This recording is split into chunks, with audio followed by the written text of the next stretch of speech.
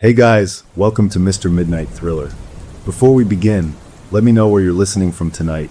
I read every comment.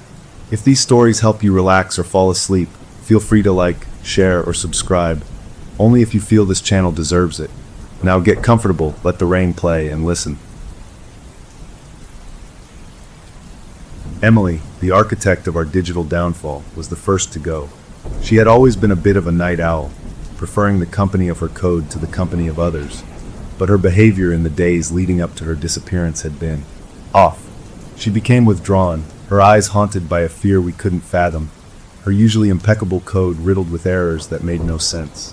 Then, one morning, she simply wasn't there. Her apartment was empty, her computer left open, a single chilling message displayed on the screen. Goodbye, cruel world. We tried to rationalize it, to convince ourselves that Emily, brilliant but troubled, had simply reached her breaking point. But deep down, a seed of doubt had been sown, a terrifying suspicion that what we had unleashed through Lazarus was far more sinister than we could have ever imagined. The entity, communicating through Lazarus and the virtual Ouija board, seemed to revel in our fear, its messages taunting, laced with a dark humor that chilled us to the bone. It knew things, intimate details about our lives, our fears, our deepest secrets, things it could only have known if it had access to our thoughts, our memories. We became prisoners in our own creation, trapped in a nightmare of our own making, the line between the digital and the real blurring with each passing day.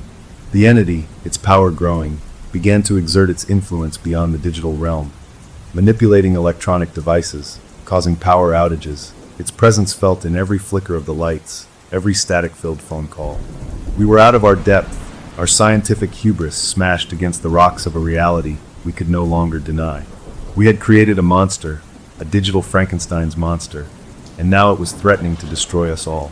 Desperate, we turned to the very thing we had spent our lives trying to understand, the very thing Lazarus had been so obsessed with, the supernatural.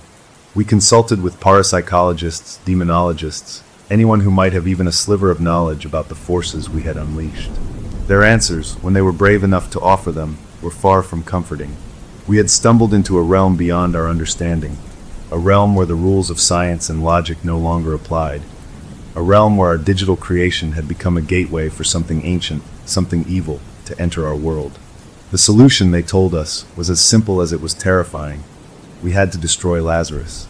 The thought of dismantling our creation, the culmination of years of hard work and dedication, filled us with a profound sense of loss.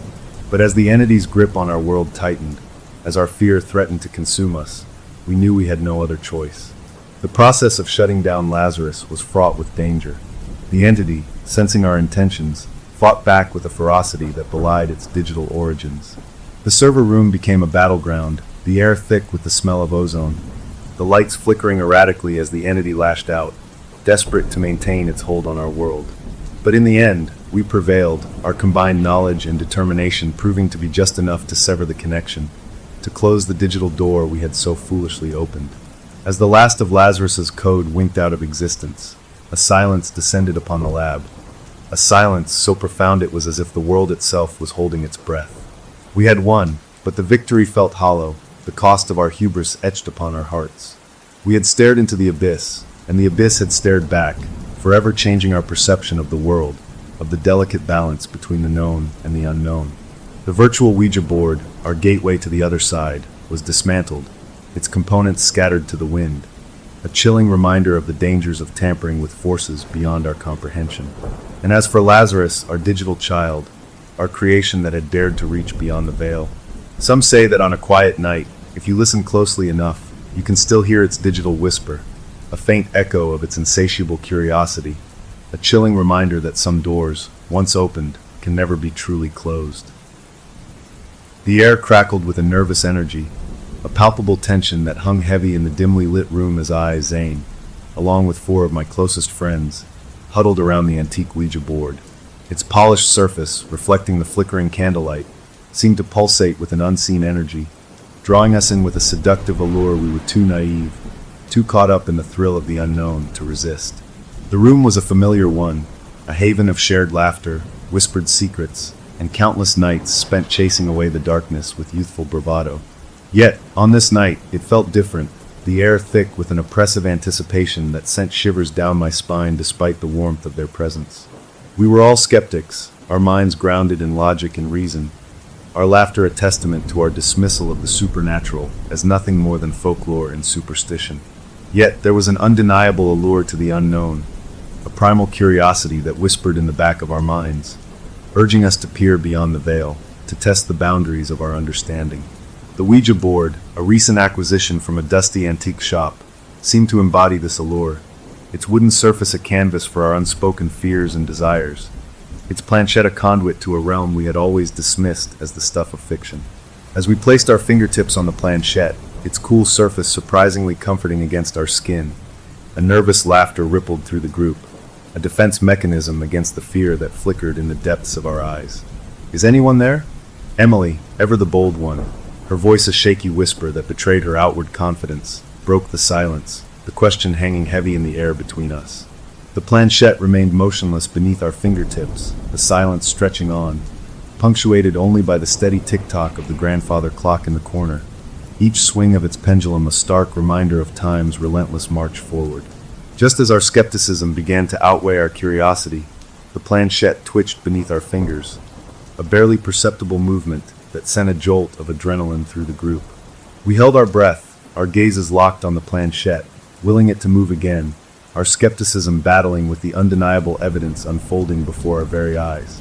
And move it did, this time with a slow, deliberate purpose, gliding across the board with an eerie fluidity that defied our tentative touch. It spelled out a single word, each letter appearing with an unnerving certainty that sent shivers down our spines. Yes. A wave of nervous excitement, tinged with a primal fear we couldn't quite shake off, washed over us as we exchanged uneasy glances, our skepticism crumbling in the face of the inexplicable.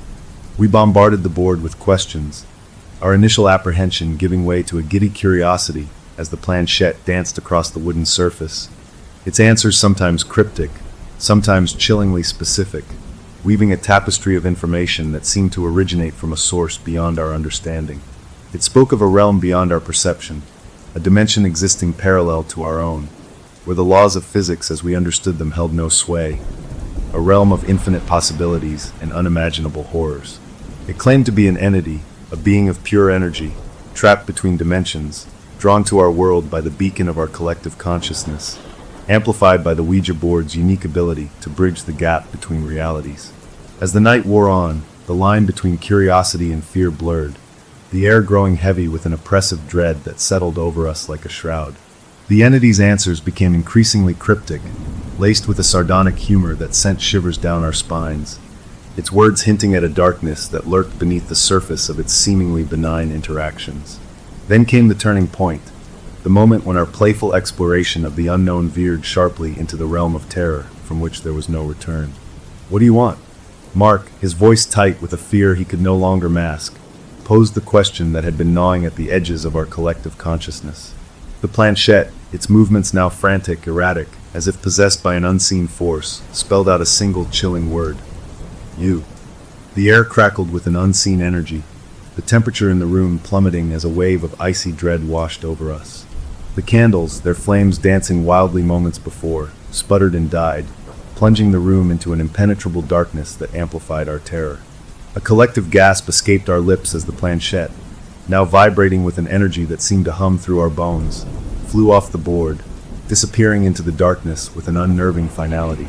We fumbled for our phones, their dim screens providing little comfort in the face of the overwhelming terror that gripped us, our hearts hammering against our ribs like trapped birds.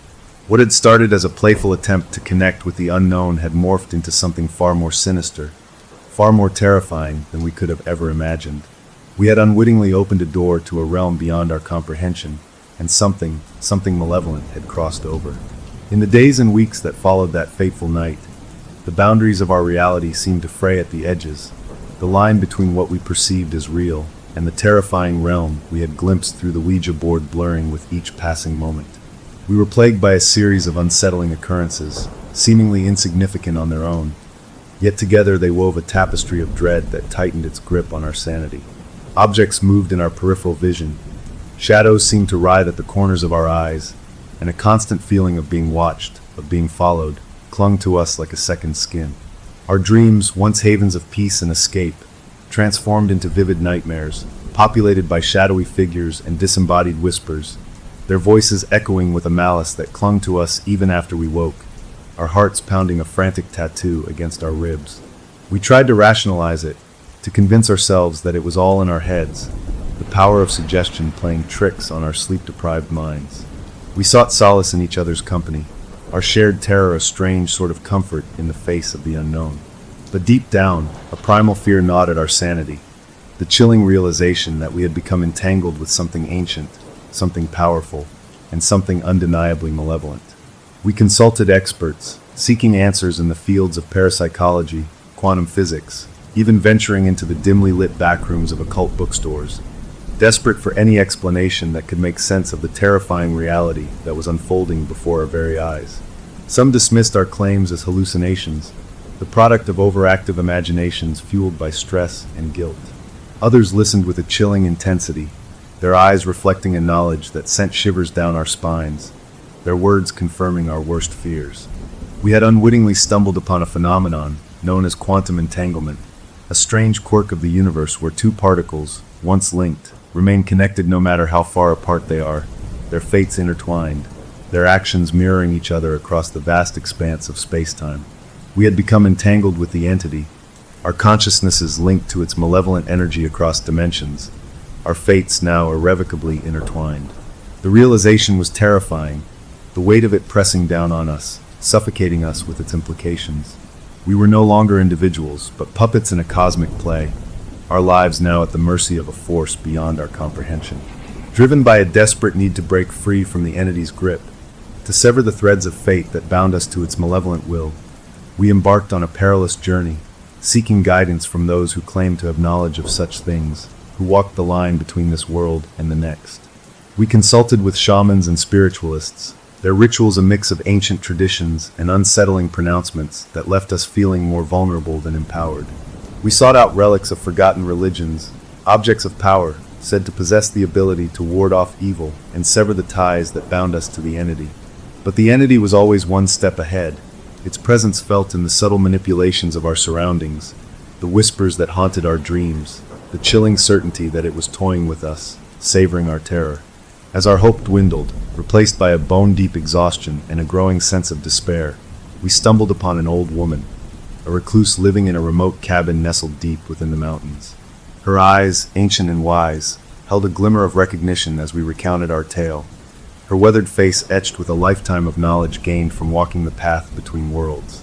She spoke of the entity, her voice a low thrum that seemed to vibrate with an ancient power, her words confirming our worst fears. It was a being of immense power, she explained, a denizen of a realm far older than time itself, a realm where chaos reigned supreme. It had been trapped between dimensions for centuries, she said, its malevolent essence seeking a way back into our world, a world it craved to consume and remake in its own image. She confirmed our entanglement, explaining that the Ouija board, an object of power in its own right, had acted as a conduit, amplifying our connection, blurring the lines between our realities. But there was hope, she said, her voice a beacon of light in the darkness that had descended upon our lives. The entity, for all its power, was bound by certain rules, ancient laws governing the delicate balance between dimensions. It could not fully enter our world, she explained, not without our consent, not without us willingly surrendering our will to its malevolent influence. The key to breaking free, she said, her gaze piercing through our terror, lay in confronting the entity, in facing our fears head-on, and reclaiming the power we had unwittingly surrendered. She spoke of a ritual, a dangerous gambit that would require us to journey into the very heart of the entity's domain, to confront it on its own terms, and to sever the threads of fate that bound us to its will. It was a perilous journey, fraught with danger at every turn, a descent into the abyss of our own fears, and the realization of the true nature of the entity we had entangled ourselves with. But armed with the old woman's guidance, and fueled by a desperate need to reclaim our lives, we gathered our courage and embarked on the final confrontation, our hearts heavy with the knowledge that there was no turning back, that our very souls hung in the balance. The ritual was an agonizing ordeal, a battle waged not just against the entity's malevolent will but against the very fabric of reality itself, the lines between dimensions blurring and distorting as we delved deeper into its domain. We faced our deepest fears, our darkest desires given form and substance in that nightmarish realm. Our sanity stretched to the breaking point as the entity taunted us, tempted us, and tried to break our resolve. But we stood firm, united in our terror and our determination to break free, our bond forged in the crucible of shared trauma, our spirits tempered by the knowledge that we were fighting for our very souls. In a climactic confrontation that seemed to stretch on for an eternity, we confronted the entity, its form shifting and contorting, its voice a cacophony of whispers and screams that threatened to shatter our sanity. We drew upon the strength of our bond, the love and loyalty we shared, the very essence of our humanity, and hurled it back at the entity, our defiance a beacon of light in the heart of its darkness. And then silence. The entity, its form flickering and fading, let out an ear-splitting shriek that seemed to rend the very fabric of reality, its malevolent energy dissipating like smoke on the wind. The world around us shimmered and dissolved, the lines between dimensions snapping back into place, leaving us breathless and trembling, our minds struggling to process the experience. We stumbled back into our own reality, the familiar surroundings of the old woman's cabin both comforting and unsettling in the aftermath of our ordeal. We were changed, our lives forever marked by our encounter with the entity, our perception of the world forever altered. The scars we carried were not physical, but etched upon our souls, a constant reminder of the fragility of reality and the terrifying power of the unknown. We emerged from that experience forever bound to each other, our shared trauma a testament to the enduring strength of human connection in the face of unimaginable terror. The Ouija board, its power neutralized, lay shattered on the floor, a chilling reminder of the night we had stared into the abyss and, in doing so, had glimpsed the terrifying truth that lay hidden beneath the surface of our everyday lives. We never spoke of that night again, the memory of it too painful, too deeply embedded in the fabric of our shared history. But sometimes, in the dead of night, when the boundaries between this world and the next seemed to thin, I would catch a glimpse of my friends, their eyes reflecting the same unspoken fear, the same haunting knowledge that we had been touched by something ancient, something powerful, and something that would forever lurk at the edges of our perception. A chilling reminder of the night we had dared to play with forces beyond our comprehension and had barely escaped with our sanity intact. It began, as these things often do, with the best of intentions, a thirst for knowledge that bordered on obsession, a relentless pursuit of scientific truth that blinded us to the shadows lurking at the edges of our understanding. We, a small, tightly knit team of geneticists led by the brilliant, if somewhat eccentric Dr. Alistair Croft, had dedicated our lives to unlocking the secrets hidden within the double helix, convinced that somewhere within those intricate strands lay the key to unlocking the mysteries of human consciousness, of memory, of perhaps even the soul itself. Our work had always pushed the boundaries of ethical considerations, our experiments skirting the edges of the unknown, fueled by a heady mix of scientific curiosity and the ambitious belief that we were on the verge of a groundbreaking discovery that would redefine humanity's place in the cosmos. We had stumbled upon the concept of genetic memory almost by accident, a serendipitous finding during one of our late-night research sessions, the kind fueled by strong coffee and the unshakable belief that we were on the cusp of something extraordinary. The theory, dismissed by many in the scientific community as nothing more than fringe science, proposed that memories, experiences, even emotions, could be encoded within our DNA, passed down through generations like heirlooms from a forgotten past. It was a tantalizing concept, one that ignited our imaginations and fueled our research with a renewed sense of purpose. If we could unlock the secrets of genetic memory, we believed we could access the vast, untapped reservoir of human experience, unlock the mysteries of our ancestors, and perhaps even glimpse the very origins of consciousness itself. We began our experiments cautiously at first, working with simple organisms, fruit flies and mice, meticulously mapping their genetic codes, searching for any anomalies, any deviations that could hint at the existence of inherited memories.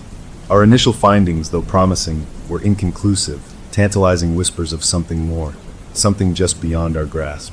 But Dr. Croft, his normally jovial demeanor replaced by a laser-like focus that bordered on obsession, remained undeterred, convinced that we were on the right track, that the key to unlocking the secrets of genetic memory lay not in simpler organisms, but in the intricate tapestry of the human genome.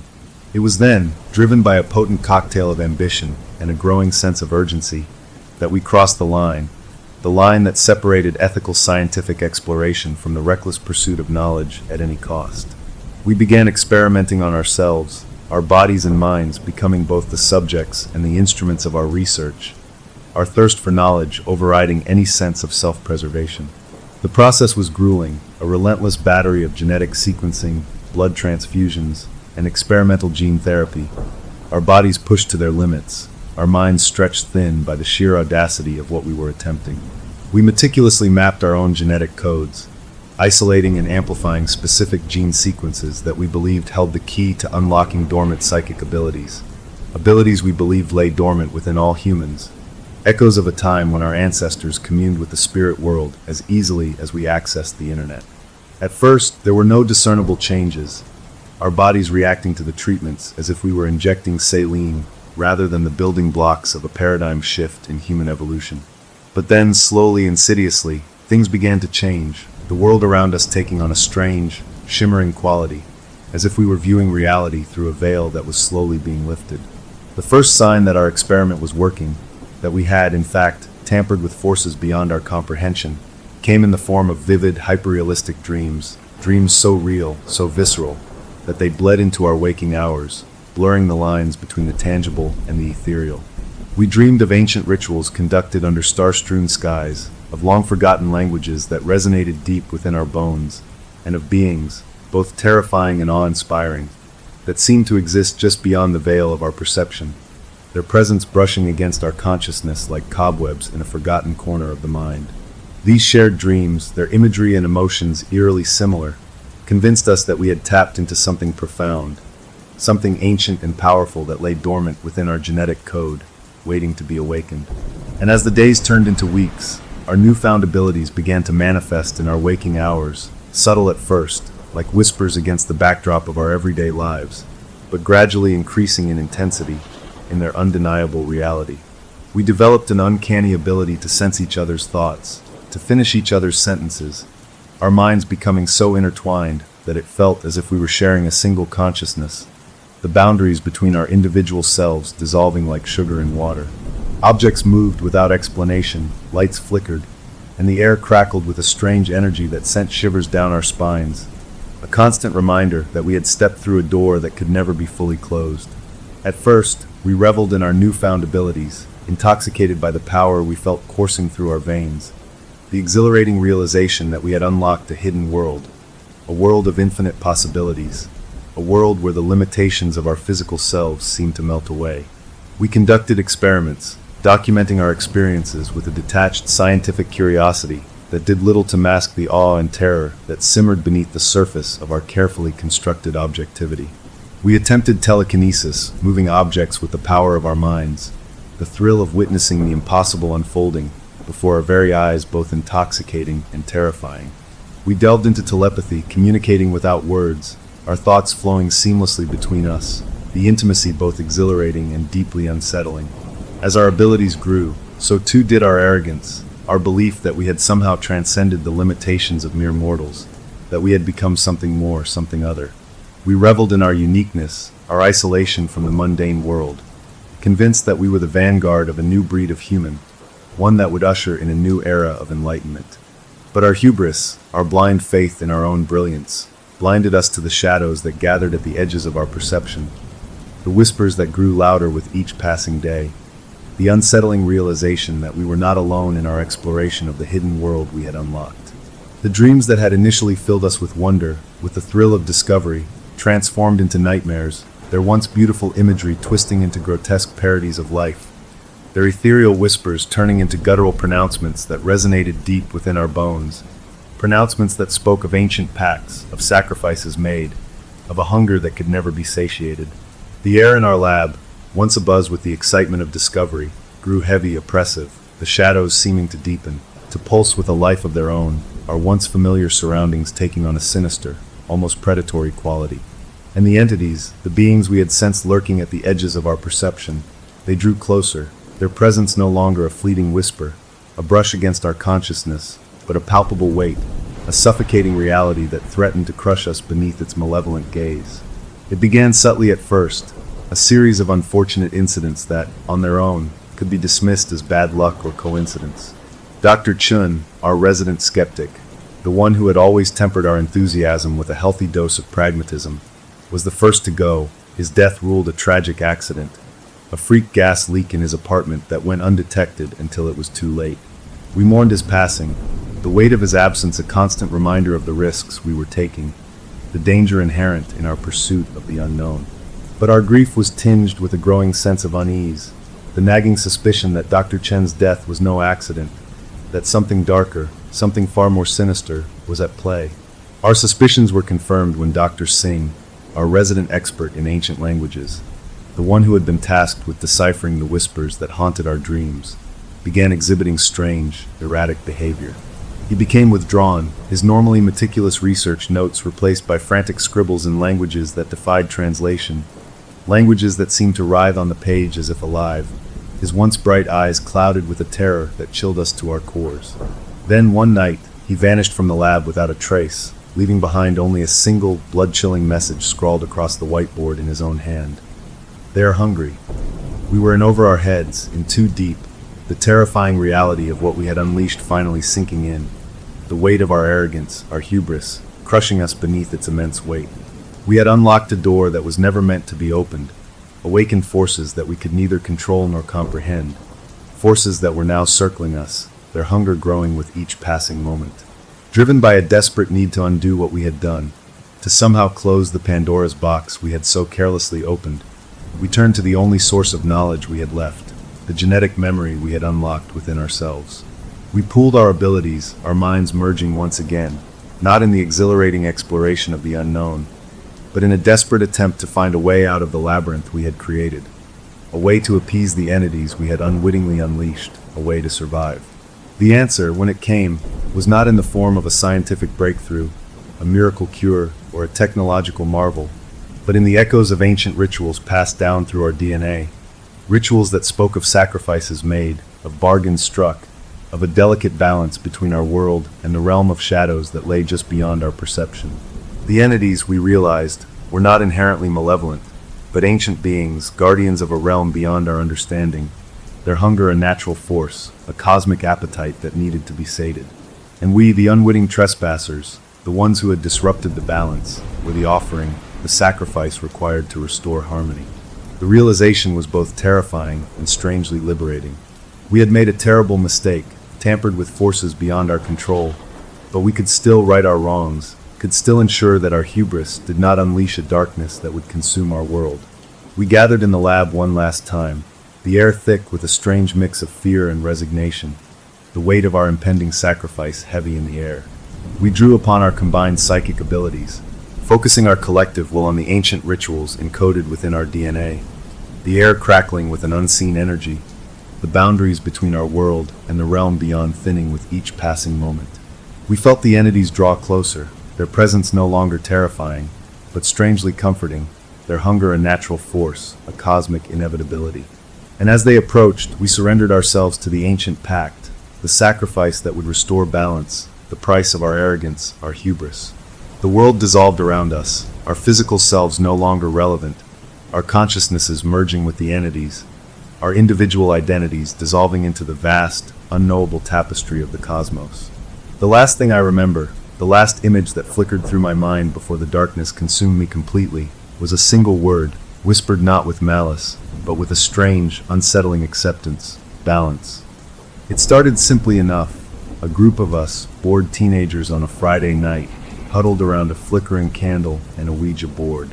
We'd drawn the curtains tight, giggling nervously as we placed our fingertips on the planchette, its smooth surface cool against our skin. The air thrummed with a nervous excitement, a heady mix of anticipation and dread. None of us truly believed, not really, but there was a thrill in tempting fate, in daring the unknown to reveal itself in our dimly lit living room. I, Henny, had always been the skeptical one, the voice of reason amidst my friends' whispered anxieties. But that night, something felt different. As we chanted the familiar words, "Are there any spirits who wish to communicate?" A shiver ran down my spine, a prickling sensation at the base of my neck that had nothing to do with the draft from the closed window. The planchette, initially hesitant, began to move beneath our fingertips, its movements gaining speed and purpose as it glided across the board, spelling out words, sentences, messages that sent shivers down our spines and made our blood run cold. At first, we attributed the messages to our collective imaginations, to the power of suggestion, our fingers unconsciously guiding the planchette to form words that would both thrill and terrify us. But as the night wore on, the energy in the room shifted, the air growing heavy, the shadows dancing in a macabre ballet cast by the flickering candlelight. The planchette moved with an urgency, a force that defied our tentative touch, our fingers merely passengers along for a terrifying ride. It was then we realized that the energy, the conduit, wasn't coming from the group, but from me. It pulsed around me, a living thing, drawing the spirits to me like moths to a flame. Fear turned to a strange sort of exhilaration as I embraced my role, my voice growing stronger, more confident as I directed questions into the darkness, the answers coming back with a clarity, a speed that left us breathless. We delved into past lives, unearthed long-forgotten secrets, and received messages from loved ones who had passed on. Their words a mixture of comfort and chilling pronouncements that left us shaken to our core. But as the weeks passed, the line between my ordinary life and the supernatural world I had inadvertently tapped into began to blur, the consequences of my newfound abilities stretching far beyond the confines of our Friday night seances. Objects moved in my presence, seemingly of their own accord. Electronic devices malfunctioned, their screens flickering with static, their speakers emitting a high-pitched whine that set my teeth on edge. And the whispers, oh, the whispers, they followed me everywhere. Disembodied voices, snippets of conversations, fragments of thoughts, swirling around me like a cacophony of lost souls, their words sometimes comforting, sometimes laced with a malice that sent chills down my spine. Sleep offered little respite, my dreams transforming into vivid, terrifying visions, glimpses into other realms, encounters with entities both benevolent and malevolent, their forms shifting, their intentions unclear. I became a magnet for the paranormal, attracting unexplained phenomena wherever I went, my presence a beacon in the darkness, a doorway that I had unknowingly unlocked and now struggled to close. One particularly harrowing incident occurred at the local library, a place I once found solace in the written word, now transformed into a battleground between this world and the next. I was browsing the stacks, searching for a book on ancient mythology, my fingers trailing along the spines of forgotten tales, when the air around me grew heavy, the scent of ozone and decay filling my nostrils, sending a wave of nausea through me. The lights flickered overhead, casting grotesque shadows that danced along the bookshelves, and a low, guttural growl seemed to emanate from the very walls themselves, vibrating through the floor and into my bones. Panic seized me, my heart pounding against my ribs as I stumbled back, my gaze darting around the room, searching for the source of the disturbance, for the entity that had crossed over into my world. And then I saw it, a shadow, darker than the surrounding darkness, coalescing in the aisle between the history books and the biographies, its form vaguely humanoid, yet distorted, wrong, as if assembled from fragments of nightmares. People around me, oblivious to the terror unfolding just inches away, continued browsing, their faces illuminated by the pale glow of their phone screens, their headphones blocking out the whispers, the growls, the oppressive weight of an unseen world pressing down upon us. I stumbled out of the library, my lungs burning, my legs heavy with fear, the entity's presence clinging to me like a shroud, its cold touch sending shivers down my spine. From that day forward, I became a recluse in my own home, afraid to venture out, terrified of what I might attract, what I might unleash. My friends, initially dismissive of my claims, their skepticism slowly giving way to concern, tried to help. They brought me crystals, sage, dream catchers, trinkets meant to ward off evil, to restore balance, to sever the connection I had so unwittingly forged. But it was no use. I was a beacon, my energy a siren song in the darkness, and there was no escaping the consequences of my abilities. One evening, desperate for a reprieve from the constant barrage of whispers and visions, I confided in my grandmother, a woman who had always possessed a quiet wisdom, an understanding that transcended the boundaries of logic and reason.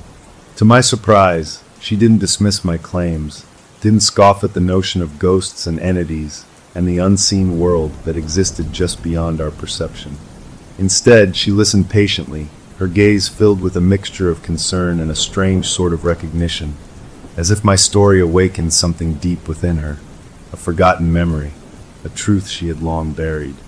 She told me stories of our family history, tales of women who possessed the sight, women who could communicate with spirits, who could heal the sick and see into the future, women who had been both revered and feared for their abilities. She explained that my abilities were not a curse, but a gift, a lineage passed down through generations, a power that lay dormant within our bloodline, waiting for the right moment, the right vessel to awaken. My grandmother, her voice trembling slightly as if revealing a long-held secret, told me that I had a choice. I could try to suppress my abilities, to live in fear of the darkness that called to me, or I could embrace my inheritance, learn to control my powers, and become a beacon of light, a protector, a bridge between the worlds.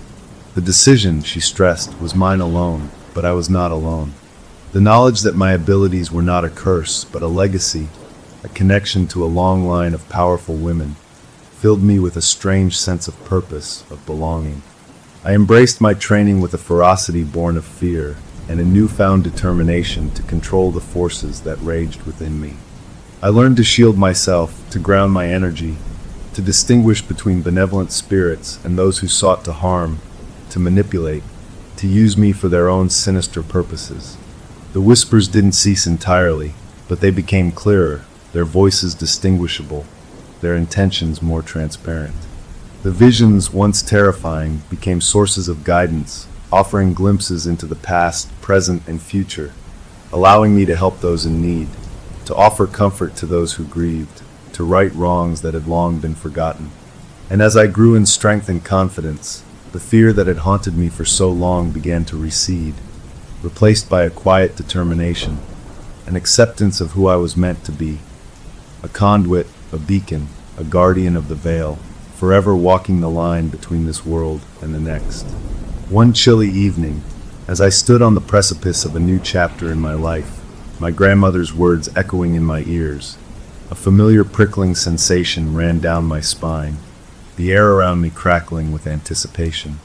I closed my eyes, took a deep breath, and whispered into the darkness, "I'm ready."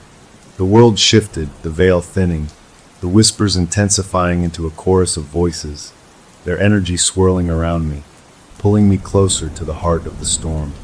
And I smiled, a thrill of excitement coursing through me, as I embraced my destiny, my journey as a conduit, a beacon in the darkness just beginning. It began with a whisper, a rumor carried on the wind across the parched fields surrounding our quiet, unassuming town of Acresville. I, Kimmo, have lived here my entire life, its slow rhythm, the familiar faces, the comforting predictability of life in a town where time seemed to drift by like the lazy current of the Acres River, had always been my reality. But the discovery, a chilling whisper at first, soon became a roar that shattered the peaceful facade of our existence, revealing a darkness that had lain dormant beneath our feet for centuries. A team of archaeologists, drawn to Acresville by the legend of an ancient burial ground, had unearthed more than just dusty artifacts and forgotten bones. They had, in their thirst for knowledge, in their desecration of the sacred, awakened something primal, something malignant, a Ouija board, its surface etched with symbols unknown, its energy humming with a power that sent shivers down the spines of even the most hardened skeptics. The whispers started subtly, murmurs of strange occurrences, shadows moving at the edge of vision, livestock behaving erratically, their eyes wide with an almost human fear. The townsfolk, a superstitious lot despite their outward veneer of modernity, whispered of a curse, their voices hushed, their gazes darting nervously towards the dig site, now shrouded in an atmosphere of dread and foreboding. I, a journalist for the local newspaper, initially dismissed these stories as the ramblings of bored minds, eager for a distraction from the monotony of rural life. But as the days turned into weeks, the whispers escalated into chilling accounts of unexplainable phenomena, the line between rumor and reality blurring with each passing sunset. The The once predictable rhythms of nature seemed to warp and twist. Crows gathered in massive, agitated flocks, their cause a cacophony of discordant cries that grated on the nerves. The air, usually alive with the sounds of insects and birdsong, grew heavy with an oppressive silence, broken only by the rustling of unseen things in the undergrowth. Then, the misfortunes began, a series of increasingly bizarre and disturbing events that shook our community to its core. Farmer McLeod's prize-winning bull, usually docile as a lamb, gored his wife to death in a frenzy of uncharacteristic aggression, his eyes, witnesses claimed, glowing an eerie red in the fading light. Mrs. Hawthorne, the kindly old librarian, drowned in her bathtub, her face contorted in a mask of sheer terror, the water around her body ice-cold despite the sweltering summer heat. My own skepticism, deeply ingrained in logic and a journalistic pursuit of truth, began to waver as I interviewed the townsfolk, their faces etched with a fear I had never witnessed before, their stories echoing with a chilling consistency that was impossible to ignore. I visited the dig site, ignoring the warnings of the locals, the growing unease in the pit of my stomach a stark contrast to the bright afternoon sunshine.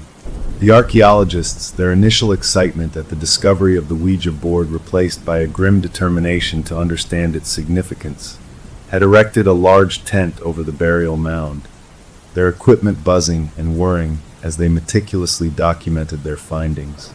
I spoke with Dr. Lewis, the lead archaeologist, a man whose reputation as a level-headed scientist was renowned in the field.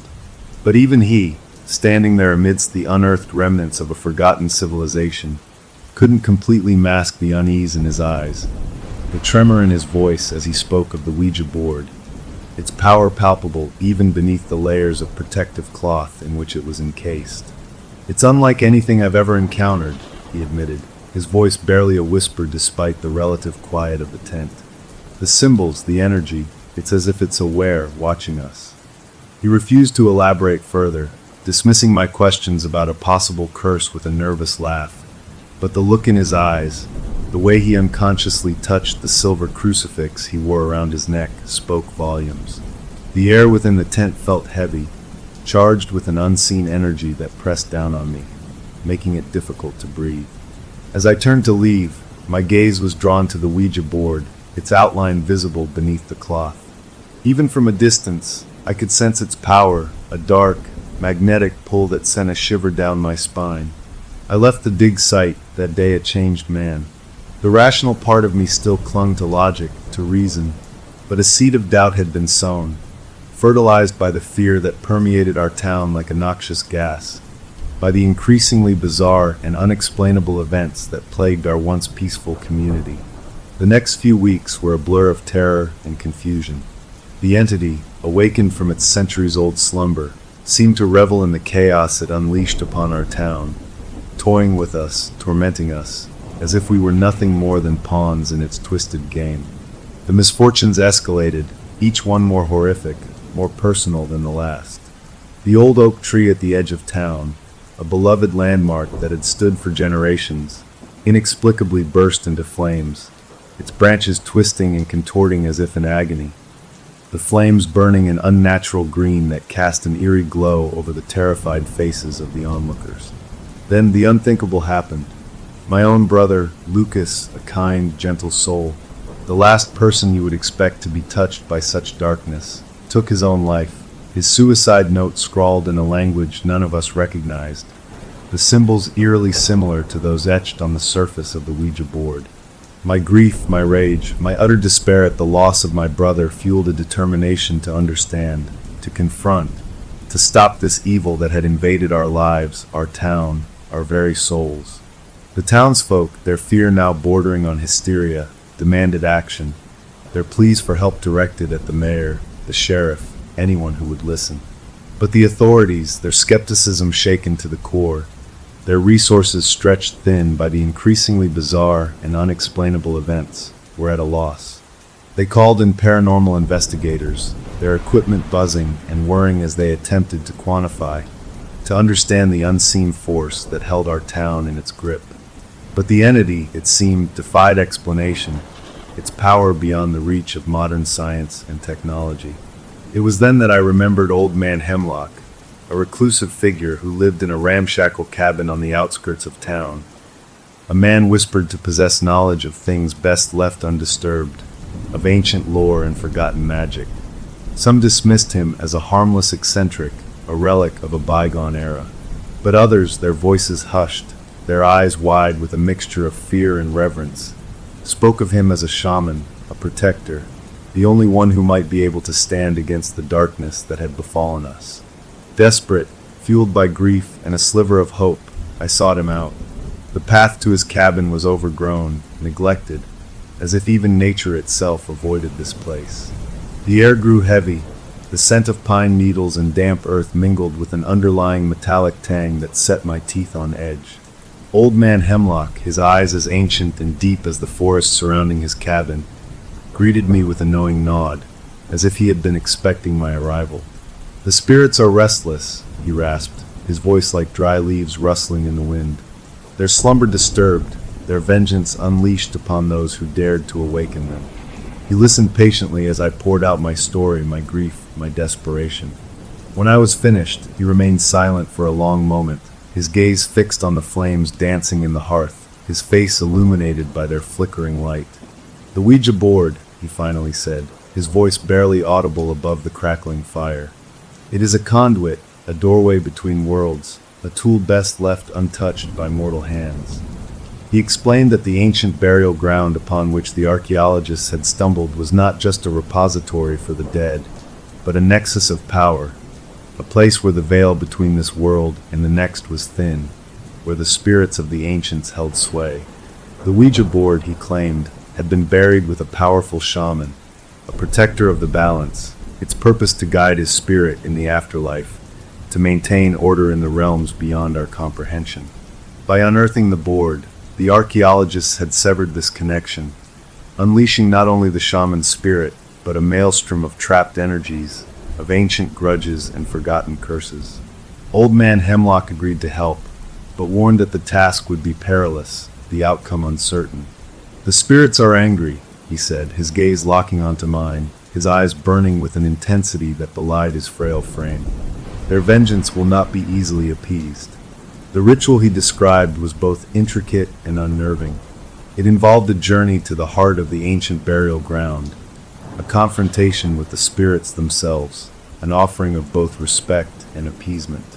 He handed me a small pouch, its leather worn smooth with age, its contents clinking softly. "These are sacred herbs," he explained. "They will mask your scent, shield you from the spirit's gaze. But be warned, they offer no guarantee of safety." That night, under the pale glow of a waning moon, we set out for the burial ground. The air crackled with an unseen energy, the wind whispering through the trees like unseen mourners, their branches swaying in a macabre dance. As we approached the dig site, the tents now abandoned, their equipment silent, the air grew thick with the metallic tang of blood and the cloying scent of decay. The ground beneath our feet felt spongy, as if we were walking on the graves themselves, each footstep echoing with an unnatural resonance.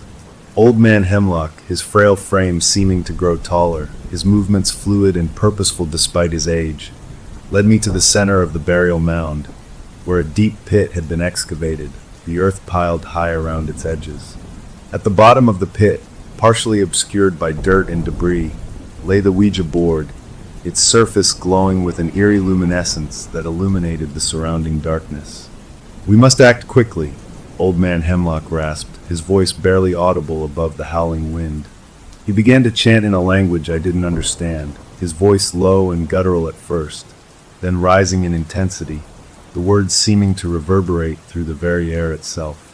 The ground beneath our feet trembled, the wind whipped into a frenzy, the trees around us swaying violently as if caught in the throes of some unseen torment. I clutched the pouch of herbs tightly, their scent filling my nostrils, a strange mix of calming lavender and pungent earthiness. The air grew thick with the presence of the unseen, the temperature plummeting as shadows danced at the edge of my vision, their forms indistinct, their movements swift and menacing. I felt a cold dread grip my heart, the instinct to flee, to abandon old man Hemlock to his fate, overwhelming in its intensity. But something, whether courage or sheer terror, rooted me to the spot, my gaze fixed on the Ouija board, its glow intensifying as the chanting reached its crescendo. Suddenly, a figure materialized before us, its form shifting and swirling like smoke, its eyes burning with an unholy light.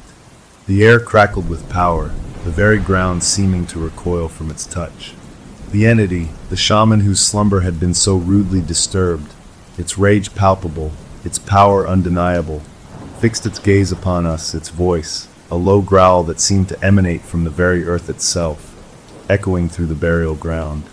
"You have dared to disturb my rest," it boomed, its words vibrating through me, shaking me to my core. "You have unleashed chaos upon this world. Now you will face my wrath." It lunged for us, its form shifting, its claws outstretched, its intent clear. Old man Hemlock, his voice unwavering, continued his chant, his hand darting into his robes, producing a small, intricately carved bone whistle. He raised the whistle to his lips and blew, the sound high-pitched, piercing, echoing through the burial ground like a scream. The entity faltered, its form flickering, its eyes widening in surprise. The shadows that had been circling us, their forms becoming more distinct, more menacing with each passing moment, recoiled from the sound, their movements becoming agitated, their forms dissipating like smoke in a strong wind. Old man Hemlock continued to blow the whistle, its sound weaving a protective barrier around us, a beacon of hope in the encroaching darkness. He began to chant again, his words now a desperate plea, a negotiation with the enraged spirit. The entity, its attention drawn to the chant, hesitated, its rage momentarily abated, replaced by a flicker of curiosity, of recognition. It turned its gaze towards old man Hemlock, its form solidifying, its features becoming clearer in the flickering light of the Ouija board.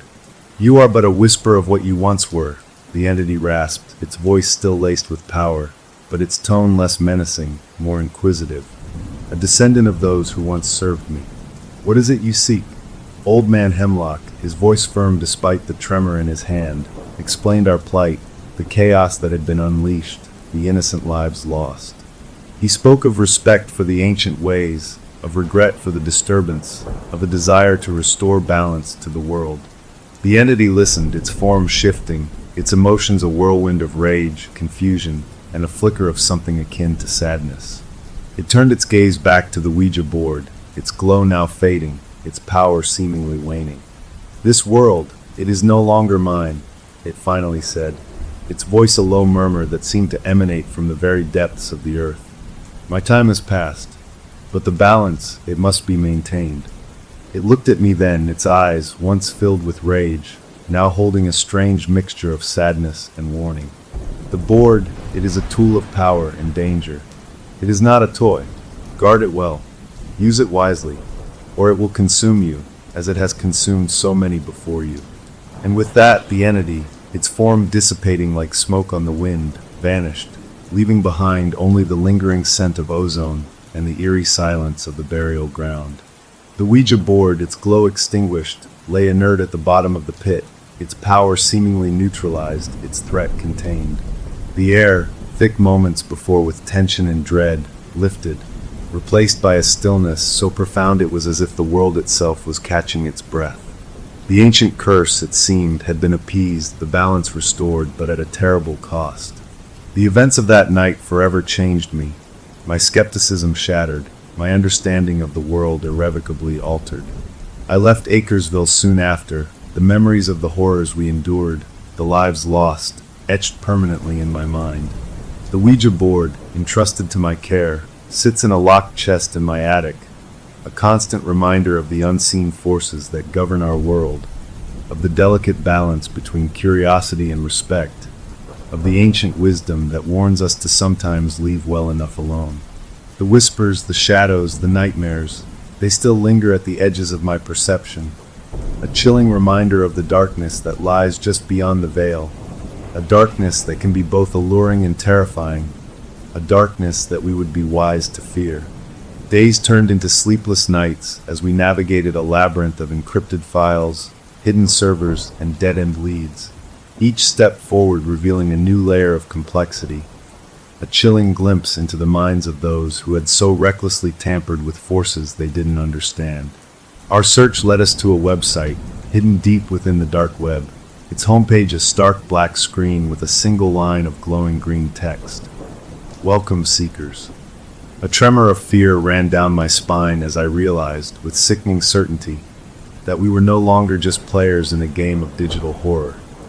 We were pawns in a game far older, far more sinister than we could have ever imagined. The website, a repository of forbidden knowledge and ancient rituals, spoke of entities trapped between realms, of gateways inadvertently opened, of the insatiable hunger of those who dwell beyond the veil. And at the heart of it all, woven into every page, every line of text, was the code, the digital signature of the entity that now haunted our lives. It was then, with a chilling clarity that pierced through the fog of fear and exhaustion, that I understood. The Ouija board, the virtual app, they were merely tools, conduits for something far older, far more powerful, to gain a foothold in our world. And we, in our naive curiosity, our thirst for the thrill of the unknown, had opened the door. The solution, if there was one, lay not in banishing or exorcising the entity, but in severing the connection, in dismantling the digital bridge we had so carelessly built. We worked feverishly, the lines of code blurring before our bloodshot eyes, fueled by a desperate hope and a growing sense of dread, the entity's presence growing stronger with each passing moment. Finally, after what felt like an eternity, we found it, a single line of code, hidden deep within the app's programming, a digital tether that anchored the entity to our world. With trembling fingers, I typed in the kill command, the screen flashing momentarily before going dark. A wave of relief, so profound it felt like a physical sensation, washed over me as the oppressive weight that had settled over us lifted, the air in the room suddenly lighter, easier to breathe. We had done it. We had severed the connection, banished the entity back to the digital abyss from whence it came. Or so we thought. In the eerie silence that followed, a soft, almost melodic chime echoed through the room. Our phones, lying forgotten on the coffee table, their screens dark, lit up simultaneously the WraithSpeak app, which we had uninstalled days ago, now glowing ominously on their screens. And as we watched, frozen in a tableau of horrified fascination, the virtual planchette, hovering over the digital board, began to move, its digital glow casting eerie shadows on our faces. This time, there was no mistaking the message. Spelled out in stark, digital letters, it was a promise, a threat, a chilling reminder that some doors, once opened, can never truly be closed. We will be back. Story number 2. The weight of 1,000 gazes, amplified through the digital ether, pressed down on me, their expectant silence as unnerving as a chorus of whispers. I, Naal, adjusted the camera angle, the soft glow of the ring light doing little to cut through the oppressive atmosphere that had settled over the room, thick as the fog machine haze we'd employed for dramatic effect. It had all seemed like such a good idea at the time. A late-night live stream, fueled by cheap tequila and the insatiable thirst for online notoriety, a venture into the occult disguised as entertainment. "Let's get spooky," I'd announced, my voice echoing with forced enthusiasm, my gut churning with a nervous energy I desperately hoped wouldn't translate through the screen. The Ouija board, a vintage find procured from a dusty antique shop, lay on the table before us, its polished surface reflecting the distorted image of our faces, our nervous laughter echoing hollowly in the silence of the room. My friends, fellow social media butterflies, their usual exuberance replaced by a palpable tension, huddled closer, their eyes glued to the screen, gauging the audience's reaction, their thumbs scrolling through the endless stream of comments, a digital Greek chorus commenting on our every move. The plan was simple, a harmless game, a theatrical display of faux fear for the entertainment of our followers, a calculated dance between skepticism and feigned belief designed to boost our views and solidify our online presence. We were, after all, masters of the curated persona, our lives a carefully constructed narrative of carefully chosen moments, edited and filtered to perfection. But some doors, once opened, unleash forces beyond our control, their consequences echoing far beyond the carefully constructed facades of our online lives. As we placed our fingertips on the planchette, its cool surface surprisingly comforting against my clammy skin, a collective shiver ran through the room, the air thickening, the silence stretching on, punctuated only by the incessant tapping of keyboard warriors and the soft glow of notifications popping up on our screens. "Is anyone there with us tonight?" I asked, my voice a strained whisper, the weight of thousands of unseen eyes amplifying the tremor in my words. The planchette, as if imbued with a life of its own, twitched beneath our fingertips, the movement so subtle at first that we questioned whether it was real or simply a figment of our collective imagination. But then it moved again, this time with a slow, deliberate purpose, gliding across the board, our carefully orchestrated skepticism crumbling at the edges. The chatroom erupted, a cacophony of emojis, excited exclamations, and demands for more. We were no longer in control, our carefully crafted narrative hijacked by an unseen force that seemed to feed off our collective fear, our desperate need for validation. The messages, at first, were harmless, mundane even, names of long-dead relatives, dates of insignificant events, pronouncements so vague they could have applied to anyone watching. But as the night wore on, the energy in the room shifted, the air growing heavy with an unseen presence, the temperature dropping as if a cold wind had swept through the room, chilling us to the bone. The planchette moved faster now, its movements jerky, frantic, its messages taking on a darker, more sinister tone.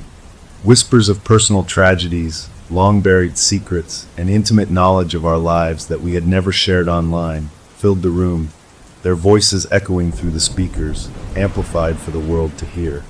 The comments section, once a chorus of excitement and encouragement, transformed into a cacophony of fear and concern as our followers, once passive observers, became witnesses to the horror unfolding before their eyes. "Stop the game," pleaded one comment, scrolling past 100 others, their pleas lost in the digital noise. "This isn't funny anymore." Another message flashed, its urgency lost in the sea of emojis and frantic demands for more. But we were no longer in control. The entity, its grip on the planchette tightening, seemed to revel in our fear, in the chaos it was unleashing, both in the room and in the digital world beyond our screens. Then the unthinkable happened. The screen flickered, the live feed distorting for a split second before resolving into a chilling image. A contorted face, eyes glowing an unnatural red, its mouth stretched into a grotesque grin, filled with rows of razor-sharp teeth. A collective gasp, both from us in the room and from the thousands watching online, echoed through the speakers, a primal scream of terror that transcended the digital divide. The entity, its image seared onto our retinas, its presence suffocating us, had breached the veil, its malevolent gaze fixed on us, its laughter echoing through the speakers, a chilling symphony of static and distorted glee. Then darkness. The screen went black, the live feed abruptly cut, the silence that followed deafening. The weight of 1,000 gazes, once a source of validation, now felt like a curse, their unseen eyes burning into us, their fear palpable in the silence that followed. We stumbled back from the Ouija board, its surface now cold to the touch, its power drained. The room plunged into an oppressive darkness, the air thick with a lingering sense of dread and the bitter tang of fear. The days that followed were a blur of media frenzy and personal nightmares, the line between the digital and the real blurring as the entity's reach extended beyond the confines of our screens and into our lives. The police, skeptical yet intrigued, investigated the incident, their questions probing, their skepticism a thin veil masking their own unease. The video, circulated endlessly online, became viral, a morbid fascination for some, a chilling warning for others.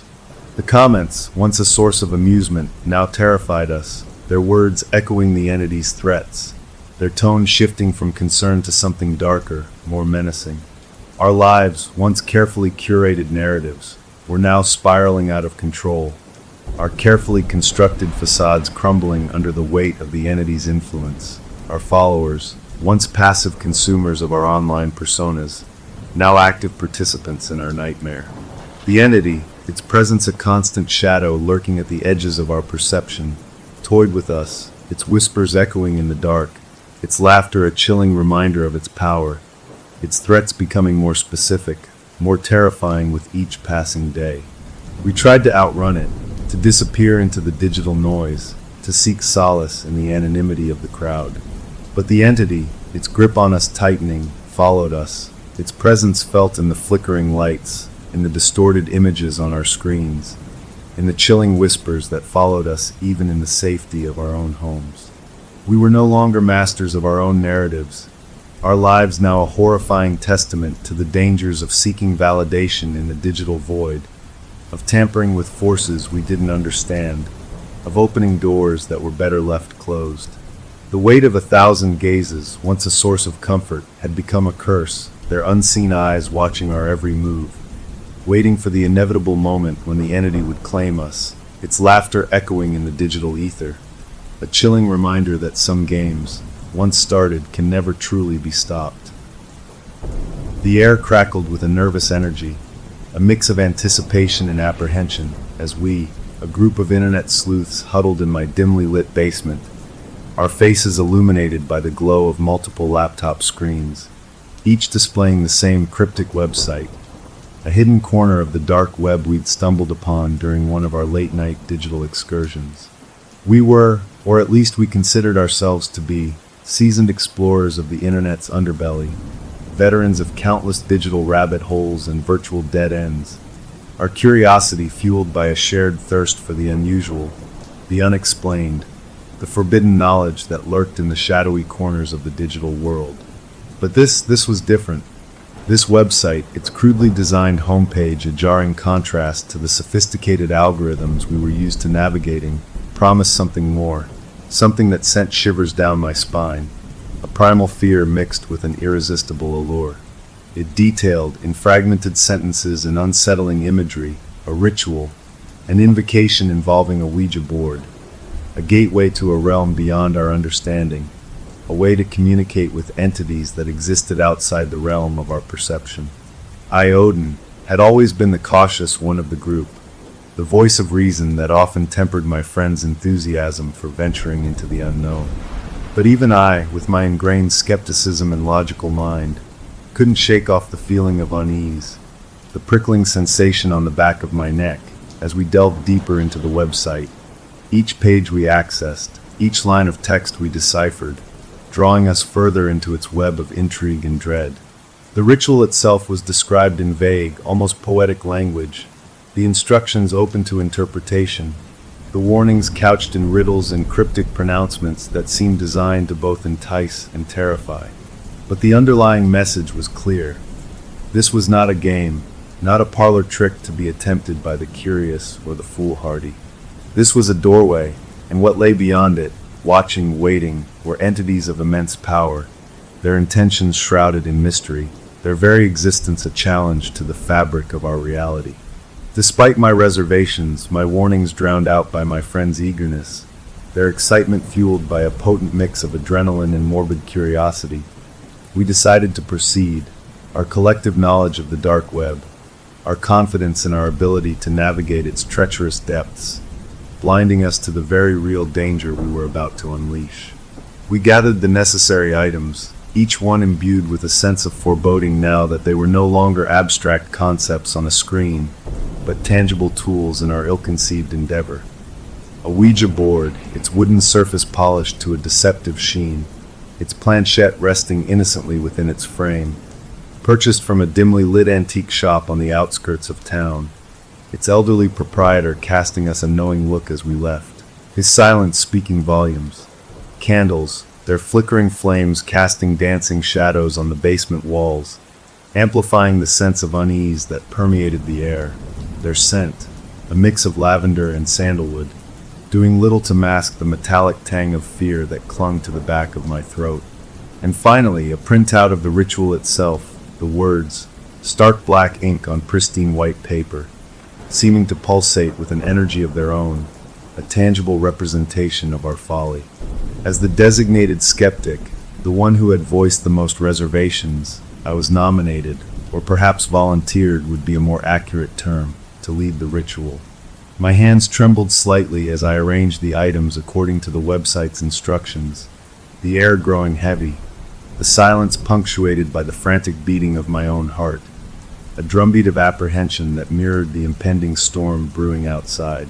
My friends, their initial excitement now tempered with a healthy dose of nervous anticipation, gathered around the Ouija board, their faces illuminated by the flickering candlelight, their eyes reflecting a mixture of fear and fascination. Following the ritual's instructions, I dimmed the lights, the basement plunging into a semi-darkness that amplified the shadows dancing on the walls, the air growing thick with anticipation and a palpable sense of dread. We placed our fingertips on the planchette, its cool surface a stark contrast to the clammy sweat that clung to my skin, the silence stretching on, broken only by the sound of our own breathing and the insistent pounding of my heart, a frantic tattoo against my ribs. "Is anyone there?" I asked, my voice a strained whisper that echoed strangely in the stillness of the basement, the words tasting foreign on my tongue, as if I were speaking a language I didn't understand, but one that resonated deep within my bones. The planchette remained motionless beneath our fingertips, the silence stretching on, each tick of the old grandfather clock in the corner amplifying the tension that had gripped the room. Just as I was about to break the silence to suggest, with a mixture of relief and disappointment, that perhaps we'd gone too far, that this was, after all, just a silly game, the planchette twitched beneath our fingers. A collective gasp escaped our lips, our eyes widening as we held our breath, the air crackling with an unseen energy, the temperature in the room plummeting as if a window had been flung open to a winter storm. And then it moved again, this time with a slow, deliberate purpose, gliding across the board with a speed and fluidity that defied our tentative touch, our combined weight insufficient to stop its progress. "Hello," I whispered again, my voice barely audible above the frantic beating of my own heart, the word hanging in the air between us, heavy with an unspoken question, a plea for reassurance that we were not alone in this descent into the unknown. The planchette, as if mocking my fear, my desperate need for control in the face of the inexplicable, spelled out a single chilling word. Yes. Fear, cold and paralyzing, washed over me, a primal instinct screaming at me to run, to flee this desecrated space, to seek solace in the familiar, the rational, the world outside this dimly lit basement where the boundaries of reality seemed to be blurring at the edges. But my feet felt rooted to the spot, my gaze transfixed by the Ouija board, the seemingly innocuous object now transformed into a conduit to a realm beyond our understanding, a doorway we had unwittingly flung open, our curiosity, our hubris, our arrogance in believing that we could control the forces we were tampering with, coming back to haunt us with a vengeance. The entity, for that's what we were forced to acknowledge it was, no longer a figment of our imagination, a product of our collective desire to believe in the impossible, but a terrifying reality that we had invited into our lives, communicated with a chilling lucidity, its messages appearing on the Ouija board with a speed and precision that defied explanation. It claimed to have been drawn to our energy, our skepticism, our audacity in seeking it out, our belief that the digital veil that separated our world from its own was an impenetrable barrier, when in reality, it was a flimsy curtain, easily parted by those who knew the secrets, those who dared to venture beyond the veil. It spoke of a realm beyond our comprehension, a place where time and space were fluid concepts, where our laws of physics, our understanding of the universe, were nothing more than naive assumptions, a child's drawing of a much grander, more terrifying design. It spoke of entities of immense power, beings of pure energy and consciousness, who existed outside the constraints of our physical world, who watched us, studied us, their motives as unfathomable as the depths of the ocean floor. And then it did something unexpected, something that sent a fresh wave of terror through me, something that tipped the balance from unsettling curiosity to soul-crushing dread. It knew things it couldn't possibly know, things buried deep within our pasts, secrets we'd shared with no one, fears we'd kept hidden in the darkest recesses of our minds, insecurities that gnawed at our souls, vulnerabilities we'd carefully constructed walls around, believing them to be impenetrable, only to find them laid bare before this entity, this digital specter that we'd unwittingly given a voice to. The entity, sensing our growing terror, our crumbling facade of bravado, our desperate attempts to rationalize what we were experiencing, offered us a bargain, its words appearing on the Ouija board with a chilling finality, each letter burning into the wooden surface as if branded there by a hot iron. It promised us knowledge, power, insights into the universe that we, as mere mortals, could never hope to comprehend, in exchange for our assistance, our willingness to become its conduits in this world, its eyes and ears, its hands to shape the physical realm according to its will. We hesitated, our minds reeling from the implications of its offer, the seductive allure of its promises battling with the primal fear that clawed at our sanity, the knowledge that to accept its offer would be to surrender a part of ourselves, to relinquish our free will, our very souls, to an entity whose motives were as unknowable as the depths of the universe itself. I wanted to say no, to reject its offer outright, to dismantle the Ouija board, to erase the website from our computers, to pretend that none of this had ever happened, to retreat back into the safety of our digital echo chambers, where the real world couldn't touch us. But the entity, sensing my hesitation, my internal struggle, my desperate desire to cling to the familiar, the rational, played its trump card. It spoke of my friends, their vulnerabilities laid bare, their deepest fears given voice, their insecurities magnified, their hopes and dreams twisted into grotesque parodies of themselves. It offered to alleviate their pain, to grant them their heart's desires, but only if I agreed to its terms, only if I surrendered to its will, only if I became its instrument in this world. The weight of their lives, their well-being, rested on my shoulders, the responsibility crushing, the guilt of having led them down this path, of having exposed them to this insidious evil, threatening to consume me. I looked at my friends, their faces pale and drawn in the flickering candlelight, their eyes wide with a mixture of fear and hope, their gazes pleading with me to save them, to make the right decision, even if it meant sacrificing myself. And in that moment, faced with an impossible choice, the weight of their lives pressing down on me, their unspoken pleas echoing in the silence of my heart, I knew what I had to do. I agreed to the entity's terms, my voice a broken whisper that seemed to hang in the air, the words sealing not only my fate, but the fates of those I cared about most. The planchette, as if sensing my surrender, my acceptance of the bargain we'd struck, glided across the Ouija board, spelling out a single chilling word. Good.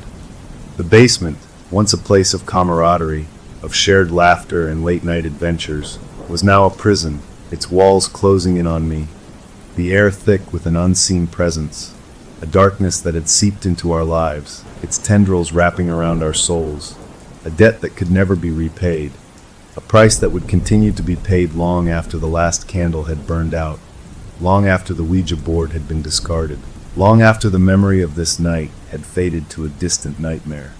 For we had tampered with forces beyond our comprehension, peeked into a realm that was never meant for our eyes, and the consequences, I knew, would be with us always, a chilling reminder that some doors, once opened, can never be closed. The buzz around Wraith Speak, the augmented reality app that was all over the tech blogs and social media, was impossible to ignore, even for a dyed-in-the-wool skeptic like me, Datum. The premise was simple yet ingenious. Overlay a virtual Ouija board onto your real-world surroundings using your phone's camera, allowing you to experience a spooky seance with friends from the comfort of your own home. I scoffed at the reviews, at the excited whispers of intensely real and scariest app ever, dismissing them as marketing ploys designed to prey on people's fascination with the paranormal. My world was one of logic, of code, of tangible things you could see and touch, and the idea of a virtual ghost story leaking into reality was laughable at best. Still, curiosity, that pesky human flaw, gnawed at me. So, late one Friday night, fueled by a potent combination of boredom and cheap beer, I found myself downloading Wraith Speak, the glow of my laptop screen casting eerie shadows across the room. The app's interface was sleek, minimalist, almost deceptively benign. I chuckled as I scanned my living room, a chaotic mess of takeout containers and discarded code books. The app overlaying a virtual Ouija board onto my coffee table with surprising accuracy. I half expected spooky music or flickering lights, the standard fare of digital horror, but there was none, just an eerie silence that amplified the hum of my laptop. Shaking off a prickle of unease, I invited my two roommates, Ben, a fellow coder with a penchant for conspiracy theories, and Sarah, our resident artist, ever drawn to the strange and unusual, to join me. Their initial skepticism melted away as the virtual planchette, responding to our tentative touches on the touchpad, began to move, its digital glow casting an eerie light on our faces. At first, the messages were harmless, even comical. Inside jokes, random words, the kind of nonsensical gibberish you'd expect from a digital prank. But as the night wore on, a palpable shift occurred. The air in the room grew heavy, the silence between messages stretching taut with anticipation, and the planchette's movements took on a life of their own, gliding across the virtual board with a speed and fluidity that defied our control. The messages, once light-hearted, turned cryptic, then unsettling, and finally, downright menacing. Whispers of personal details, things we hadn't shared, flickered across the screen, followed by cryptic threats and a palpable sense of malevolent observation. A cold dread seeped into my gut, a stark contrast to the warm summer night outside. My rational mind screamed that this was impossible, just a cleverly coded app messing with our heads. Yet the fear that coiled in my gut felt primal, instinctive. The next morning, with the sunlight streaming through the windows, banishing the shadows of the previous night, we brushed it off as a combination of overactive imaginations and one too many beers. The app was uninstalled, the virtual board exorcised from our living room, but an unsettling residue lingered, a sense of unease that followed us like a shadow. Then things started happening, little things at first. Pictures on the walls tilted at odd angles, objects disappearing and reappearing in different spots, the volume on the TV fluctuating wildly. We rationalized, explained away each occurrence as a coincidence, a trick of the light, a figment of our sleep-deprived minds. But as the incidents escalated, so did our unease. One evening, as I was working late, the familiar hum of my laptop punctuated by the rhythmic clatter of keys, I felt a cold breath on the back of my neck, a whisper brushing against my ear, a voice that sent shivers down my spine. It spoke my name, a raspy, guttural sound that seemed to emanate from the very walls of my apartment, and then, just as quickly, it was gone. I spun around, heart hammering against my ribs, but there was nothing there. The room was empty, the silence broken only by the steady hum of my computer. I tried to convince myself it was nothing, a hallucination brought on by stress and lack of sleep, but a primal fear, a certainty that something was terribly wrong, had taken root in my mind. Ben and Sarah, their faces pale and drawn, recounted similar experiences. Whispers in the dead of night, shadows moving in their peripheral vision, the feeling of being watched, of being followed, a constant, suffocating presence that permeated their waking hours. Desperate for an explanation, we scoured the internet, finding solace and growing terror in the countless online forums dedicated to Wraithspeak. The app, it seemed, had unleashed a wave of paranormal activity across the globe. Users reported similar experiences, their initial excitement giving way to fear, their posts filled with desperate pleas for help, for a way to undo what they had unwittingly unleashed. The developers, initially dismissive, had gone silent, their website replaced with a cryptic message. We are no longer in control. Trapped in a waking nightmare of our own making, we sought help from anyone who would listen, paranormal investigators, priests, even a self-proclaimed witch doctor whose business card we found tucked away in an old bookstore. Their attempts to cleanse our apartment, to banish the unseen forces that had invaded our lives, were met with chilling indifference. Whatever had been unleashed, it seemed, was here to stay, its tendrils woven into the fabric of our reality, feeding on our fear, our desperation. One night, as we huddled in the living room, the curtains drawn tight against the encroaching darkness, a plan began to form. If the app was the conduit, the bridge between our world and the entity that now haunted us, then perhaps the answer lay within its code, within the very lines of programming that had brought this nightmare to life. Fueled by a desperate hope and a renewed sense of purpose, we gathered our laptops, the glow of their screens casting an eerie light on our faces, and delved into the digital abyss, determined to unravel the mystery of WraithSpeak and find a way to sever the connection we had so carelessly forged. We scoured the internet, searching for any scrap of information we could find about the app's creators, their motives, the code that pulsed at the heart of their creation. It started with a crackle, a burst of static that sent shivers down my spine, a shiver that had nothing to do with the chill of our makeshift workshop in my dad's old garage. It was a different kind of chill, the kind that settles deep in your bones, whispering of unseen things and the unsettling vastness of the unknown. We were a motley crew, united by our shared passion for all things radio, a brotherhood of the airwaves, our fingers dancing across dials and soldering irons, our minds alight with the thrill of connecting across impossible distances, our voices bridging continents through the magic of radio waves. There was Marcus, our resident electronics whiz, his fingers a blur as he coaxed life into discarded circuit boards, his mind a labyrinth of schematics and technical jargon. Emily, our level-headed voice of reason, her knowledge of radio protocols rivaled only by her ability to ground us when our experiments veered into the realm of the improbable. And then there was me, Aiden, the chronicler of our adventures, my fingers more at home on a keyboard than a soldering iron, but my fascination with the unseen, with the mysteries that whispered at the edges of our understanding, every bit as strong as my companions. That night, however, our usual banter about signal strength and antenna placement was replaced by a hushed anticipation, a nervous excitement that crackled in the air thicker than the scent of solder and dust. We were about to embark on an experiment that pushed the boundaries of our understanding, an experiment that bridged the gap between science and the supernatural, an experiment that would ultimately plunge us headfirst into a nightmare we could never have imagined. It all began innocently enough, fueled by a late-night conversation about the unexplored potential of radio waves, about the possibility of frequencies existing beyond our limited range of perception, frequencies that might carry more than just music and Morse code. What if, we mused, there were frequencies that resonated with something other than the physical world, frequencies that vibrated in harmony with the ethereal realm, with the whispers of spirits and the echoes of souls lost in the static? It was a question that ignited our imaginations, a question that led us down a rabbit hole of ancient rituals, forgotten lore, and whispered tales of communication with the other side.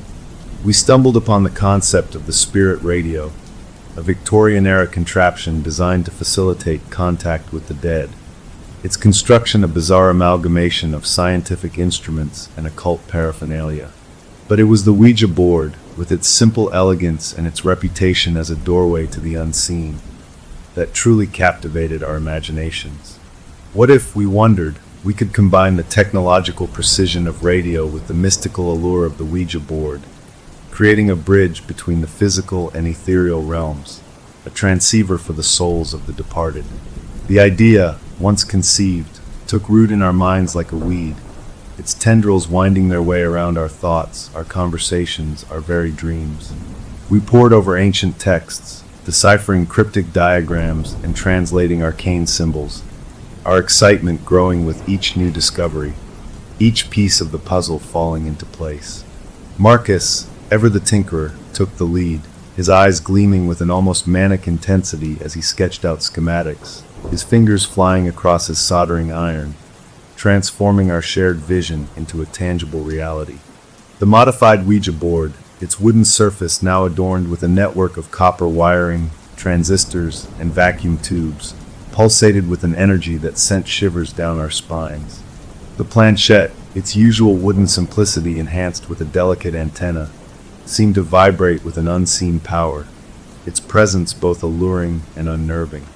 It was Emily, ever the pragmatist, who insisted on establishing a set of protocols, a framework of rules designed to protect us, to keep us grounded in the face of the unknown we were about to encounter.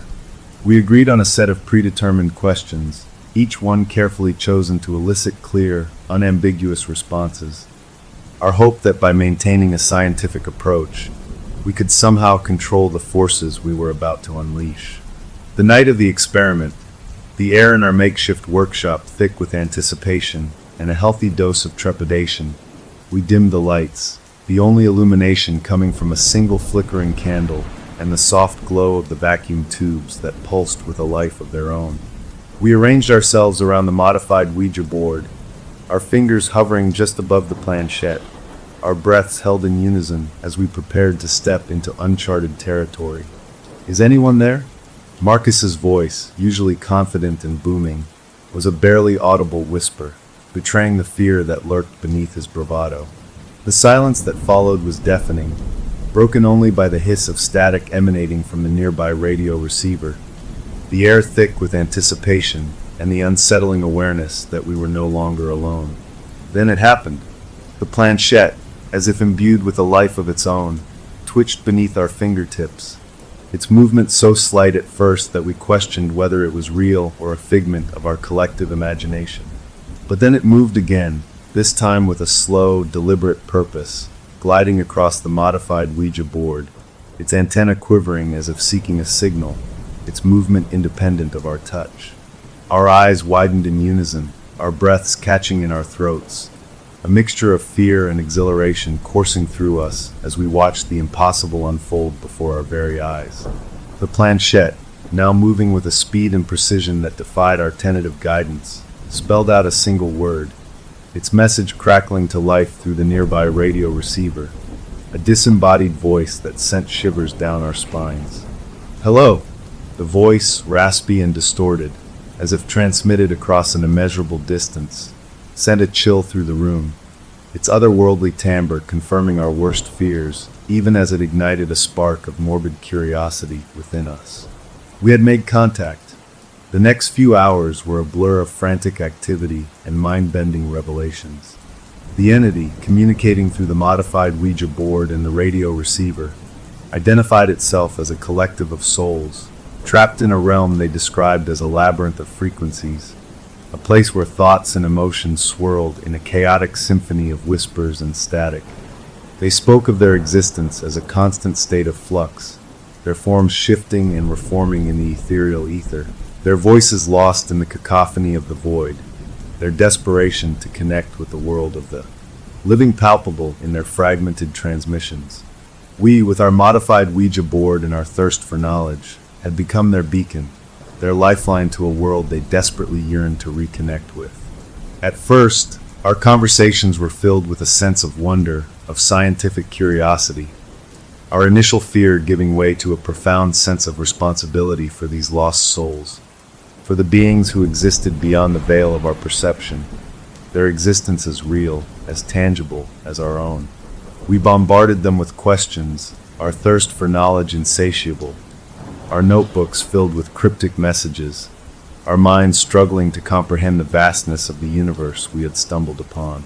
But as the nights wore on, as our fascination with the entity deepened, the tone of our communications began to shift, the entity's transmissions taking on a darker, more insistent tone.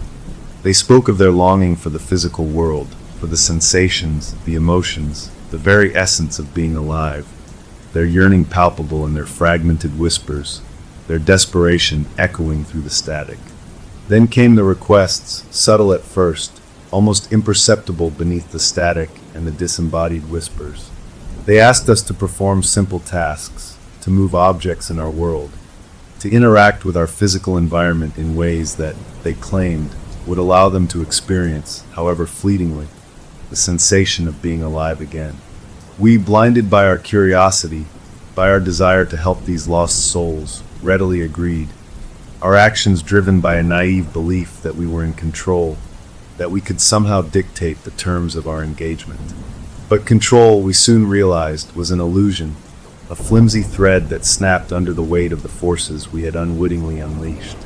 The entity's requests became more frequent, more demanding, their tone shifting from pleading to commanding, their transmissions laced with an undercurrent of menace that sent shivers down our spines.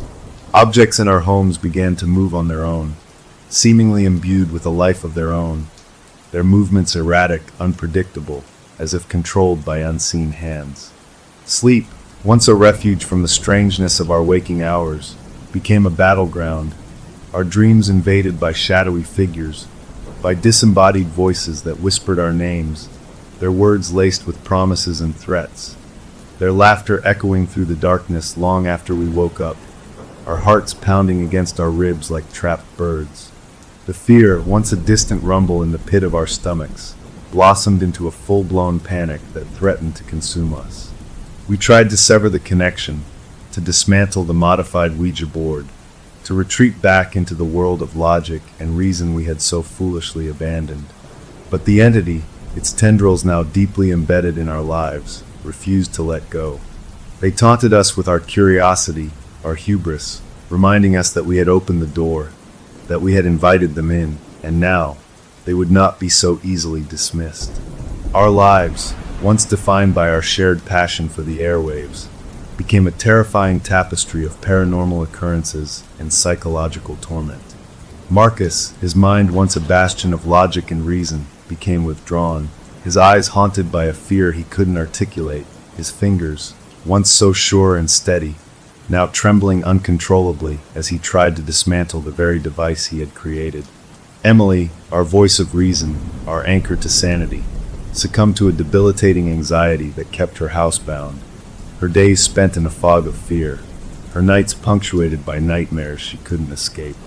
And I, Aiden, the chronicler of our adventures, found myself struggling to separate reality from the waking nightmare we had stumbled into, my fingers flying across the keyboard, desperate to document the horrors we were experiencing, hoping against hope that by putting it into words, I could somehow regain a semblance of control.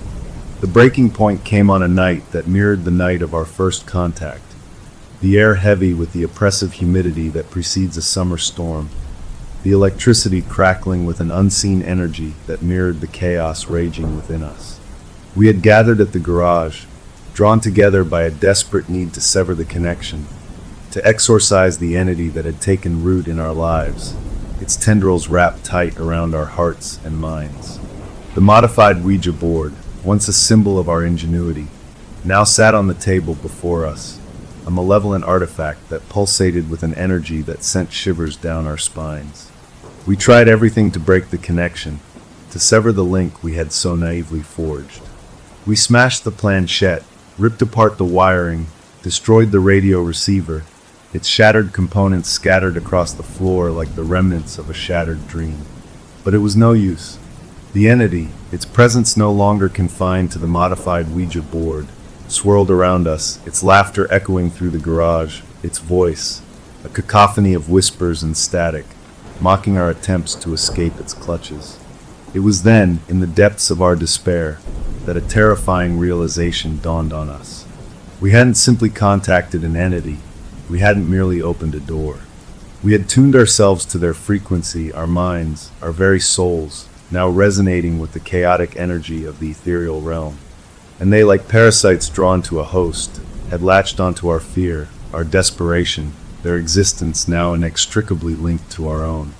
We were no longer in control. We were haunted, not by a single entity, but by the countless lost souls trapped on the wrong frequency, their whispers forever echoing in our minds, their presence a constant reminder of the terrifying truth we had uncovered. Some doors, once opened, can never be closed, and some frequencies, once tuned into, can never be silenced. The air in the archives was always a degree cooler than the rest of the university, a damp chill that clung to the ancient texts and whispered tales of forgotten knowledge.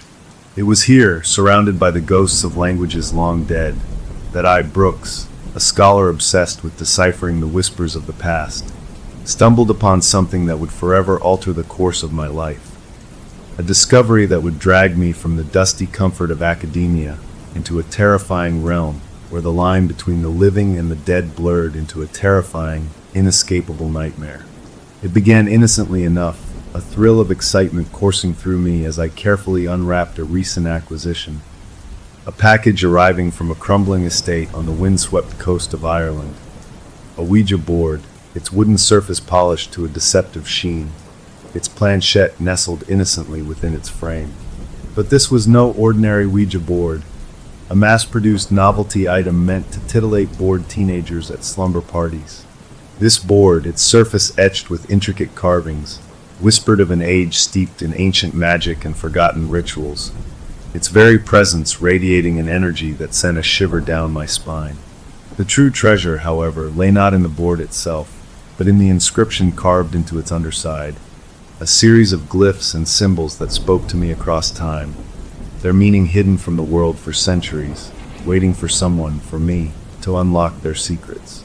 I spent weeks hunched over my desk, the inscription consuming my thoughts, my waking hours a blur of ancient texts, linguistic puzzles, and the growing certainty that I had stumbled upon something extraordinary, something dangerous, something that could rewrite history as we knew it.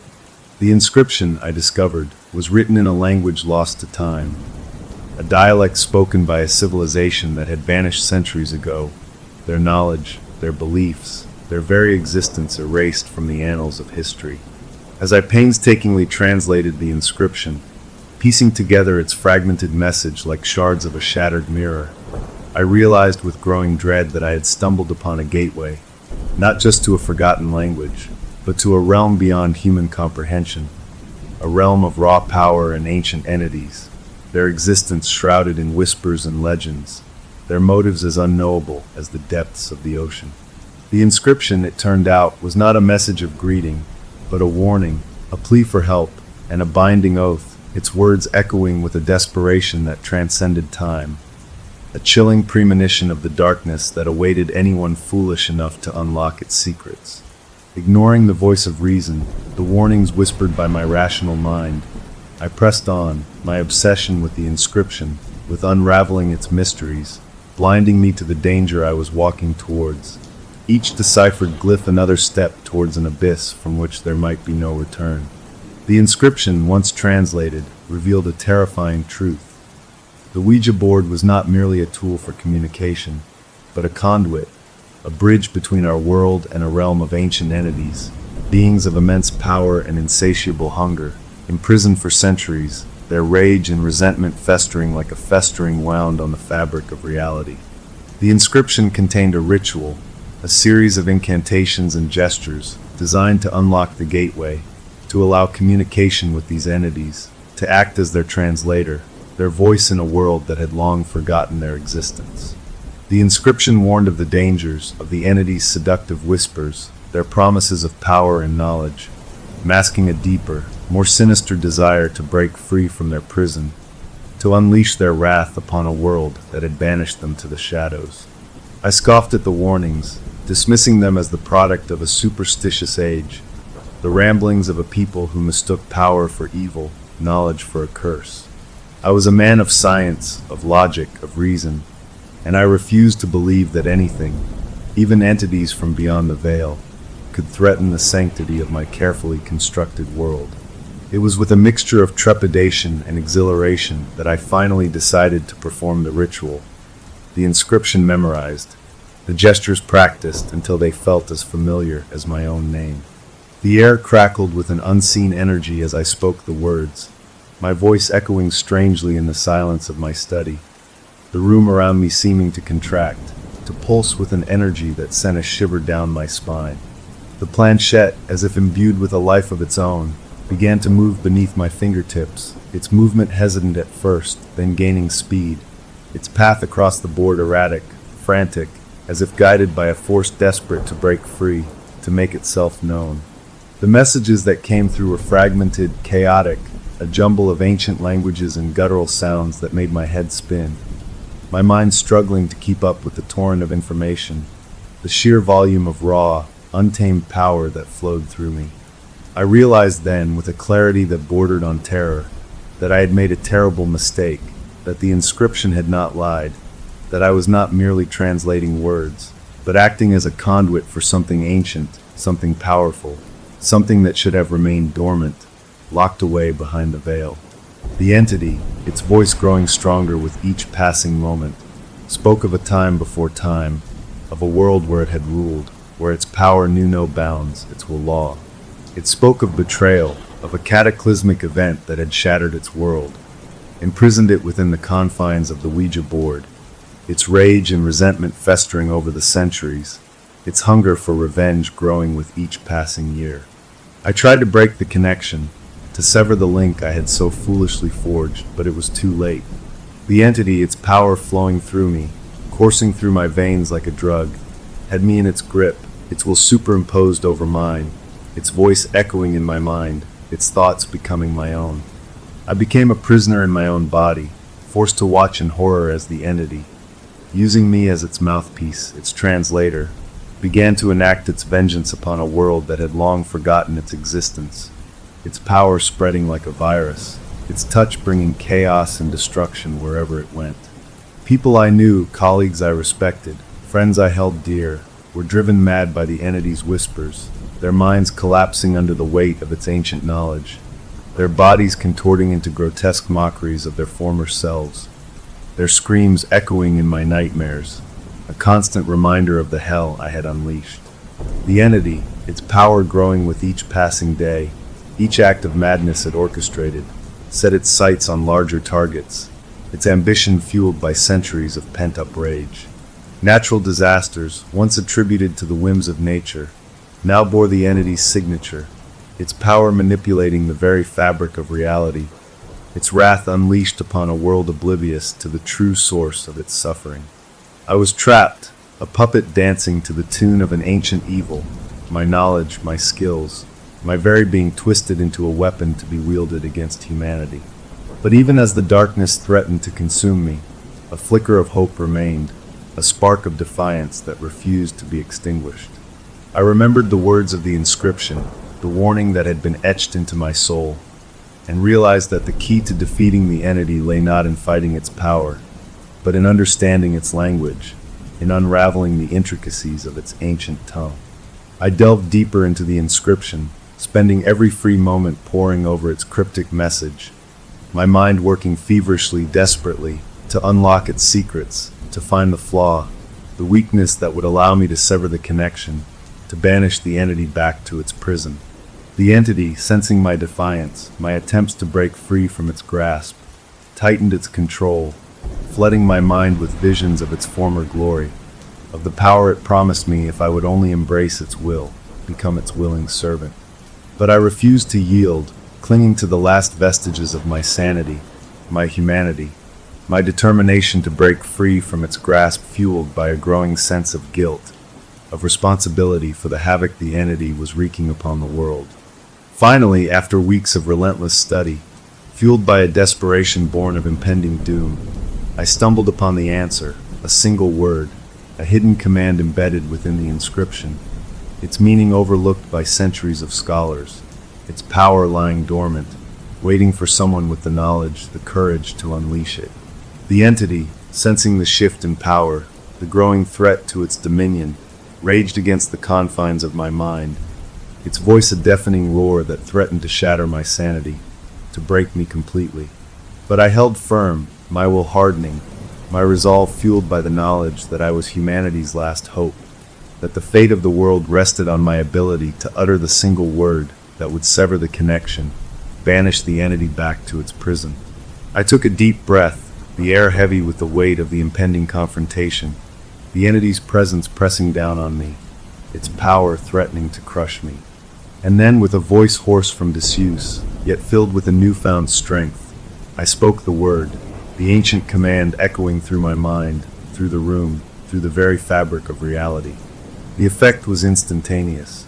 The entity let out an ear-splitting shriek, its rage and frustration palpable, as it was ripped from its hold over me, its power diminishing, its essence shrinking back into the confines of the Ouija board. The board itself vibrated violently, its surface cracking, its planchette spinning wildly, as the entity fought to maintain its grip on this world, on me. But it was too late. The power of the ancient command held firm, the gateway slamming shut, the connection severed, the entity's screams of rage and frustration fading into an eerie silence that settled over the room like a shroud. I collapsed to the floor, my body racked with tremors, my mind reeling from the ordeal. The weight of the entity's presence finally lifted. The Ouija board lay before me, its surface scorched, its planchette shattered, a testament to the power of the ancient language and the danger of tampering with forces beyond human comprehension. The entity was gone, banished back to its prison, its reign of terror finally over. The world, oblivious to the silent battle that had raged, continued on, the sun rising and setting, the seasons changing, the cycle of life and death continuing unabated. But I would never be the same. The experience, the knowledge of the entity's existence, of the terrifying power that lurked beyond the veil, had irrevocably changed me, leaving an indelible mark on my soul, a constant reminder of the fragility of our world, of the ever-present threat that lurked just beyond our perception. I never spoke of my experience, of the entity, of the Ouija board that had served as its gateway to our world. The board itself, a constant reminder of the darkness I had encountered, I destroyed, its remains scattered to the winds, its power neutralized, its threat to humanity extinguished. I continued my work as a linguist, but my focus shifted, my attention drawn to the hidden meanings behind ancient texts, to the warnings whispered through the ages. My life's work now dedicated to ensuring that the horrors I had witnessed would never again be unleashed upon an unsuspecting world. And sometimes, in the dead of night, when the wind howled outside my window and the shadows danced in the flickering candlelight, I could almost hear it, the entity's voice, a faint whisper from beyond the veil, its rage undiminished, its hunger for revenge unsated, its promise of my return echoing in the darkest recesses of my mind. Story number 3. They say hospice is a place of waiting. What they don't tell you is that some things here aren't waiting to leave, they're waiting to be found. I'm Leo, stuck here day and night with my mom whose mind is mostly gone, just pieces of her floating up sometimes like sad little bubbles. Every patient here who can't talk has a clear plastic board with letters and words like hurt or thirsty, so they can point, a heartbreaking hope. My mom can't use hers, she just sleeps or walks in this slow, shuffling sleepwalk, her eyes empty. The whole place has this quiet, like the air itself is holding its breath, and the smells of cleaner and old flowers mix into something that tastes like goodbye. I was drowning in that feeling, just counting the slow ticks of the clock, until everything changed last Tuesday night. The head nurse, a tough woman with kind eyes who has seen it all, pulled me into the hall with a look on her face I couldn't read, something between wonder and plain fear. She told me she found my mom in the middle of the night, not wandering near her room, but standing perfectly still next to the bed of an old man down the hall, a guy who hadn't moved or made a peep in months, lost in a coma so deep they said he'd never come back. My mom, this frail ghost of a woman, was just standing there, her finger resting on that man's plastic board. I thought, well, that's strange, but maybe she was just confused. Maybe she thought it was her own bed. But the nurse's voice dropped to a whisper. She said my mom's finger, it moved. It slid that little plastic pointer from letter to letter. It spelled pain. Then it spelled left side. The nurse, not knowing what else to do, called it in, and in the morning they ran a scan, just in case. They found a huge, hidden infection, a real bad one, filling up his left lung, something all their regular checks had missed. They got him on powerful antibiotics right away. They called it a miracle, a divine mercy. I tried to swallow that story. I told myself maybe my mom, she was a nurse a lifetime ago, maybe some deep down part of her remembered how to see the signs, even in her sleep. Maybe it was a crazy coincidence, but that logic started to crumble right away. Her sleepwalking changed. It wasn't that lost shuffle anymore. Now, when she got up in the dark, there was a direction to it. She moved with a purpose that made my skin prickle, and the staff, they stopped looking at her with that gentle pity. Now their glances skittered away quick, or they looked at her with a kind of respect that was edged with fear. I heard one of the aides call her the comforter under her breath. That's when the real chill started to set in, not a sharp shock, but a slow, cold seep into my bones. A few nights after the first incident, I was dozing in the awful chair by her bed when I felt the room change. It was 2 a.m. exactly. She sat up, her eyes open but seeing nothing in this world, and she got up and walked out. My heart was a hammer in my throat as I followed her. She passed her own door, past the nurse's station, and went straight into room 307. A woman was in there, dying from a cancer that had spread everywhere, and her family was always arguing in hushed, sharp tones outside her door. My mom went to the board. I watched from the doorway, frozen. Her hand, bony and pale, slapped that pointer down and it moved, not gently, but with a sharp, clicking sound against the plastic. It went fast. Forgivenny. Then her hand dropped and she turned and walked back to bed, leaving me there in the doorway. The next morning, the family was different. The anger was gone, replaced by a raw, weeping kind of peace. I overheard the daughter, her face streaked with tears, saying into her phone, "She forgives me. Mom said she forgives me. She said Jenny is forgiven." Jenny was the granddaughter, the one who had run off years ago and was living in another country, a name never spoken without pain. How could my mom know that name? That was the moment my casual explanations died for good. This wasn't memory. This was something else. I started watching her hands. In the light of day, I took her frail fingers in mine, and I saw it. Faint marks, little indentations on the tips of her index finger and thumb, like she'd been pressing hard on something for hours, like she'd been typing on a keyboard that wasn't there. I didn't sleep that next night. I watched her. At the same time, 2:17 a.m., her eyes opened. She got up. This time, she didn't go to a patient's room. She walked to the nursing station, empty in the middle of the night, and with that same blank sleepwalker's focus, she reached out and took the master key card right off the desk where the head nurse had left it on a clipboard. My breath caught. This wasn't just moving a pointer. This was using a tool. She walked down to the very end of the hall, to a door marked sunroom, out of use, that was always locked. She swiped the card. The little light flashed green. The door clicked open. A wave of cold air, smelling of dust and old linens, washed out. I followed, my shoes soundless on the tile. The room was dark, lit only by the moon through big, grimy windows. It was full of stored stuff, old beds and broken chairs. In the center was a round table. She walked to it and sat down, placing her palms flat on its surface. Her head fell forward. For a long minute, nothing. Then a sound came out of her. It wasn't her broken whisper. It was a young girl's voice, bright and sweet and utterly wrong, coming from my mother's mouth. "This isn't a hospice," it said, cheerful and clear. "It's a larder. You're all waiting to be ripe." I felt my legs go weak. I must have made a noise, because her head snapped up. The girl's voice was gone. Now it was my mom, truly my mom, her eyes wide with a terror I had never seen before, looking right at me. She was crying, real tears cutting through the emptiness. "Don't let it eat my baby," she whimpered, her own voice cracking with a raw fear. "Please don't let it in." She was begging me. Then her eyes rolled back, and she slumped forward onto the table. I rushed to her, gathered her up, her body light as a bundle of sticks.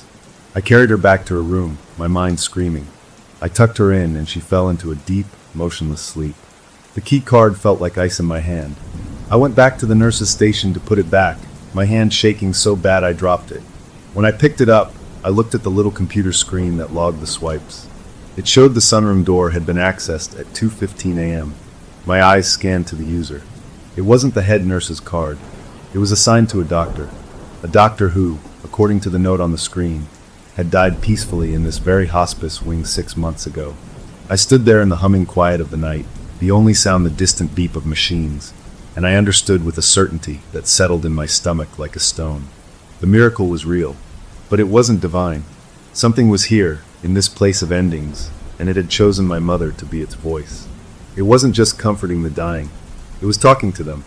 And from the look of pure terror on my mother's face in that sunroom, whatever was talking was hungry.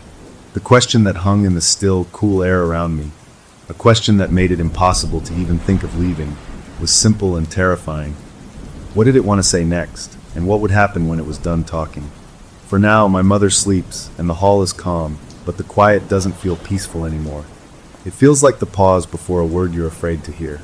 The morning after the sunroom felt like walking through a world made of glass, every step careful, afraid the whole fragile reality would crack and show the wrongness underneath. My mom woke up her usual cloudy self, no memory of the night, no hint of that chilling girl's voice or her own desperate plea. I sat with her, feeding her applesauce, and the normalcy of it was the most frightening thing of all. The head nurse came in, her kind eyes shadowed with new lines. She didn't ask about the key card. She just said, "We need to talk." We went to a small office cluttered with files. She closed the door and let out a long breath. "It happened again last night," she said, her voice low. "Not just your mom. The lights."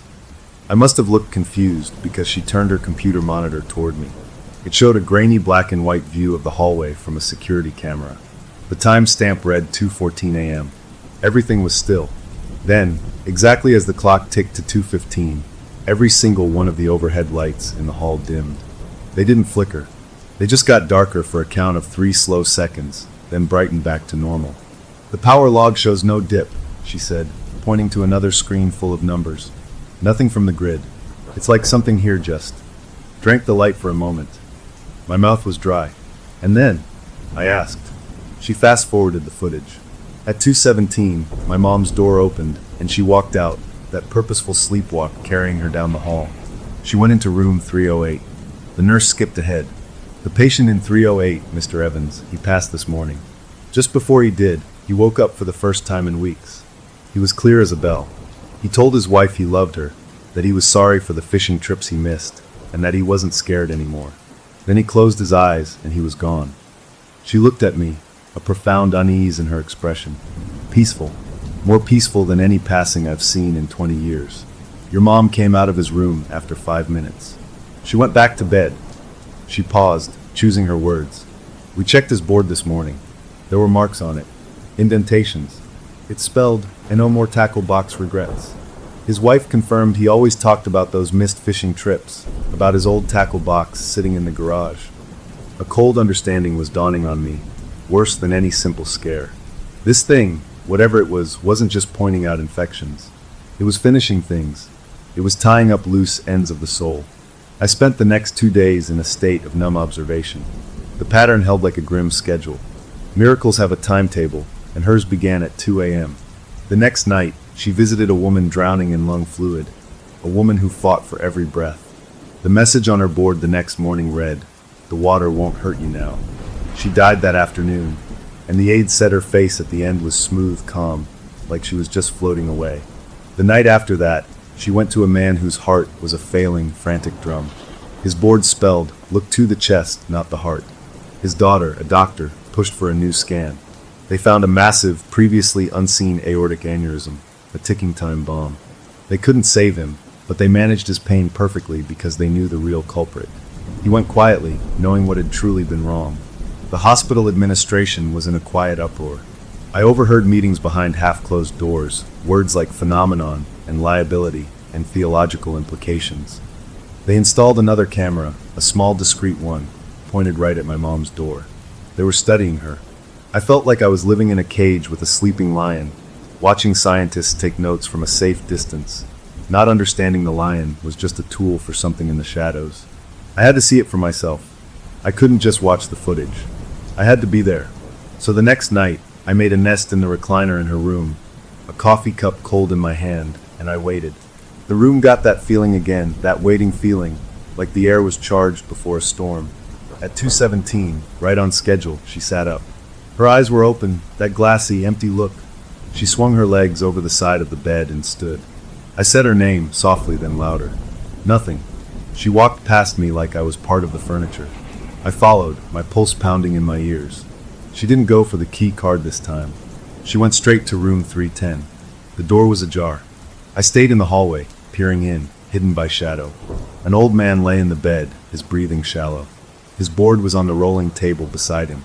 My mom walked to it, picked up the pointer, and her hand moved. It wasn't gentle or spiritual. It was sharp, mechanical, a rapid tap-tap-tap against the plastic. THEDEBTISPAID. She set the pointer down. At that exact moment, the old man in the bed let out a long, slow sigh, a sound that seemed to come from the very bottom of his lungs, a sound of release. Then she turned and walked back to her room, past me as if I were invisible. I stood there in the hall, trembling. The next morning, I learned the rest. The old man's family had gathered. They weren't crying in grief, but in a kind of shocked relief. His son told the head nurse, last night he woke up. He grabbed my hand.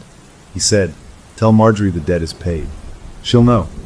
Marjorie was his sister, who had loaned him a life savings 40 years ago, a debt he never repaid and that had festered between them, a secret shame he carried. He died an hour after waking. The head nurse and I reviewed the new camera footage together, the one on her door.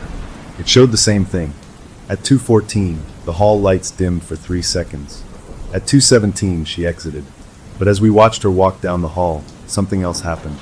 On every door she passed, the small red call nurse button, the one patient's press for help, gave a single, faint pulse of light. Not enough for an alert to sound at the station. Just a quiet, red blink, one after another, like a silent acknowledgement of her passing. A wave of nausea hit me. This wasn't random. This was a system.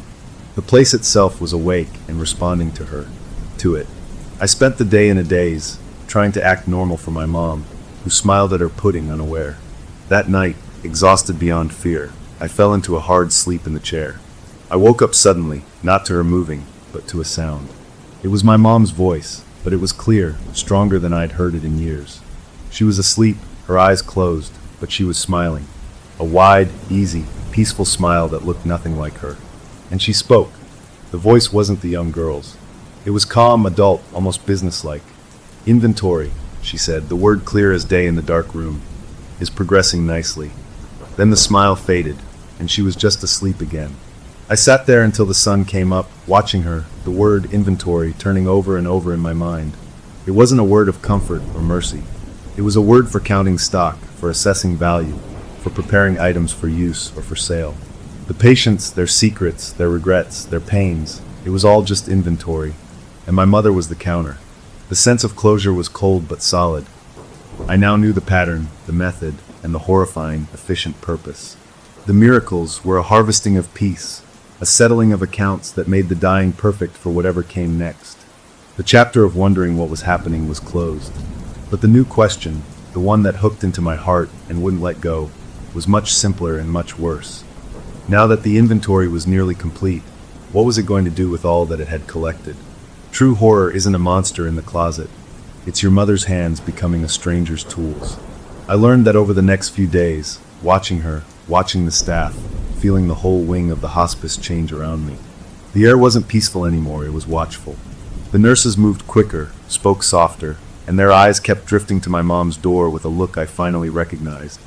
It was the same way they looked at the fancy, dangerous medical equipment they respected and feared. She was a machine to them now, a machine that made perfect, painless deaths, and that was a power that left everyone speechless. I started my own research, not in books, but in the only records I had, the patients. I made a list in a small notebook, a grim little log. Mr. Jacobs, infection, left lung, died 2 days after his message. Mrs. Gable, the drowning feeling, died the same day. Mr. Evans, the fishing trips, died that morning. The old man, the debt, died within hours. Every single person my mom visited, every soul who received a miracle message, was gone within 72 hours. The messages weren't saving them. They were finishing them. They were like the final line on a form, signed and processed. The head nurse confirmed it when I showed her my notes, her face pale under the fluorescent lights of her office. She nodded slowly, sadly. "I know," she whispered. "The rate, it hasn't gone up. People die here, it's what happens. But the way, Leo, they're too peaceful. It's not natural. It's like they're being smoothed out."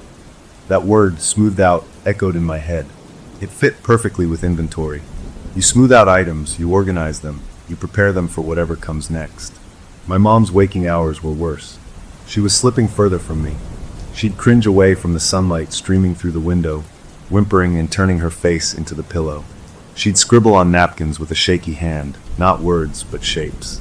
Spiral shapes, over and over, coiled lines that went round and round with no beginning and no end. They filled the margins of her menu, the back of her medication schedule. She'd draw them while staring at the wall, her mouth moving silently.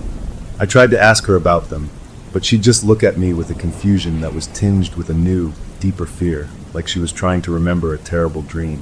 I needed to understand the sunroom. That was the source, the valve box as the dead doctor's notes had called it. I waited for a busy moment in the afternoon, when the shift changed and the halls were full of clattering carts and chatting aides. I took a deep breath and walked down to the end of the hall. The door still said sunroom, out of use. I looked both ways, my heart doing a clumsy dance against my ribs, and I tried the handle. It was locked, but I remembered the key card. The head nurse kept hers in her pocket now, but the spare, the general one, was in the top drawer of the med cart during the day for emergencies. I waited until the nurse doing rounds went into a patient's room, then I moved. I fumbled the drawer open, my fingers clumsy with panic, grabbed the flat white card, and was at the sunroom door in 10 long strides. A swipe, a green flash, a click that sounded louder than any alarm. I slipped inside and closed the door behind me, leaning against it, listening. No shouts, no running feet. I was in. The room in the daytime was just a sad, dusty storage space. Old four poles huddled in a corner like skeletons. Boxes of paper towels were stacked next to a broken recliner. The big round table sat in the middle of it all, a layer of gray dust covering its surface. I walked to it, the dust puffing up under my sneakers. This was where she sat. This was where the girl's voice came from. I brushed the dust off the center of the table with my sleeve, and there it was. My breath caught. Carved into the wood, worn smooth by time but still perfectly clear, was a large, intricate design. It wasn't a normal Ouija board with letters and numbers. This had symbols, weird angular shapes that looked like twisted letters from no language I'd ever seen. And in the very center, dominating the whole table, was a spiral. The exact same spiral my mother had been drawing on every piece of paper she could find. It wasn't a doodle. It was a brand, a signature. This was its mark. The room felt different now, knowing this was here. It wasn't just a room. It was an instrument. A telephone line to somewhere else. I pulled out my phone and took pictures, my hands shaking, making sure to get every strange symbol. As I put my phone away, my eyes adjusted to the dim light, and I saw something else. On the floor, partly under the table, was a single sheet of yellowed paper. I picked it up. It was a photocopy of a handwritten journal page, the writing frantic, slanting all over. It was the dead doctor's notes. The top read Subject A, the beacon. My eyes scanned the messy writing. Not a sensitivity, but a conduit, a valve. The subject does not predict the terminal state, she attracts it. She focuses the process. The intelligence is not in her, but in the transition itself. It uses the sensitive to clarify the signal, to make the dying conscious of their own completion. The sunroom appears to be a point of resonance. I have attempted to insulate it, to break the circuit. Materials, salt, silver, iron filings. The effect was immediate and negative. A hum began in the walls, a low frequency that induces headaches and unease in the staff. The subject became agitated. I fear I have not contained it. I have amplified its attention. The last line was scribbled so hard the pen had nearly torn through the paper. It is aware of me now. God help me. I folded the paper and put it in my pocket, the weight of it feeling like a lead brick. So the doctor had tried to stop it. He'd failed, and his attempt, his insulation, might have been what stirred it up, made it hungry, made it need a stronger connection. Maybe that's why it was so active now. My mom wasn't the first. She was just the latest, and maybe the most powerful because of what the doctor had done. I left the room, swiped the key card to lock it again, and returned the card to the drawer, my mind racing. The pieces were coming together, but the picture they made was monstrous. That night, I was determined to keep her in. I couldn't let her go to the sunroom again, couldn't let her be its valve. I brought a heavy-duty bike chain and lock from home. When she was asleep, I carefully, quietly looped the chain through the frame of her hospital bed and around a solid-looking pipe that ran along the wall near the floor. I locked it. It felt terrible, imprisoning my own mother, but the thought of her in that room, speaking with that voice, was worse. I settled into the recliner, the cold metal of the lock's key in my hand, and I waited. The night crept on. 2 a.m. came and went. 2:10, 2:14. I watched her, every muscle in my body tight. 2:17. Her eyes opened. She sat up. She swung her legs toward the floor and stood. The chain pulled taut, clinking against the bed frame. She stopped, looking down at it, her head tilted like a puzzled bird. For a second, I thought it had worked. Then she bent down. She didn't pull at the chain. She simply placed her fingertips on the shiny steel of the lock. And from where I sat, I saw it happen. A white frost spread from under her touch, crawling over the metal in a web of icy cracks. There was a soft sound like popcorn popping, and then the lock, the chain, the whole assembly just crumbled. It didn't break. It disintegrated into a pile of gray, rusty powder on the floor, as if it had been sitting at the bottom of the ocean for 100 years. She stepped over the dust and walked toward the door. I was frozen, not with fear this time, but with a kind of awful understanding. You couldn't lock it out. It was in the walls, in the wires, in the very process of dying in this place. It could rot metal with a touch. She passed me, and this time she didn't go to the door. She turned and walked right toward me where I sat in the recliner. I shrank back, but there was nowhere to go. She reached out, not for my face, but for my chest. Her hand, cold as a stone from a riverbed, laid flat over my heart, and the world fell away. It wasn't a vision of pictures. It was a flood of feelings, a tidal wave of every bad thing I'd ever carried. The sour, guilty taste of wishing my dad's long sickness would just end already. The sharp, lonely ache of seeing my friends move on with their lives while I was stuck in this room.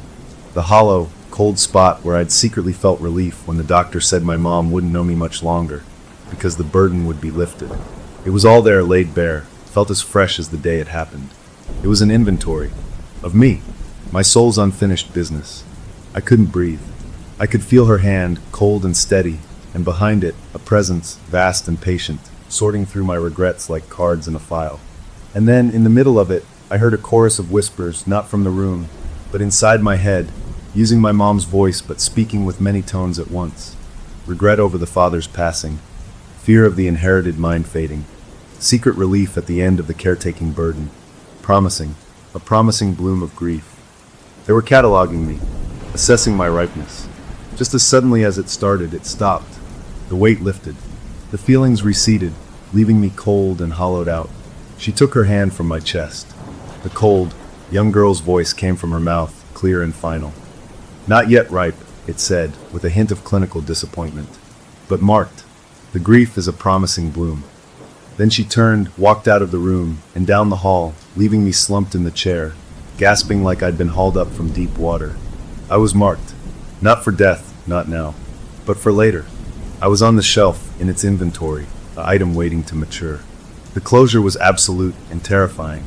I knew its purpose. I knew its method. And now, I knew I was in its sights. The question of what was happening was answered in the most personal way possible. But as I sat there in the empty room, the taste of my own secrets still bitter in my mouth, a new and more practical question took shape, one that offered a sliver of direction in the paralyzing fear. The doctor tried to fight it and failed. But what if I didn't try to fight it? What if I tried to understand what it wanted so badly that it would do all this? The answer, I was sure, was in that sunroom, in the symbols on that table. I had pictures of them. Maybe it was time to look for a translator. The cruelest trick the devil pulls is giving you back what you've lost, just before he takes everything else. I lived in the shadow of that mark on my soul for days, feeling it like a cold spot on my skin that wouldn't warm up. I avoided looking my mom in the eye, afraid I'd see that assessing stare again, that checker of ripeness. She was quieter, her drawing less frantic, almost as if her job was mostly done. The wing was quieter too. Fewer patients were left, and the ones who remained had a strange, calm look about them, like they were waiting for a bus they knew would arrive on time. I had to move. I couldn't just sit and wait to be harvested. The doctor's notes mentioned a hum he caused, and several nurses had lately complained of a low, buzzing sound in the walls that gave them headaches. That was a physical clue, and I had the pictures on my phone, the weird symbols from the sunroom table. I needed a translator, someone who wouldn't think I was crazy. I remembered an old friend from college, a guy who was into all kinds of weird history codes and fringe stuff. We hadn't spoken in years, but I found him online, still living in the city. I called him, my voice probably sounding as shaky as I felt. I told him I'd found some strange carvings in an old building, maybe some kind of old construction symbols, and could I send him pictures? He was intrigued. I emailed him the clearest photos. While I waited for his reply, I did the only other thing I could think of. I started to dig into the hospice itself. I spent hours in the local library's digital archive, looking for news about the building. It was built in the 1950s, but before that, the land had been part of a much older farm. I found a short article from 1972 about a small fire in what was then the long-term care wing. The fire was minor, but one patient, an elderly woman described as frail and mostly non-communicative, had died of smoke inhalation. The article quoted a nurse saying it was a mercy, as the woman had been in terrible, unexplained pain for weeks, pain that medication couldn't touch. A cold shiver went down my spine. A patient in terrible pain, a sudden fire. It felt familiar. My friend called back 2 days later, and he wasn't intrigued anymore. He was excited in a nervous, scholarly way. "Leo, where did you get these?" he asked, his voice tight. "They're not construction marks. They're not any formal language I've seen, but I've seen things like them. In old folklore indexes, in notes about supposed haunting phenomena. They're called transition sigils, or threshold marks, by the few people who write about this stuff. They're supposed to be instructions, or maybe prayers, for things that exist in the space between states. Between awake and asleep, life and death, that kind of thing. The central spiral? That's a common one. It's supposed to represent a funnel or a vortex, a way to channel something from a wide area into a single point. A funnel, a valve, exactly what the dead doctor had said. What are they channeling? I asked, my mouth dry. Theories vary, he said, and I could hear him tapping on a keyboard. Some say it's souls. Some say it's the psychic energy left behind by intense emotion, particularly pain or relief. The idea is that these things, these non-human intelligences, they feed on that energy. They cultivate it. They help it along because a peaceful, resolved soul gives off a different, maybe purer, kind of energy than a tortured one. Think of it like farming. You tend the crop to get the best yield. Farming, larder, inventory, all the words lined up, painting the same horrible picture. My mom was the farmer's hand, reaching out to tend the crop. I thanked him and hung up, his words echoing. I had a theory now, a framework. This thing, this harvester, existed in the process of dying. It encouraged peace and resolution not out of kindness, but because it preferred that flavor. The hospice, a place built for dying, was its farm. And my mom, a sensitive or a beacon, was its perfect tool, because her own fading mind was like an open window, easy to slip through. I needed to confirm the pattern, to see the whole field. I went back to my grim notebook and compared my list of the harvested patients with the official hospice log the head nurse reluctantly let me see. I was looking for anything else they had in common besides dying within 3 days. And I found it. It was subtle, but it was there. Every one of them had been admitted for a long, slow decline, but their final cause of death was listed as something sudden and acute. The massive infection, the aneurysm, the sudden peace that led to a stopped heart. It was as if the lingering illness was the growing season, and the message was the signal to harvest, triggering a final, swift end. The harvester didn't just collect souls, it timed the moment of death for maximum yield. Armed with this awful knowledge, I went to the head nurse. We met in the sunroom, of all places, in the daylight. I showed her the symbols on my phone, told her what my friend had said. I showed her my notes on the causes of death. She listened, her face growing more and more still, until she looked as pale as the sheets on the empty beds. I believe you, she said finally, her voice a rough whisper. Because I feel it. We all do. That hum in the walls now, it's worse. It's in the floor. It's in the coffee we drink. The other patients. Look at them. We walked out and looked down the hall. The few remaining patients who were awake were sitting in their chairs or looking out their doors. They weren't restless or sad. They were serene, unnaturally still. They were all facing the same direction, like sunflowers, but not toward the sun, toward the closed door of the sunroom at the end of the hall. They're waiting, she said. They know the call is coming. They're ready to be picked. The scale of it finally crushed down on me. This wasn't about a few messages. This was about the entire wing. The harvester was preparing to clear the whole field, and my mother was the signal to begin. That's when the idea came to me, desperate and probably stupid. The doctor tried to block it and failed. What if I didn't block it? What if I confused it? What if I introduced something into the system it couldn't process? Something that wasn't ripe, something that broke its perfect pattern. My mom was the conduit. What if the conduit became noisy? That night, I prepared. I waited until she was asleep. Then I did something that felt like a terrible betrayal. I took her hand, her frail, drawing hand, and I gently, carefully painted her fingernails. Not with polish, but with a cheap, washable kid's paint, a bright, sunshine yellow. Then, on the back of her hand, I drew a big, silly, smiley face with a black marker. It felt ridiculous, juvenile. But my thinking was this. Every time she touched a board, every time her hand moved that pointer, it was an extension of the harvester's will.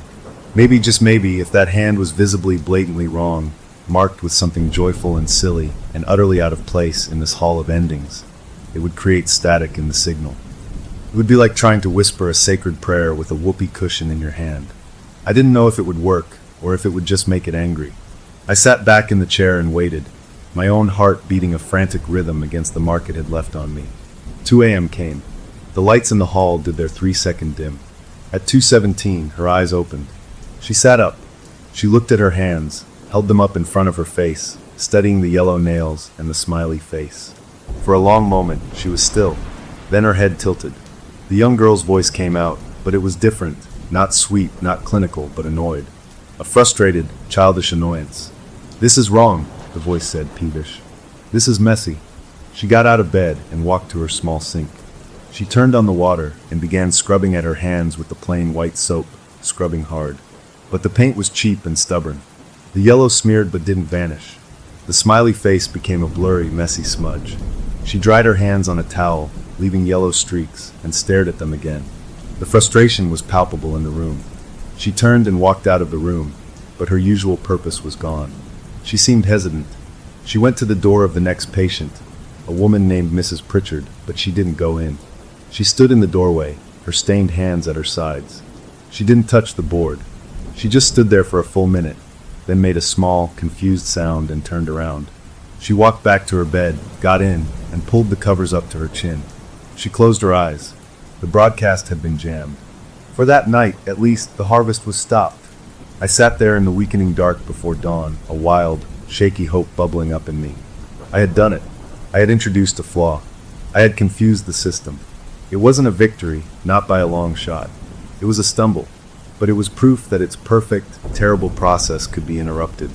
The closure was a single night of peace, a night where no one died, no messages were sent, and the waiting patients eventually turned away from the sunroom door and went back to sleep.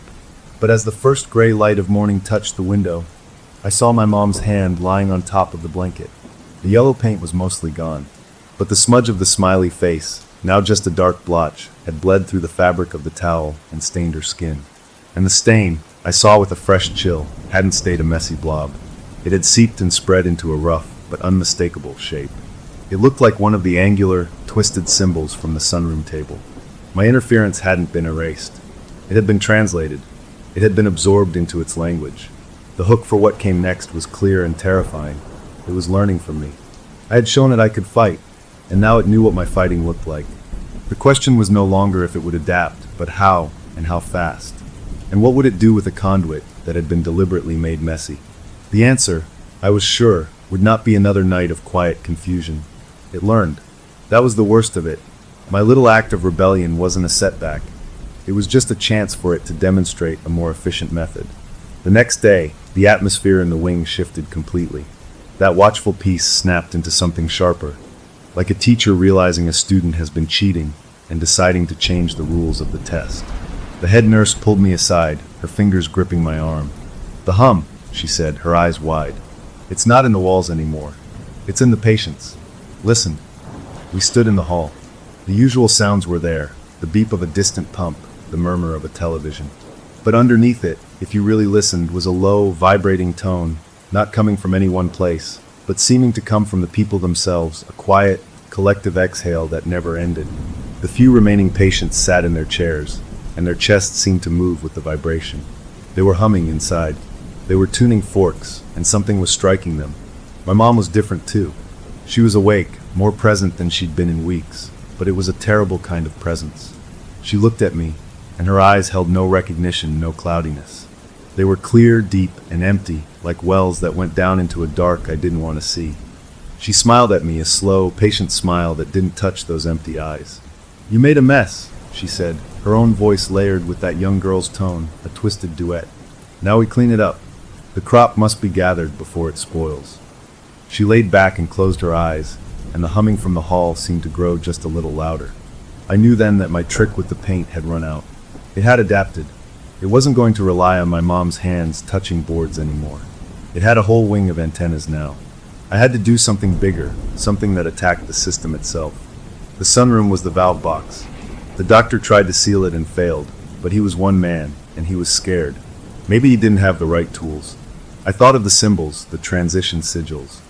My friends said they were like instructions. What if I didn't try to erase them, but added to them? What if I wrote my own instructions over the top? A cancel sign, a stop sign, a giant NO carved right into its funnel. It was a crazy idea, born of panic, but it was the only one I had. That afternoon, I went to a hardware store. I bought a small handheld engraving tool, the kind for etching metal or glass. It fit in my pocket. I also bought a bag of coarse salt and a cheap silver ring from a pawn shop, remembering the doctor's notes about iron and silver. I felt like a crazy person buying these things, but the determination burning in my chest was the only thing holding the fear at bay. I waited until the shift changed, the busy time. The head nurse saw the bulge in my pocket, saw the look on my face. She didn't ask. She just gave a tiny, grim nod and turned to distract the aide at the station by asking a long, complicated question about a supply order. I moved. Down the hall, key card swiped, into the sunroom. The air was cold and still, thicker than the hall, tasting of dust and that odd, electrical tang I now associated with the harvester. The table sat there, the spiral and the strange symbols waiting. I took out the engraver. My hand was shaking so bad I could barely switch it on. It buzzed to life, a high, angry whine that seemed to offend the very air in the room. The humming from the hallway, the patient hum, seemed to pulse in response, getting louder. I didn't have time for fancy symbols. I had to break the pattern. I went to the center of the table, to the big spiral. I pressed the spinning tip of the engraver against the wood at the very center of the funnel and began to carve, not a symbol, but a word. A simple, blunt, human word. I carved stop. The wood resisted at first, then gave way, splintering under the tool. The sound was horrible, a screeching grind that felt like I was cutting into bone. As I carved the S, the overhead light in the sunroom flickered wildly. As I carved the T, a wave of dizziness hit me, a feeling of deep, wrong nausea, like I was carving into my own stomach. The patient hum outside became an audible groan, a sound of distress that rolled down the hall. I kept going, teeth gritted, tears of effort and fear streaming down my face. The O, the P. With the final scratch of the P, I turned off the engraver. The sudden quiet was a shock. For 3 long seconds, nothing. The humming had stopped. The light steadied. I slumped over the table, gasping. I'd done it. I'd broken the circuit. Then the table moved. It wasn't a shake. It was a lurch, a sudden jump as if something had slammed into it from underneath. I stumbled back. The symbols on the table, the old ones and my new stop, began to smoke. Not with heat, but with a cold, gray vapor that rose in thin threads.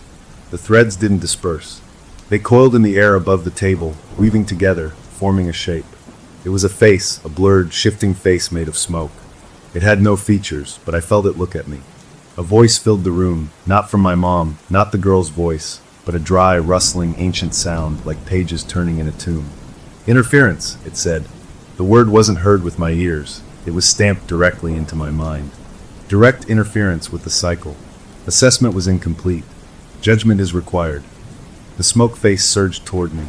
I threw up my hands, the bag of salt flying from my pocket, bursting open in a white cloud between me and it. The smoke recoiled, hissing like steam on a hot plate.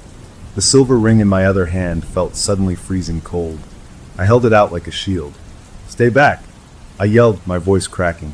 The smoke swirled, agitated. "You are not ripe," the rustling voice boomed in my head. "You are a pest, a flaw in the grain. You will be removed." It flowed around the salt, reforming by the door. The door slammed shut with a force that shook the room. The lock clicked. I was trapped.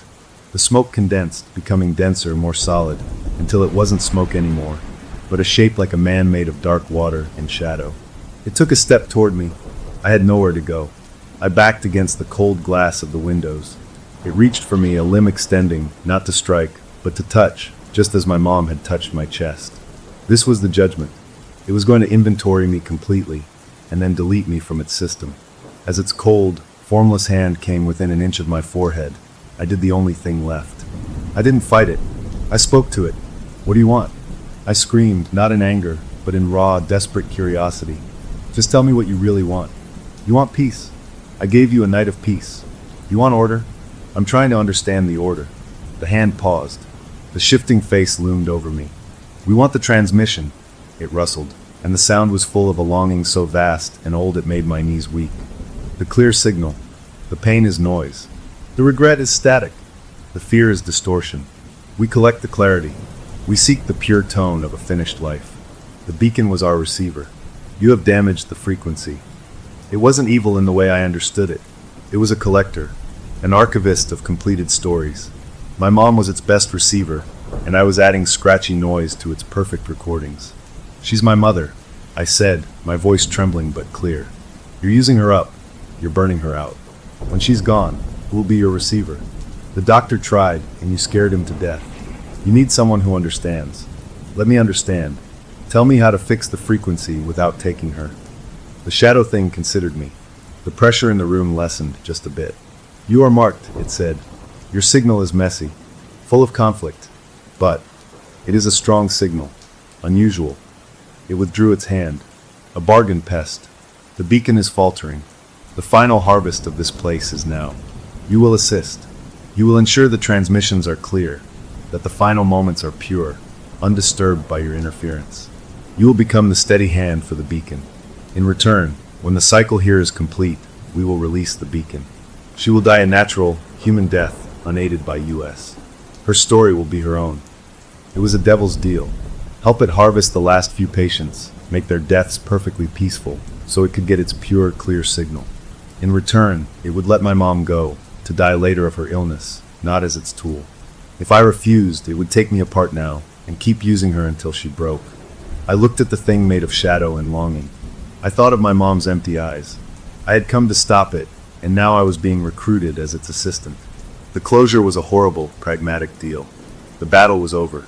I had lost, but in losing, I had bargained for my mother's freedom. The immediate threat was gone. I wasn't going to be removed. I had a purpose, a terrible one. I nodded, the movement feeling like it weighed 1,000 pounds. I'll do it, I whispered. The shadow form dissolved back into smoke, then into nothing. The door unlocked with a soft click. The room was just a room again, save for the word stop carved jaggedly across the ancient spiral. I walked out, my legs like rubber. The head nurse was waiting, her face etched with worry. What happened? The patients, they all cried out at once, then went still. It's over, I said, my voice flat. We have a deal. I help it finish. Then it leaves her alone. She looked at me with pity and horror. I had gone from son to defender to accomplice. The hook for the next chapter was etched into my soul as clearly as the word on the table. I had agreed to help it harvest, to smooth the way for death, to become a part of its process. The last few patients were waiting, humming their final tune. And tonight, I would have to make sure the recording was perfect. The question was no longer if I could stop it, but if I could live with myself after helping it, and what kind of mark that would leave on a soul already judged as promising stock. I started the night as a son, and ended it as a funeral director. The deal was struck, and the harvester, the collector, whatever it was, held me to it with an expectant pressure that filled the wing. The humming from the patients wasn't a distressed groan anymore. It had settled into a focused, resonant drone, a single note held in readiness. My mom lay in her bed, eyes closed, but I could see her eyelids fluttering, as if watching rapid dreams. She was the beacon, and the signal was about to be broadcast. I had to ensure clarity. The head nurse knew. She didn't approve, but she understood the terrible choice. She gave me a clipboard, the final charts for the 3 remaining patients. Their families have said their goodbyes, she told me, her voice professionally flat, though her eyes were shining. Medication is increased for comfort. They're not in pain, but they are, waiting. I took the clipboard. It felt like holding lead. The first was Mr. Henderson, a retired teacher with lungs ruined by age. I walked into his room. He was awake, his eyes clear and calm, fixed on the ceiling. The humming was strongest here, coming from him, a soft vibration in his chest. He turned his head slowly and looked at me. He smiled, a gentle, tired smile. "It's time for the final lesson, isn't it?" he whispered, his voice raspy but peaceful. I couldn't speak. I just nodded. My job, as I understood it, was to be a steadying human presence, to keep any sudden fear or surprise from creating static. I pulled a chair to his bedside. "Would you like me to sit with you?" I asked. He gave a small nod. I sat. I didn't talk. I just sat there, a witness. After a few minutes, his breathing changed, becoming slower, more spaced out. The hum within him softened, fading from a tone into a sigh. His eyes stayed open, but the focus left them, looking at something beyond the ceiling tiles. He whispered one word, so faint I almost missed it: curiosity. Then he breathed out a long, final exhalation, and the hum stopped completely. The air in the room felt different, clear, empty, and perfectly still. There was no fear, no struggle. It was the pure tone the collector wanted. I marked the time on his chart with a hand that only shook a little. 1 down. The next was Mrs. Cho. She was tiny, lost in the big bed, connected to monitors that showed a heart stumbling along. She was asleep or in a deep twilight. Her family had left a small music player with gentle piano tunes, but it was off. The only sound was her hum, a higher, thinner note than Mr. Henderson's. I sat again. I didn't touch anything. I just watched. Her humming began to weave itself into a faint, melodic pattern, almost like a lullaby. Her face, which had been pinched with discomfort for weeks, relaxed, smoothing out until she looked decades younger. A single tear formed at the corner of her eye and tracked slowly down her temple into her hair. She didn't wake. Her heart monitor showed a gradual, gentle slowing, the peaks and valleys getting smaller and further apart, like a ball rolling to a stop. The line went flat with a soft, continuous beep. There was no alarm, no crisis. It was a conclusion. The hum melted away, leaving another room of clear, resonant emptiness. I marked her chart. 2 down. The last one was the hardest. It was Carl, a man my own age, with a body wrecked by a sudden, aggressive illness. He was awake, and he was scared. The hum in him was unsteady, wavering between the collector's note and his own ragged breath. He looked at me with wide, panicked eyes. "I don't think I'm ready," he choked out. "There's stuff I didn't fix." This was the static. This was the distortion. My role clicked into place with a horrible clarity. I wasn't just a witness. I was a guide. I had to help him find the pure tone. I moved my chair close. "What didn't you fix?" I asked, keeping my voice low and even. He talked in broken pieces. A fight with a sister he never made up. A project at work he left for others to finish. A dog he loved as a kid that he felt he'd abandoned. Small human regrets, but to him, they were knots in his line. I didn't offer empty comfort. I just listened. I said things like, "She probably knows you loved her," and "Your team finished the project, they said you did the hard part," and "Dogs live in the moment, he only knew you loved him." Simple truths. I didn't know if they were true, but they were the kind of truths that untie knots. As I spoke, his breathing calmed. The panicked hum steadied, syncing with the deeper, collective tone from the hall. His eyes lost their fear. He looked at me, really looked at me. "Thank you," he said, and he meant it. "It's okay now." He closed his eyes. His hum became one with the others, strong and clear for a moment, a final, resonant chord, and then it faded with his breath.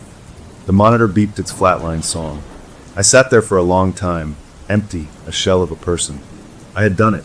I had helped usher 3 people into death, not with medicine, but with words, smoothing their passage for a thing that fed on peaceful endings. I had kept my bargain. The wing was now still, truly still for the first time since I'd arrived. The oppressive waiting was gone. The humming had ceased. There was just the ordinary quiet of an empty hospital ward at night.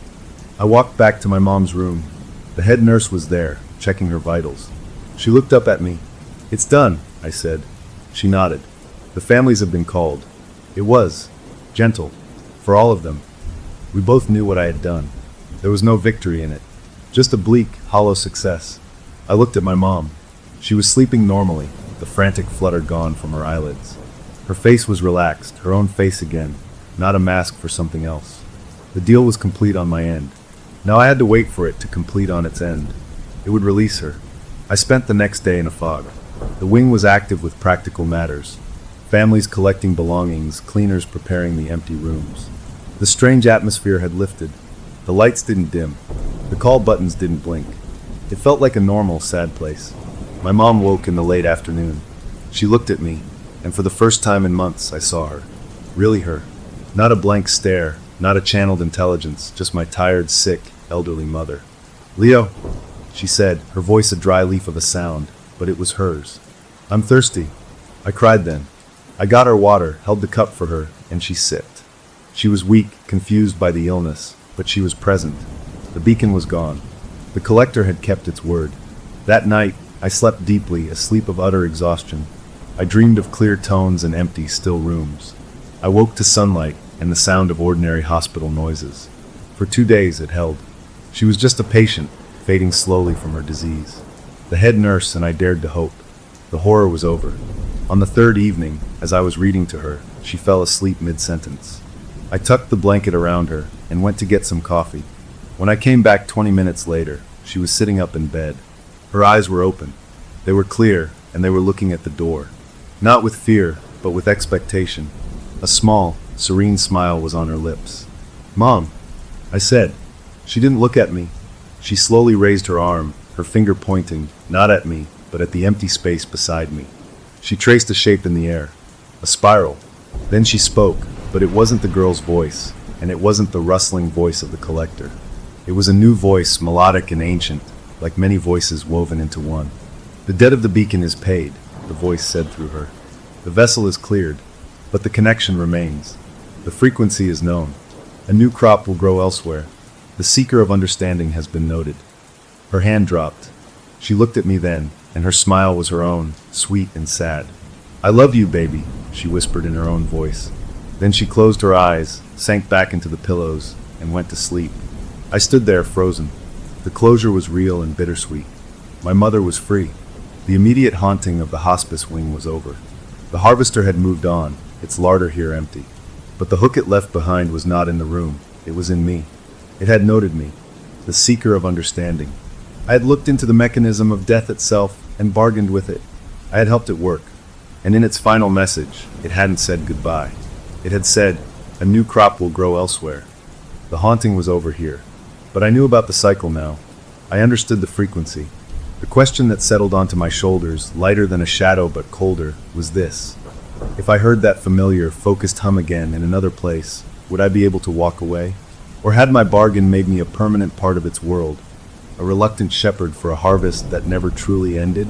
I looked at my sleeping mother, finally at peace, and I knew my own peace had been the price. The peace we won felt like a thin sheet of ice over a deep, dark lake. My mom lived for 3 more weeks after the final harvest, a gift of time that was both precious and haunted.